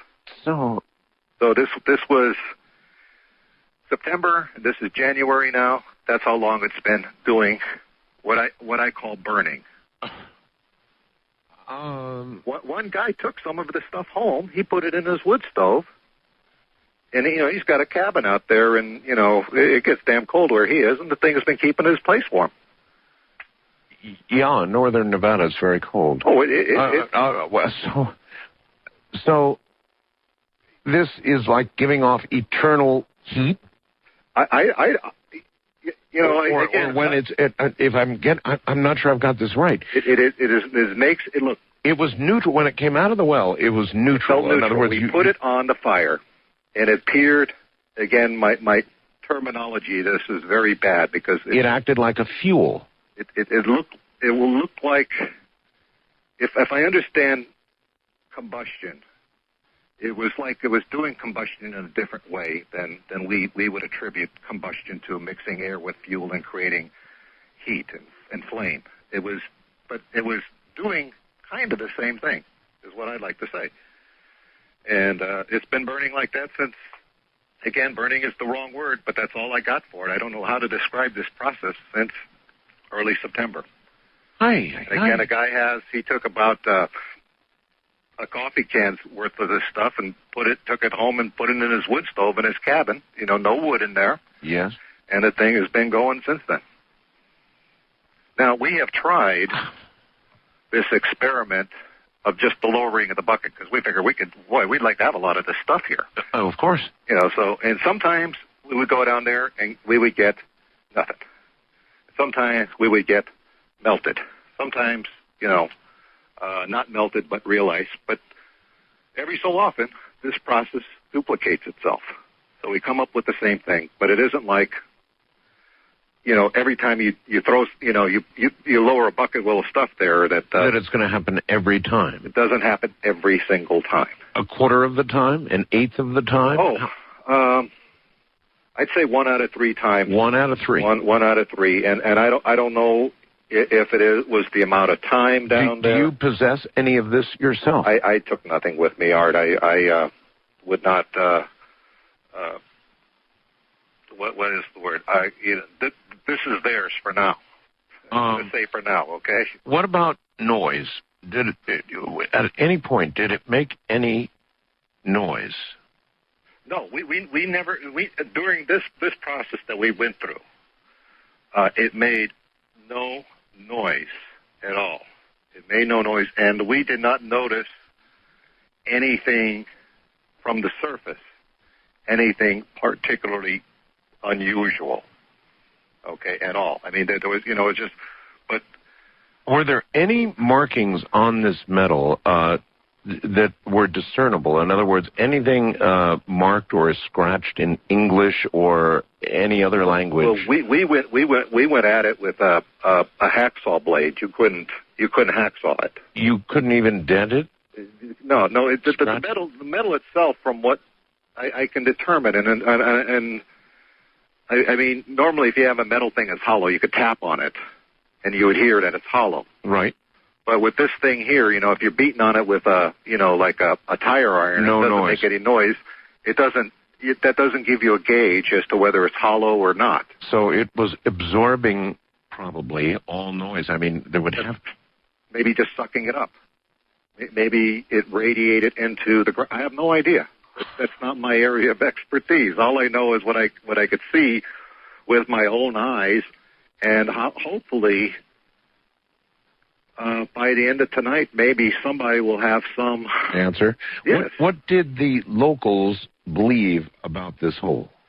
Well, I mean, you literally just got back from Nevada, tonight or yesterday? Oh, no, this last week. I got home the night that you did the show as the repeat. That's right. You told me. Okay. And so it was one of those, it was probably Richard Hoagland say, one of those synchronous moments there where, I mean, I'm talking to this guy and he's talking to Mel Waters, and the truck, and then I hear myself, and it's like, hey, I mean, so it was just too much, and so I had to get in touch with you. Okay, well, again, what did these locals? What was the lore that they told you about the hole? One of the older Basque men that I talked to, and this was practically as I was heading out of town, told me that was a very to him, he felt it was a very spiritual place, but he knew the thing from his youth, that it was there exactly the way it is, and he was in his late 80s, so I'm assuming he's known it for 70 years. So he's known it at least from the 30s, and from what he tells me, it's been there as long as the Basque had been in that part of the country, and that goes well into the 1800s. It has existed like that. To be honest, the Native Americans that I talked to were aware of it, but they did not want to deal with it. They did not want to interact with it. Is that a good word? All they would do is pick some of the various plants that I needed that were in the general vicinity of it, because I wanted very specific ones that I had recommended, and they knew of them. All right. Are they now growing some of these plants in the vicinity of this hole? Well, some of those plants are there. They appear to be indigenous to the area, so they did harvest some, early on in the season there. So then again, you saw similar vegetation around this hole to the one in Washington. Well, that's why I asked them for, if they knew, I described to them what it was, and the shape of the things and, the size of the various, and they said, oh yeah, we know of that there, but in terms of why the entree, I assume that the Native Americans knew about this all along there. And I assume that they must have had some conversation with the Basque there that, would this be okay? Are you interested in this guy? Blah, whatever. And apparently there was no objection, so I have access to this property. Well, but I want to respect my access, okay? What about an experiment, Mel, similar to the one you did in Washington, lowering some sort of line, or better yet, some sort of camera on the end of a line, or... we didn't do that between the Basque and the Native Americans and me. We don't have too many nickels to rub together. But I will tell you what we did do. One of the Basque kind of a wise acres, he wanted to lower some marijuana into the hole and see if it would improve its smokability. So then it would be a pothole, right? Well, I guess it could be. I hadn't thought of it that way, but he wanted to do that, and one guy wanted to be lowered into the hole himself. Well, now you see, in the hour preceding your... I heard that. Oh, did you? Two people who would actually like to be lowered into such a hole. Now, I know that you believed in the powers of the hole in Washington to the degree that in the original agreement, now voided, I suppose, you were to be, upon your death, buried by being dropped into the hole, right? How I wanted my remains to be dealt with, yes. Now, that apparently is not going to happen because of subsequent events. Oh, I've got another place to go now. Would you really want... Nevada. Yes, would you really want to be... I suppose, with some ceremony, dropped into the hole? Hey, just give me a decent... I don't know what it is when you put someone in a hole. Is that interned or... I don't know what you'd call that. I don't know either. Well, one of these guys wanted to go into... literally, he wanted to be lowered into the hole. He wanted to, be put in a gondola or something and lowered, from the winch into the hole and go down as far as we had line, which again was 1,500 feet. I can assure you, Mel, we could get sponsors for you who would get you all the line you need. Hey, look, we talked them out of going into the hole because we said, look, see what it did to the ice? That's a good point. It says, we set a bucket of ice down into this hole, and it's sitting up there on the surface burning. I mean, what are you made out of mostly? Water. Water. What's going to happen to a human being down there? What properties are going on over there? They had, but I mean, the Basque are, as a race, are fearless. When the Moors invaded Spain, they refused to go into Basque country. Okay, what did this man say his motivation was for wanting to go into the hole? I mean, obviously... He was just a young, headstrong, in his probably late 20s, early 30s fellow that wanted to go into it. He said, this is going to be a great adventure. I want to go in here. I want to see what's going on. But he wasn't thinking with his brain. Well, there are obviously a lot of people like that, Mel, because I had two of them in the first hour of the program, and they said they would love to be lowered into such a hole. This one, if anything, this one sounds more attractive. Well, we determined to do, and I'm ashamed to admit it. Oh? Is that we decided to lower a sheep. Really? To the hole. Really? A living sheep. You did? Into the hole. We had a crate, the sheep could fit into that we could attach the cables to. We're going to take the sheep, stick them in the crate, and then lower them down, to the 1,500-foot level, because that's all we had. Like the ice. Yeah, that's all we had. We had enough line basically to go that far, and it was stout enough to handle. I'm not no sheep guy, but I could pick up a sheep, so it must weigh about 120, 150 pounds. Yeah. Well, so I guess about the size of a small human, wouldn't you say? I would, 150 pounds, you said? For a sheep. Yeah, I would say that's about size. I'm no sheep expert, but, if I had to say how much does that sheep look like a weigh, about 150, 125 pounds. Anyway, are you telling me you did this? I'm telling you that we, first... All right, I'll tell you what, don't say a word.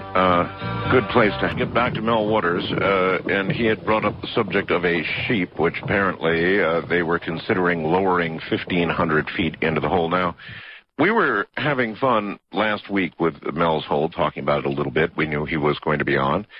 And somebody said, well, why not toss a cat down Mel's hole and see what happens?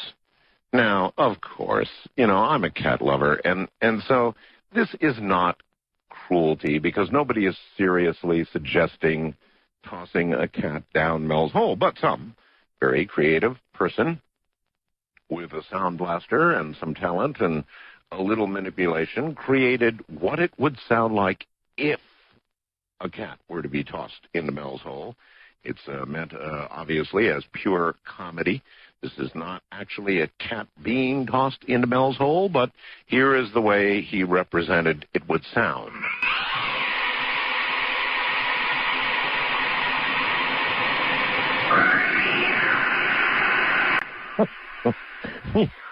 It's the second one that gets me, not the first one. The first one is pretty good, as you hear the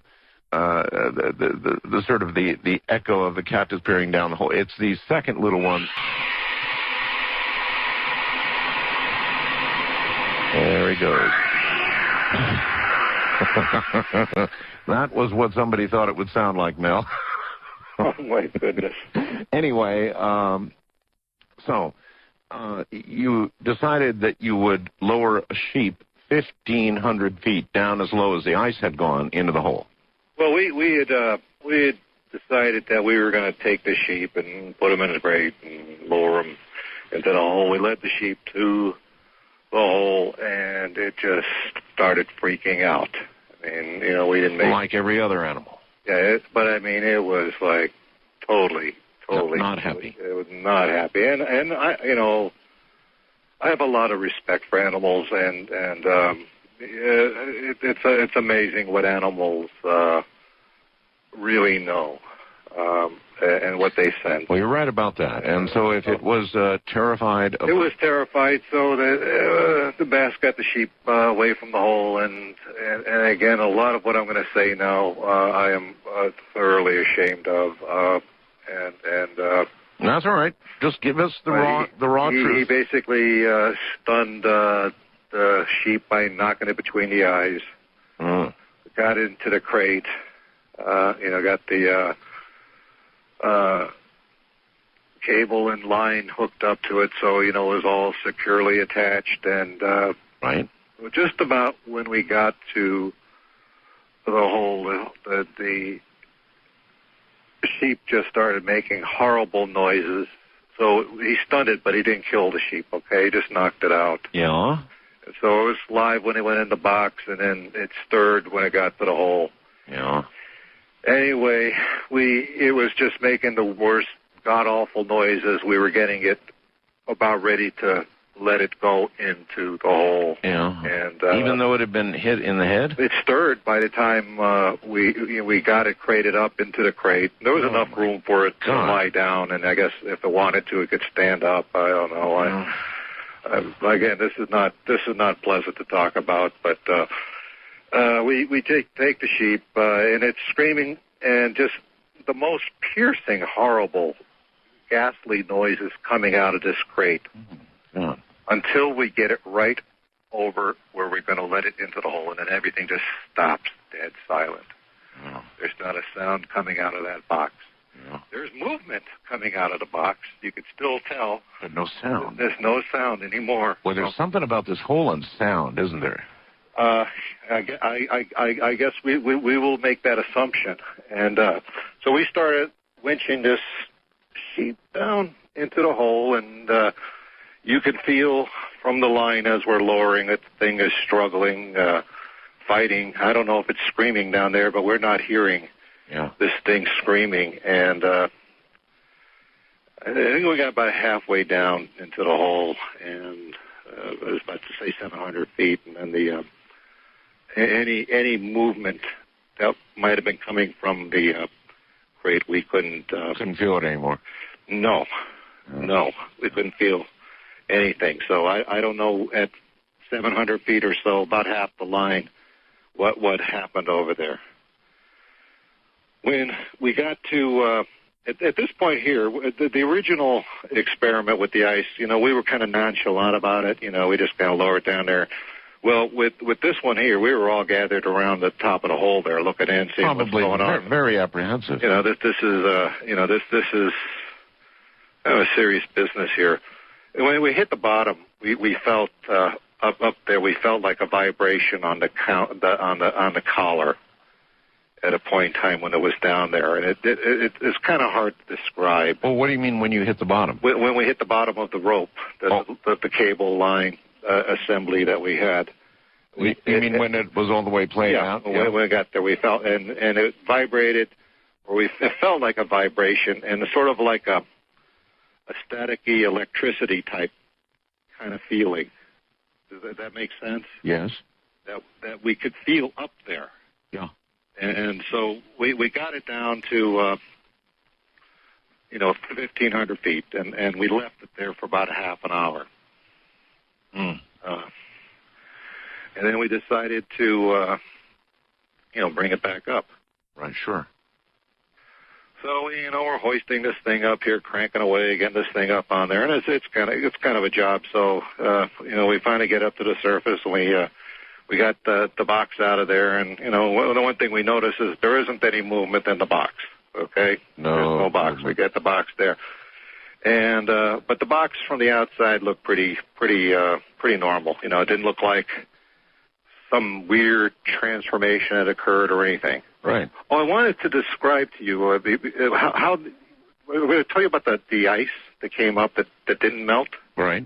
What it felt like. You get a lot of electronic equipment, and you get those do not eat packets.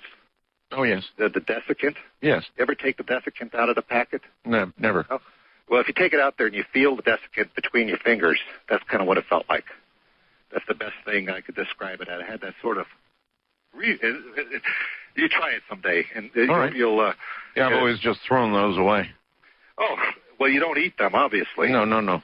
Okay, so I just struck me there that I'm trying to describe this thing in the detail that I can, and so I just led back to the desiccant.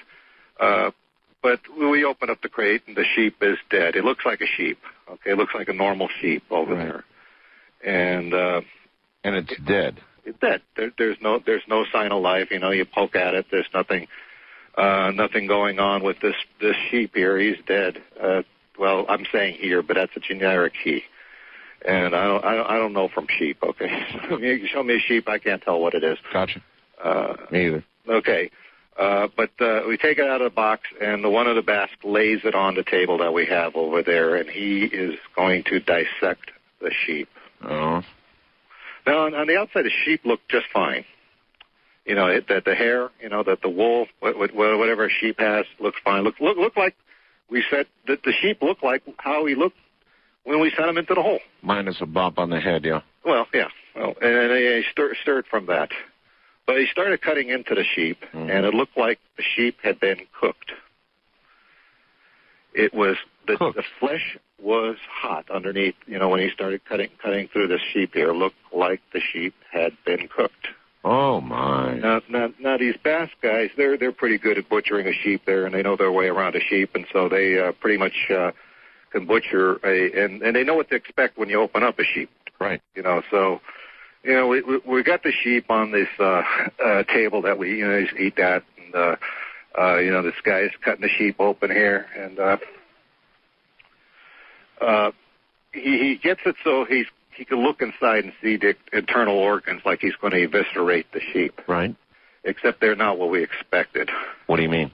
It looks like there was gel in the cavity there, and something that looked like this huge tumor, and almost taking up the entire length of the body cavity. Oh, Mel. I mean, it's pretty hideous. Oh God! I didn't.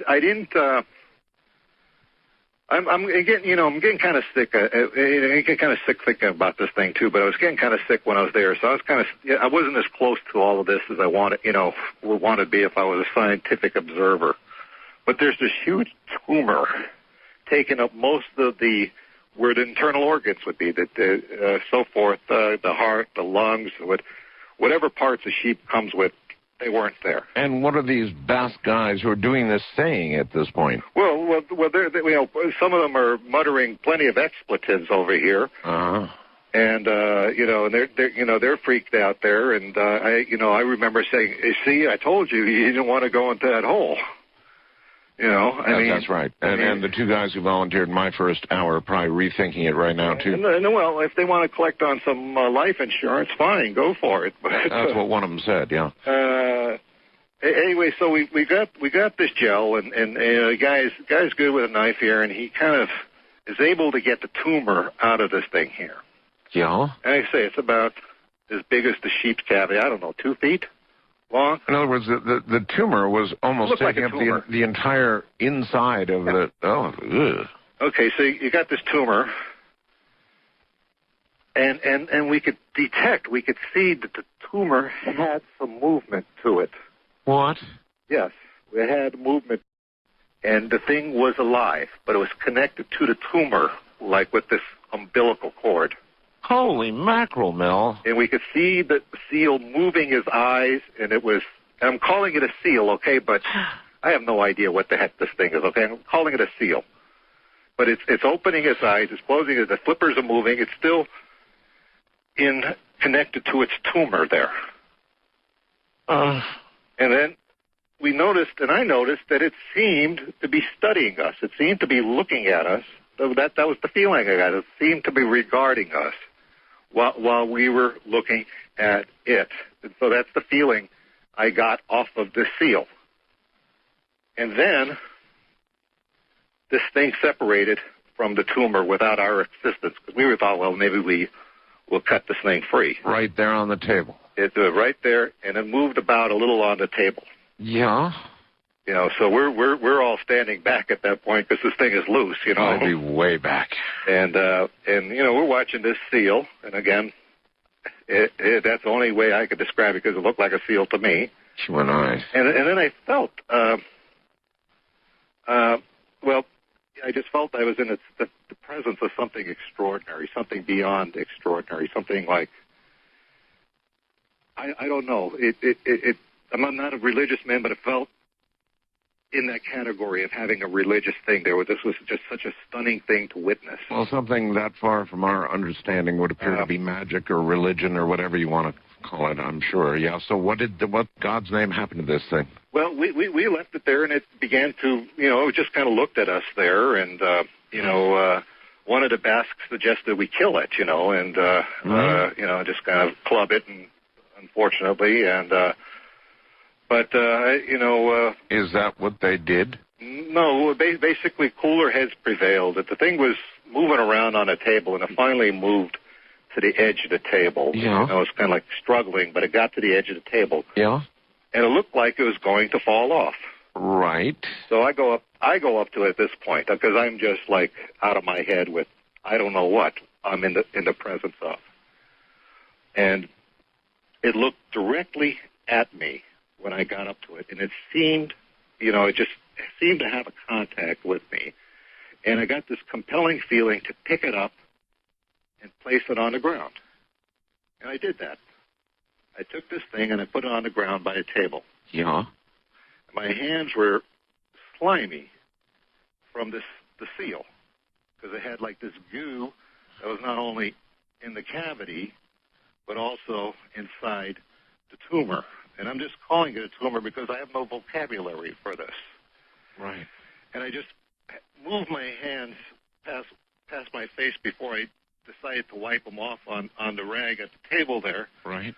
And it smelled like ozone. Like ozone smells like? Ozone, of course I do, yes. That's what it smelled like because I thought it would be some like sort of weird organic-y smell. Yeah. Some sort of like disgusting. I just thought it would smell disgusting. It smelled like ozone. Okay. So this thing is lying on the ground, and we're all looking at this thing here, and it's like looking at each of us in turn. In other words, intelligently. Yes. Yes. We must have been there just absolutely transfixed by this, I'll call it a creature now, for like 2 hours. And what was it doing during those 2 hours? I mean, studying each one of us. It wasn't moving around that much? Just its head. Because we had gathered, this is cowardly, but a safe distance away from it, but not too safe, So we could easily see it, and they could easily see us. Because at this point here, even the bravest Basque were like, kind of freaked out. I'd have been long gone, Mel. Well, again, the Basque are great. All right, well, have no fear. Hold it right there, Mel.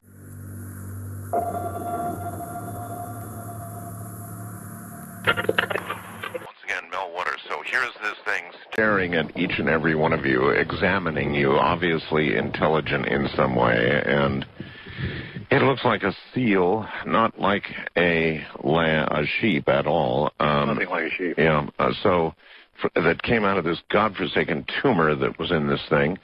What happened?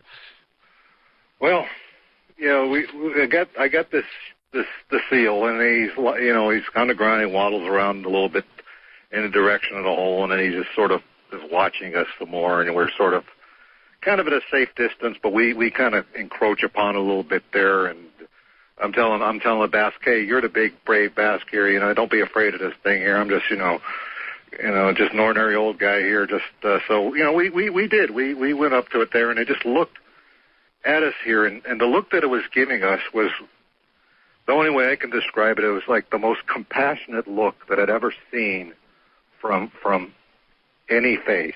Mm-hmm. It just the way the eyes were looking and feeling this, and so some amount of time elapsed, and the little seal there starts to waddle again towards the hole, and I get this feeling that it wants to go up on the ledge, on the collar. Right. So I pick it up in my hands and I set it right there on there. And it moves around a little bit, and then at this point we're pretty comfortable with this thing. I am, and my comrades there are pretty comfortable with it. I mean, we're not like freaked out anymore like we were, and maybe it's just we're over the shock, or maybe we are in shock. But that look that was giving us, it didn't seem like an evil thing or a horrible thing. It seemed like, I'm sure you were in some state of shock. Yeah. So it's up there, and then it moves around. I don't know how. Maybe an hour. He's on. It is on the ledge. The collar. It looks at us. It actually nodded at us. It made like a slow nod. And he turned around and went back into the hole. At this point, we were close to it, so we watched him go all the way down as far as we could see, and we didn't have high-powered lights or anything, so no sound, nothing like that. It into the hole, and that was it. Into the hole, and so we were all just moved, just drained. I'm drained telling you this, Art, because it is such an enormous thing to go through. You realize it sounds like an unbelievable tale from Alien or something. I mean, it sounds... Well, I don't know what it sounds like. All I can do now is to relay it, yep. and then just try to stand back from it. All right, question for you, Mel. Does anybody have any photographs of this hole? I went up there from the natives to the hole. I basically camped at that property. Right. I didn't come and go. No one came and go. We had what we had over there. And so we didn't bring photographs. Personally, I didn't want to, I thought to myself, look, this would be great. We get this all on film, on video, whatever. Right. But I did not want to encroach upon what they had, and if they came to me and said, look, Mel, why don't we go to town, go home, get our stuff, and try to video, fine, I would have said that, but I was not going to broach the subject with them. I mean, I did, I mean, to me, it was an enormous privilege to go where I'd gone at that point. Are you likely to go back to the hole? Yes. You're going to? I will. I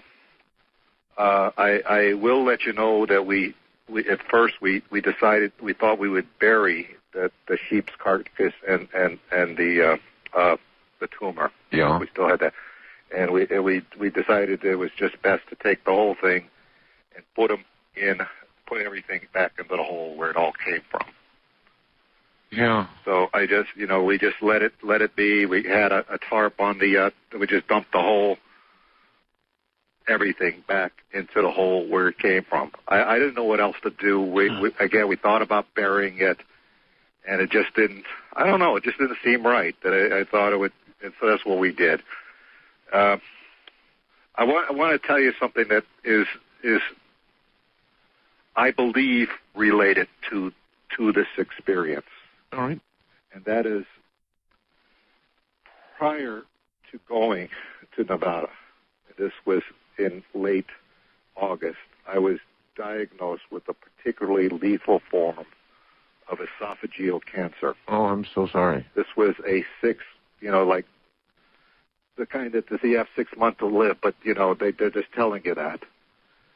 That there's, like nothing they can do about it, but it was very fast growing. And one of the reasons I came back here was to see the same doctor, because I started feeling a lot better. And my last examination with the doctor finds me cancer-free. I can't explain it. Then you could document this, right? Because he had, because they had whatever stuff diagnosing the cancer, and I went back to the doctor, and they could find no evidence of any cancer. Is it your feeling that your proximity to the hole or something about the hole changed this? I think it was the seal. The seal? I think it was the seal. The seal. I described this thing as this huge tumor. And that's what I had. But I described it as a tumor because that was the only vocabulary I had to describe it with. Gotcha. And I handled this. Well, that's right, you did. And I smelled the ozone from it, and it just, the look that it gave me, there was something going on. I can't say, look, I was communing with the seal and I was, had this conversation with this seal. No, I can't say that. But what I can say is that I had this feeling of such incredible compassion from this seal that ultimately went back into the hole. We just said, that was it. And what was the conversation like after all this was over, Mel? Between the Basques and the Native Americans and yourself. Okay. Well, first of all, the Basques that I were with, they were young guys. Okay. And I think before this, kind of your kind of shiftless sort of characters, partiers and all of that, and they were like just profoundly moved. I mean, they were just had stuff going on in their mind after that. They had been to another place, another time, anything. The reality had been all changed. Now, I had the opportunity before I left Nevada to speak right before I left.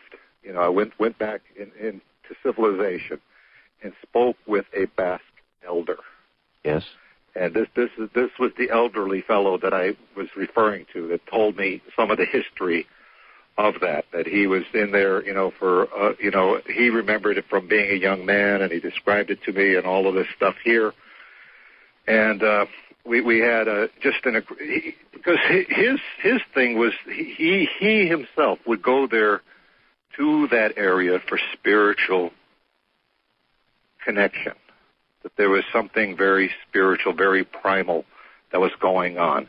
He was a tough guy to talk to in some ways because he was more schooled in Basque than he was in English. But he got English out enough for me to understand.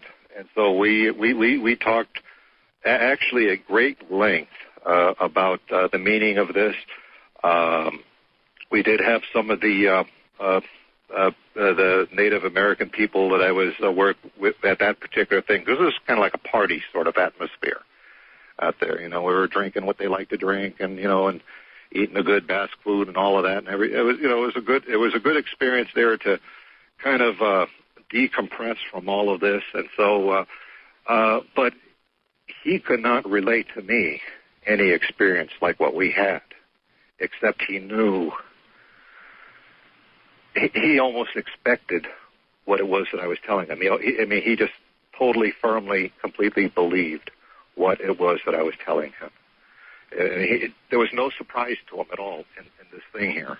I got this, really old masked guy there, and he's just taking all this in stride and nodding, and, Yeah. So he knows there's something enormous, of great enormity there, and my goal is to go back. I have agreed to work with the people I was working with the herbs, and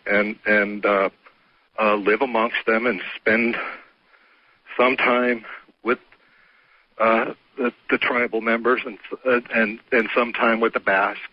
And spend it. And are you going to do anything else with the hole itself? With the one in Nevada? Yes.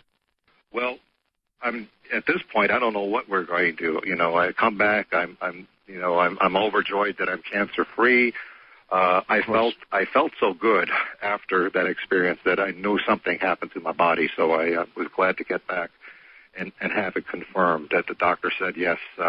But I do plan to go back. I do plan to study it. I hope to be a better human being about this and not send innocent animals into it or what have you. That to me, I guess I still can't believe that I allowed that to happen, but I did. Well, I appreciate your telling the story straight out this way. That's the only way to do it. That's the only way to do it, and I got to tell you, I'm not selling a book. Obviously, I don't have a newsletter. Right. There are no Mel's Hole T-shirts, Mel's Hole. Not that you produced anyway. I think. Well, nothing that I have done. There are no Mel's Hole diaper pails or anything like that. I mean, to me, Mel's Hole diaper pail. Who thought that one up? Well, I mean, they will commercialize everything in the world, and I have no part of this. This has been just an extraordinary ride for me.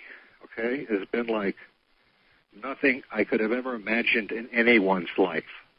To go where I've been, to be where I was, to go up, to go down, to be in the presence of such an amazing thing.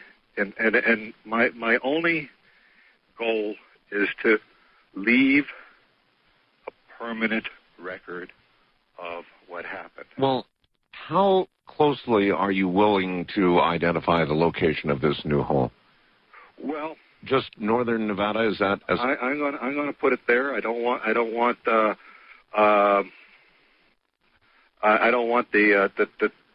tribal people up there to be overwhelmed by people, rushing out of Reno to get up there and right, which they would, and doing all of that. I am going to go back. Do you think you could politely approach the Basque and, without identifying the specific area, get photographs? If I feel comfortable, I will do that. I will also at this point, and I just have a little bit of what I have that happened in my Nevada experience left, but I know we're running out of time, is that anyone that can help me understand some of these things, if they can send an email to me, I'd appreciate it. All right. You have an email address, right? Yeah. It's Mel Waters. Right. At ATTBI. That's like ball igloo. BI. ATTBI.com. That's Mel Waters at ATT. That's Tom. Right. B as in boy, I as in India.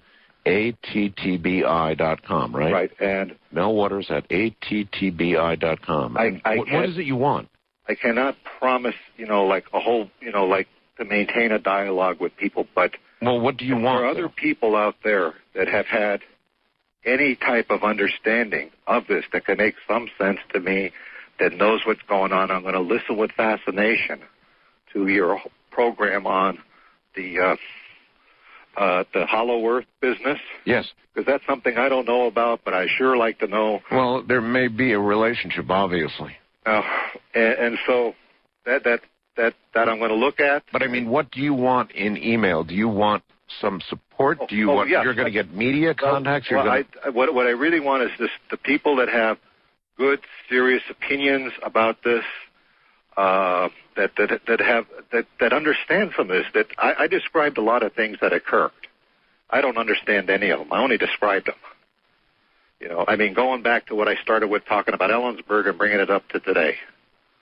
Yeah, I get it. I'll put it out. You want somebody who might understand all of this, and that you know may have been studying these types of matters, that have had theories, whatever. That's good. But I'm going to be away from civilization for a good part of time, so it's going to be difficult because I'm going to be going back probably mid-February, mid-March, somewhere in that timeline, and then I'm going to go up there for a period of time. I'll probably give you another contact when I get back to some sort of civilization, probably from Nevada, but I probably will get in touch with you again. Okay.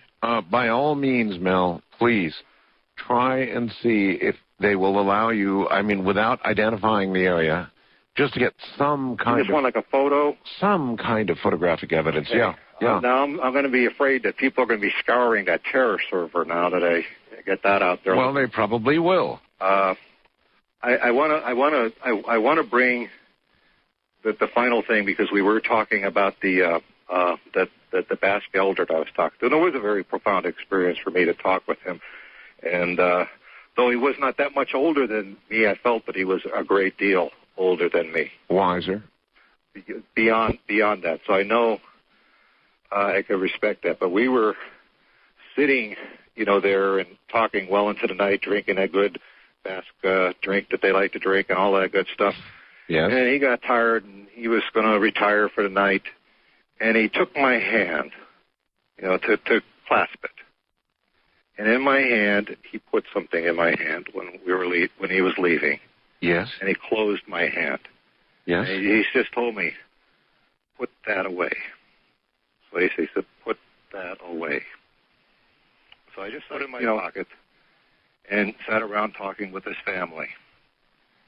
And someone said, aren't you going to look at what, the great-grandfather gave you? Uh-huh. And I said, oh, okay. And so I take it out of my pocket, and it's a 1943 Roosevelt dime. They told me he'd found a similar packet of Roosevelt dimes. Oh, my God. Up there in Nevada, Chinese red envelope. And they said, and I said to him, you know how valuable this thing is? I said, you know what this would sell at a coin auction? They said, no, you have to have it. You need to have this. Do you have it now? I have it. It's in my hand as we speak. How about a photograph of that, Mel? If I can scan a 1943 dime, yeah, you will have it. Or you get somebody who's got a really good quality digital camera, go to the macro setting and take a very close photograph of it. Close up. But can you do that? I will do everything I can to do that. You know my email address, right? Yes, we can do that. And but that's what he left me with. And he said to me that it was very, very, very important. Or they told me, because they finished the rest of it. Told me this is something I had to have. Now, I hadn't told them anything. In fact, outside the fellow in Ellensburg, no one else knew about the dimes and the red envelope. But he found one out there, and he had it for years. I think he had it since the 40s, to be honest with you, late 1943. Mel, all I can tell you is we are out of time. This was one hell of a story. I am drenched. I can tell. I can hear it in your voice. Mel, thank you for being here tonight. Thanks for catching us up on what was and what is. Oh, my gosh. Okay. Take care, my friend, and I really mean take care. I will. Good night. Good night, Art. Here from an undisclosed location, unless he wishes to disclose it, is Mel Waters. Mel, welcome to the program. Well, hello there, Art Bell. Welcome back to the program is more like it. Well, thank you. All I'll say is I'm in my nephew's apartment. Okay, that'll do. Okay. All right, Mel, what we need is an update, if you have one, to Washington, an update, of course, on the hole here in my state, Nevada. Right. Okay. First of all, I'm not dead. That's a good thing, Mel. And I did have a very, very, very close brush with death back around Memorial Day. Maybe that's where people got it. But I am doing well, and I'm not yet ready to eat the big green wiener yet. All right. Anyway, yes, I do want to bring people up to date and let them know how things are going. All right, good. Where to begin? Well, I'm going to talk to you about kind of where we left off in Nevada. All right. I think that would be. Is it Nevada or Nevada? I say Nevada. I wonder about that sometimes. Just try either one. We'll answer to it. Whatever. Anyway, the one in your state here, yes. I told you that we had lowered a bucket of ice into the hole there in your state. And that... you don't want to tell us any more about where the hole is, do you? I think that might end up coming out here, or I think people will be able to discern where it is in your state. Right. I think a lot of people have got a very good idea, and I'm going to tell you that the location where the hole is at has been under helicopter surveillance, almost not. I mean, I don't mean constantly, like 24 hours a day. Yeah. But there have been flyovers of that area. Frequently? Like frequently. Yeah.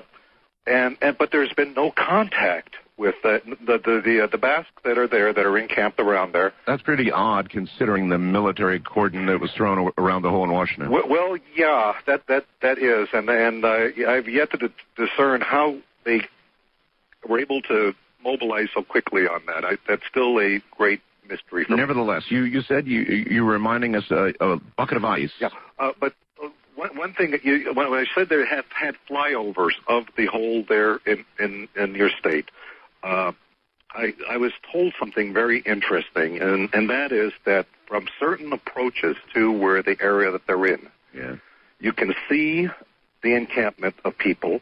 You could see the Basque if you're standing there, say, on the hillside, but you cannot see the flange around the hole. I told you that with this hole, there was like a metal collar, that's right, a flange around. You cannot see that from a certain distance. You can see everything else, and the flange is huge. It's a very large metallic structure, that provides like a collar for this thing. Mel, your opinion, does this hole go down somewhere near the center of the Earth? I mean, how far? Well, of course, people know what my experience with it was, lowering all that fishing line into it, and I'm absolutely certain that I got 80,000 feet of line into it, which is, 15 miles or so of line. That's a crazy thing to do, but I did. I'm just one of those people that are determined to get to the bottom of things. Only you never did get to the bottom. No. When I was at that level, that was my first contact with you. When I reached that point there, that's when I said, I better reveal what I'm doing to the audience to find out what am I dealing with. And so this whole thing started. Well, let me tell you about what had occurred. We lowered that bucket of ice. We pulled it up there. We had a bucket of ice up there at the surface. That bucket of ice at the surface had melted completely. We brought up the bucket of ice from a depth of, I believe it was 1,000 feet. We lowered it down 1,000 feet. We brought it up. The ice was unmelted. So we stuck it on the campfire there in the metal bucket to see if we could melt it.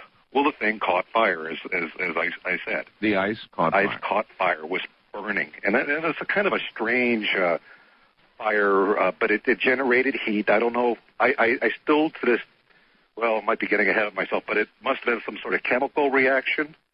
Somehow the water was changed. Yeah. We actually touched the ice, and it felt like ice, but not cold.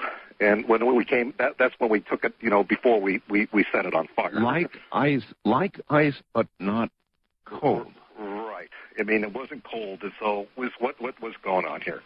So we lowered it, we put it in the bucket. Well, I told you that it caught fire, and they eventually one of these Basque fellows took the bucket of ice, set it in the back of his pickup truck, drove off, and took it home and stuck it inside of his wood stove. Had the ice been put out? No, it was just kind of, Well, I mean, he had it in his vehicle. He just had it in the back of his pickup truck. You're trying to tell me it was burning while it was in there? Yeah. Well, he wanted to take it home and put it in his wood stove and see if it would keep him warm.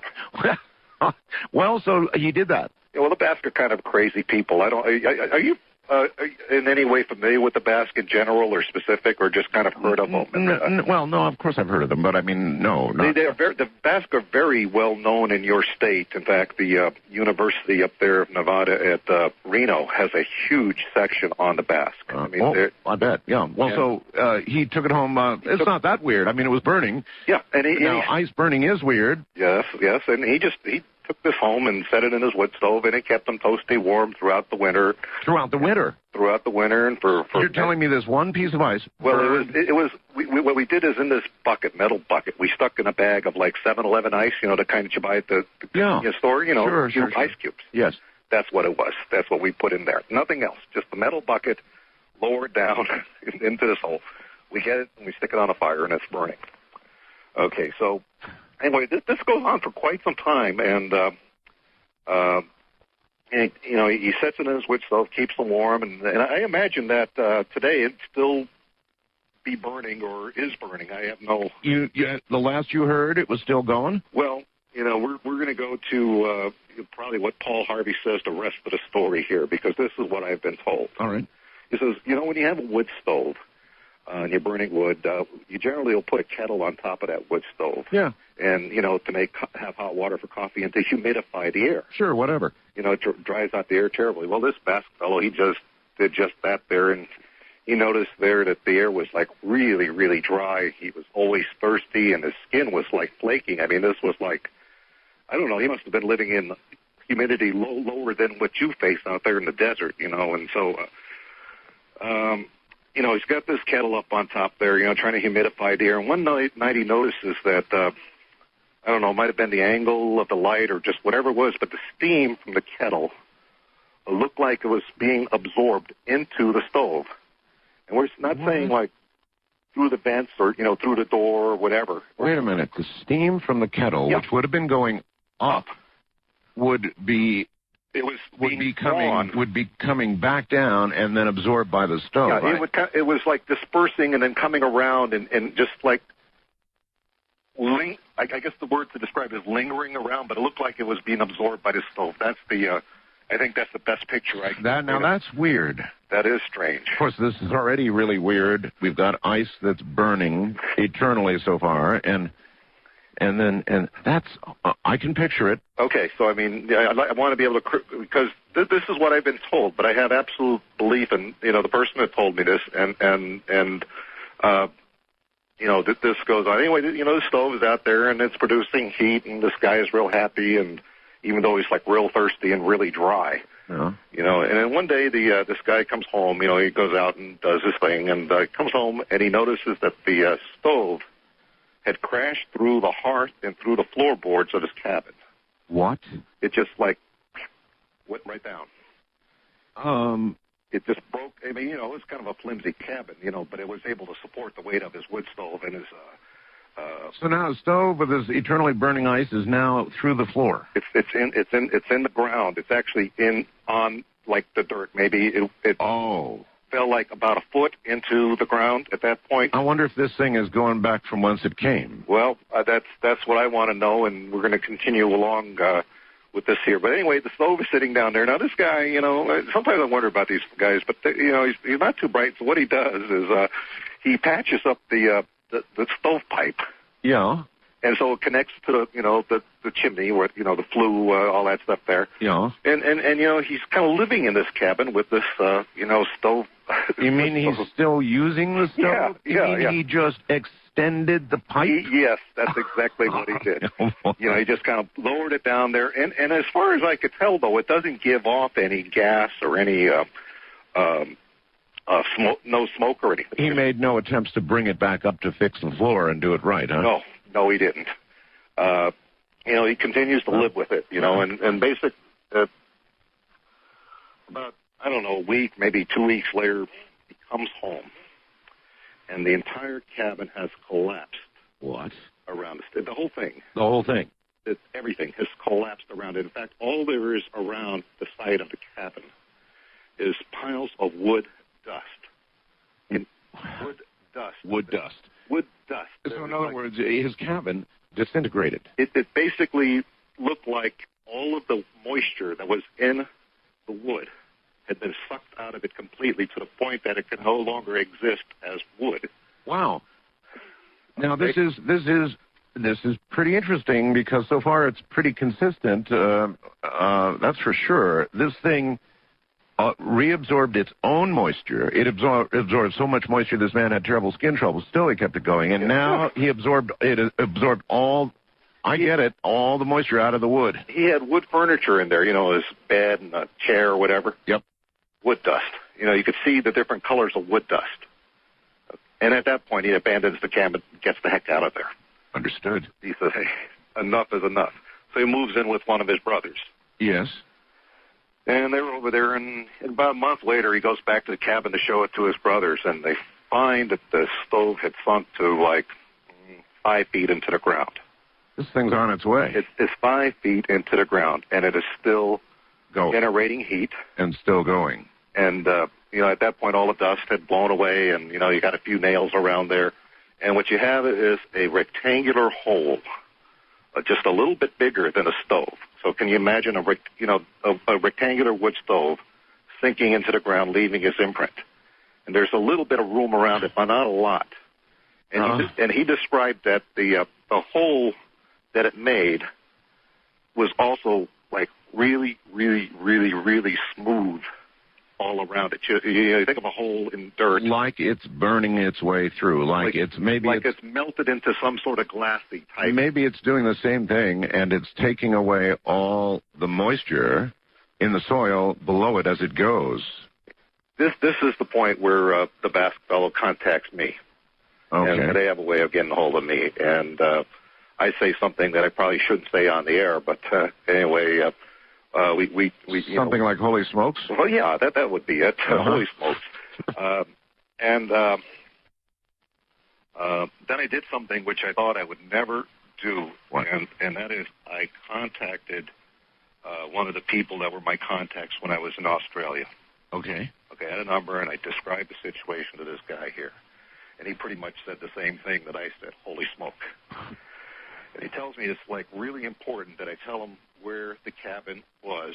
Of course. And how to get to it. Well, I mean, after all, Mel, this is, before it disappears from sight into a creation of a new hole, this is something that could be immediately researched. Well, so I talked to the Basque, and all the land that I'm talking about is on public land. So the cabin, the guy's like a squatter out there, out in the boondocks. He's got a shack that, if it burned down, he wouldn't care about it. He'd just put up another one, a couple of feet away. Gotcha. But he decides, okay, well, there's no way to really trace me, to here, so I'm not going to get any trouble. So we say, okay, we get back with this guy here. This is exactly where to find it, tell him how to get there. And so at that point, there's a team dispatched to the site of the former cabin. A team? A team of people show up there. Way to go. And now this guy, this Basque fellow there, he's got a nice vantage point. He knows all the land around there. He knows where he can sit out there and squat and look around. So he's got a pretty good view of where his cabin used to be. So he's out there, watching what's going on. Yes. Now, he said he wasn't sure if they were military guys or what kind of guys they were. I would imagine that some of them had to be scientists of some sort. And, they were out there for a while, and shortly after that, there's like a bunch of heavy-duty construction equipment, cranes, and things that are brought out there. Here we go. Yeah. And then, and this is like, big stuff, super, super big stuff.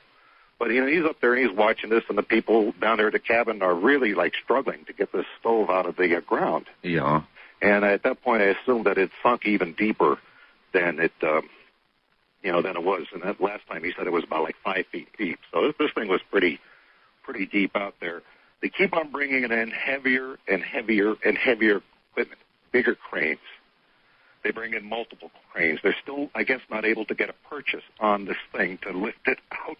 Hey, Mel, I wonder if this is the way the holes got made in the first place. I do not know what the mechanism here is. Because so far, what you've described sounds like it's making a new hole.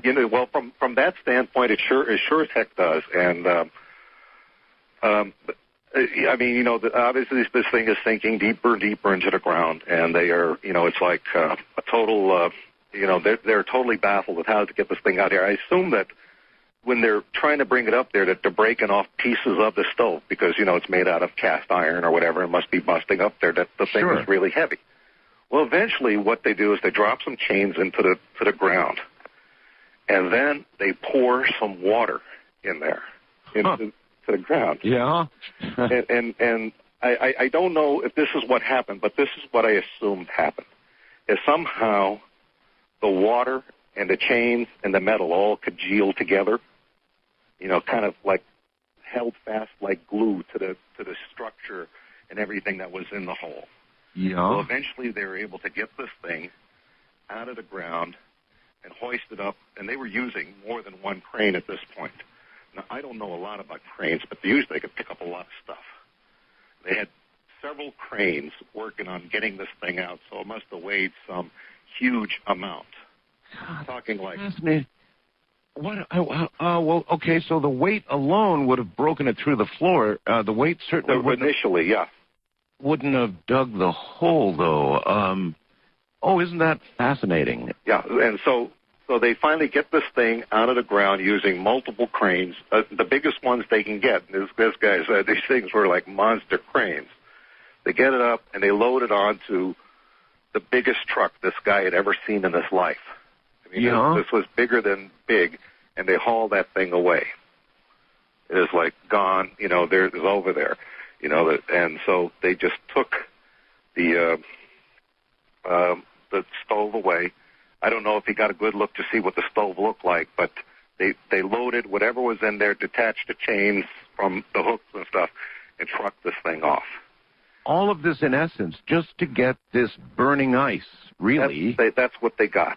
But this guy here, as soon as I talked to him, he knew something was going down, and something had gotten, well, my impression was it had gotten, like, out of control. And all of this just from something you lowered into the hole here in Nevada. That is correct. All right. Hold it.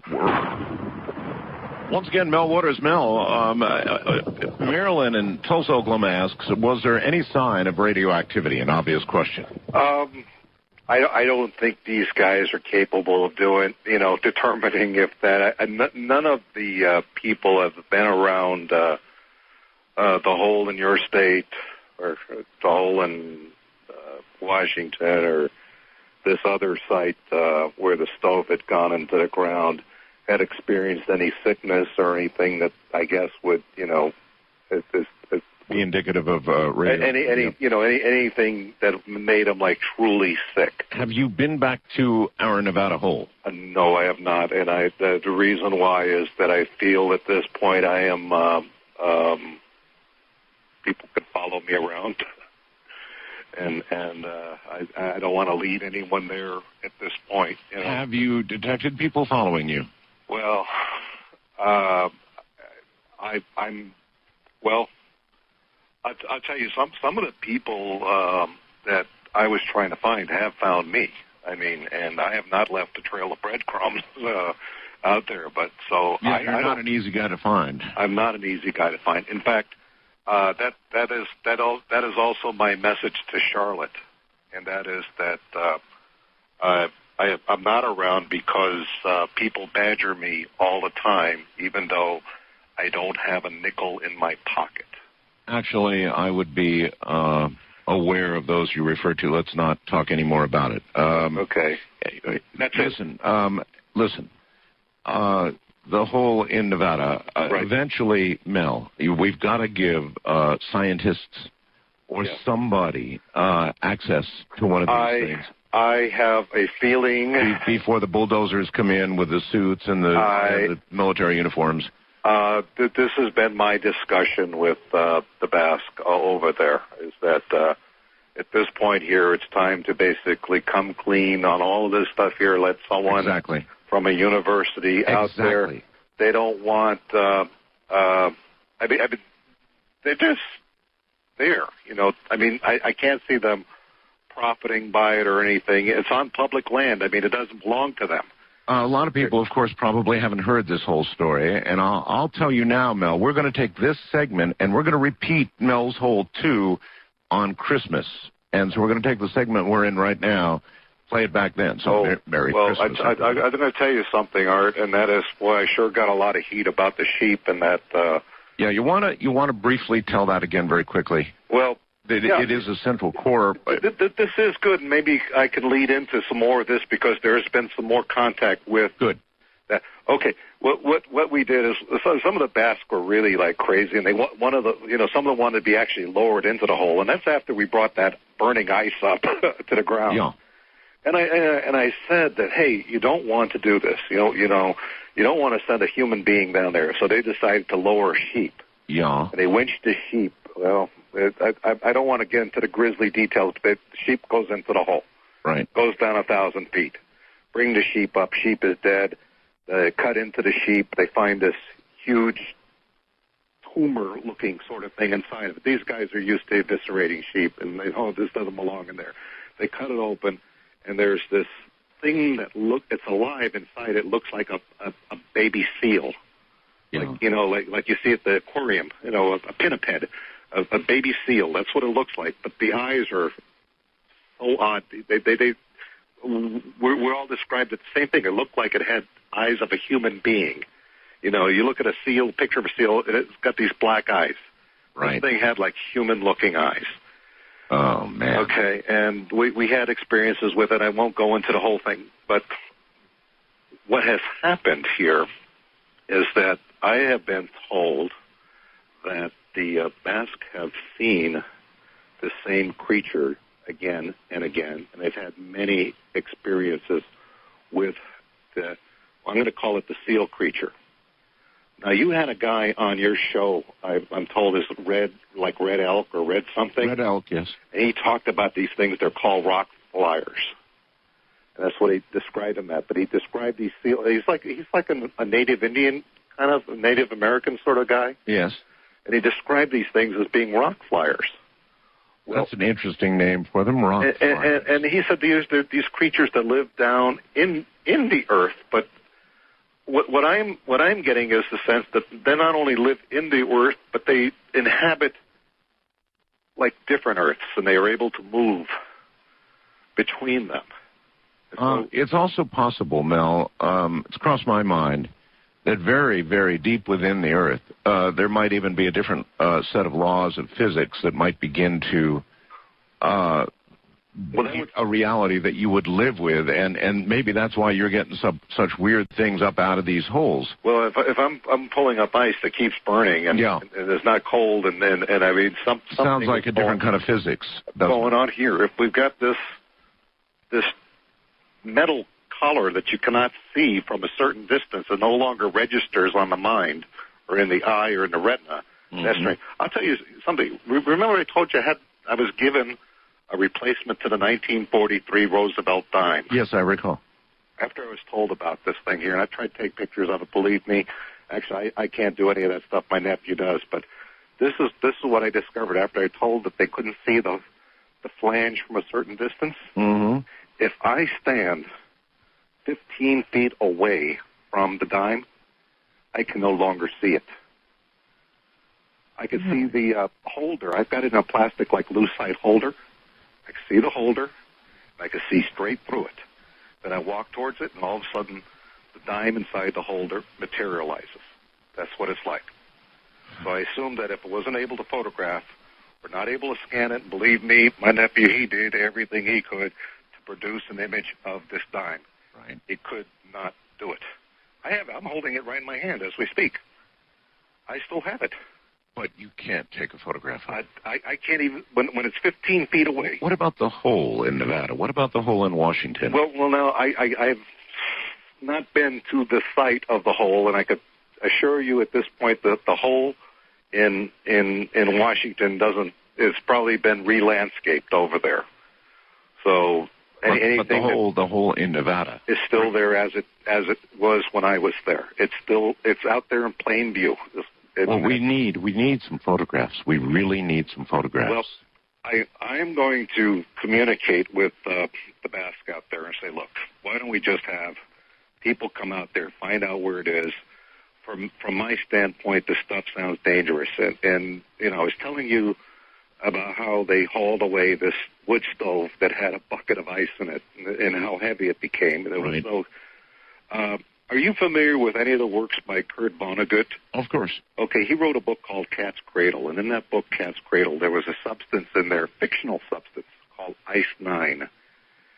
And Ice-9 was developed for the military, fictional, so that the people, the biggest scourge to the military is mud. So they developed this substance that could pour in the mud, and it would solidify the mud. And the problem with it, though, is that it would keep on solidifying all of the water out there as far as it could reach, and eventually it would destroy the planet if it continued to solidify. It absorbs all of the water. Well, scientists have actually speculated. Is it something biological? I mean, I can't imagine. I don't know. Because it's hard to imagine what else could continue to proliferate unless it was some sort of biological agent. I know they have biological agents that clean up oil spills. Yeah. You know, they created creatures that eat oil. I haven't thought of that. I never thought of this as a living thing. I always thought of it as a physical, chemical phenomenon. Well, living things would be the one category that could continue to proliferate. Anyway, this Ice-9 in fiction does that. It can literally attach itself to all the water and render it impossible to deal with. I mean, it would be no longer water. You can imagine a world without water. Yeah, of course. Well, scientists have speculated. You can go on the Internet and search for, like, Ice-9. Yes. And there are scientists that actually believe that something like Ice-9 can exist. They actually believe that it is possible to accomplish something like the fictional Ice-9. Well, that's why I kept saying, what about a different set of laws of physics inside the Earth? Obviously, something about the deep Earth, Mel, is very different than what we have here. It's the whole new set of laws down there that go on. But this ice has been, this burning ice has been a great, huge source of concern for all the people that I talk to, you know, and then I'm not a military, whatever they worded down there, that went to the... So you have no idea who has it now? No, they took it away, and that was the report that I've got. And, excuse me, anyway, I wanted to get back to the actual hole over there in your state, and I told you about the helicopters that routinely fly over there, and apparently no one has been molested over there that is encamped around the hole. But the Basque that are there have told me that they receive visits from the seal-like creature. Now recalling for everybody, the creature went back down the hole. I actually took this and put him on the flange. Right. And he just dived in to the hole. Like a seal into the water. Exactly. Yeah, precisely like that. And what I've been told is that the Basque have found a way of communicating with the seal, because it comes up regularly now. It's like a regular visitor. And what they did, and I don't know how they decided to do this, but the seal speaks to them through one of their boom boxes. So here you got the seal that's sitting there on the flange. Mel, do you realize how crazy? Well, look. This sounds. I was crazy sounding from the first day. Yeah, well, you have a point, Mel. But I mean, the seal, or whatever in God's name this is, can communicate to them through a boombox, through the radio on the boombox. That is, I don't know how it does it. I don't have any idea of how radio works. Okay. Well, I mean, you know, you're the radio guy. It receives radio frequency. That's so right. The implication would be this creature is capable of radiating some sort of modulated radio frequency, and that's how it would happen. I mean, I always heard these tales of like people hearing like radio in their tooth fillings. Oh no, it's true. And wire fences really out on the range. It's all true. You know, and so I don't know, but anyway, they have been communicating with them, and one of them was actually smart enough to press the record button on the boombox. good move. Yeah. He did. But this is what happened when he played it back. Yes. It sounded like I've listened to the shortwave radio before. Yes. But it sounded like that intermodulation that you get between, like, it's a series of chirps and bloops and bleeps and things like that. Oh, yes. That's what was recorded. Oh, isn't that bloops and bleeps and stuff. That's all that was on a tape. I used to like those bloops and bleeps because they used to help me sleep. You know, I would turn it in between like a shortwave channel. Do you have that recording? I don't have it handy, but you have it. Yeah, but it sounds exactly like that. The bloops and bleeps you get between some of the shortwave radio stations. Wow.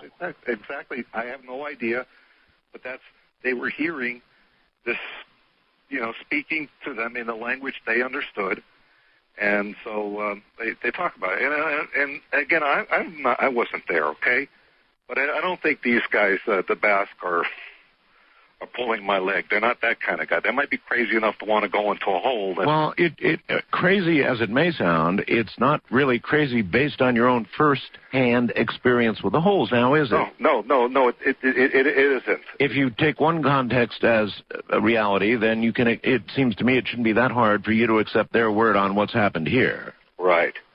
And so, in that sense, but I'm also describing this to many, probably millions of people, I assume. Probably, yes. And what I was told is that,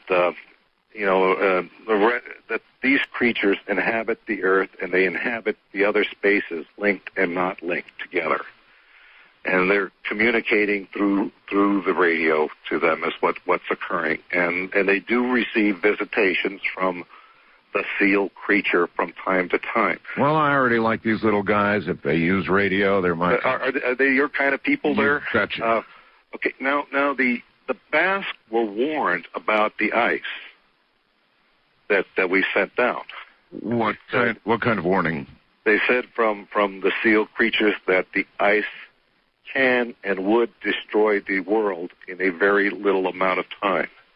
So this stuff is too dangerous to fool around with. You don't have any way. It's not supposed to be up here. Of understanding how this works, even though it is so tempting that all of a sudden in a bucket of ice, I've got what seems to be doesn't sound like, so I think that stuff that was down there really is truly dangerous if not contained properly, is my feeling on that there. And that's the warnings that they were giving. They said that the world would be destroyed by the improper use of the ice, but they anticipate that greedy and undisciplined use of the ice will probably occur in this world. Greedy and undisciplined? Disciplined use of the ice.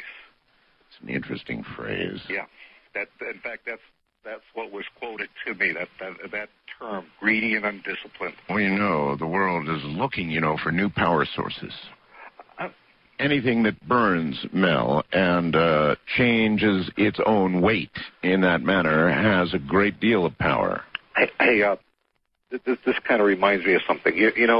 We're a fossil fuel-based economy, right? And we've been using oil for the last 150 years, crude oil, petroleum. Long time. Before that, the oil that we used was whale oil. And some of the most famous whalers in the world were the Basque. That's true. Now, I told you some time ago that there was a whale bone, and it's stuck in a tree in Ellensburg. I remember that. And I've been told by the Basque that they left that there, that they were Basque in the area of the Washington Hole, and they left that whale bone there kind of as a marker. That's all I want to say about that, but that's what I've been told. Do you think that somehow those beneath ground understood something about what we needed? Or what they thought we needed? Well, I'll tell you this much, because there were other things that were said that, and this might explain some things to you, but, we talked about the greedy and undisciplined use of the ice, and they said that they... These seal creatures, they can travel between these worlds, and that there are other people in the other worlds that have designs on this world because this world is in pretty good shape.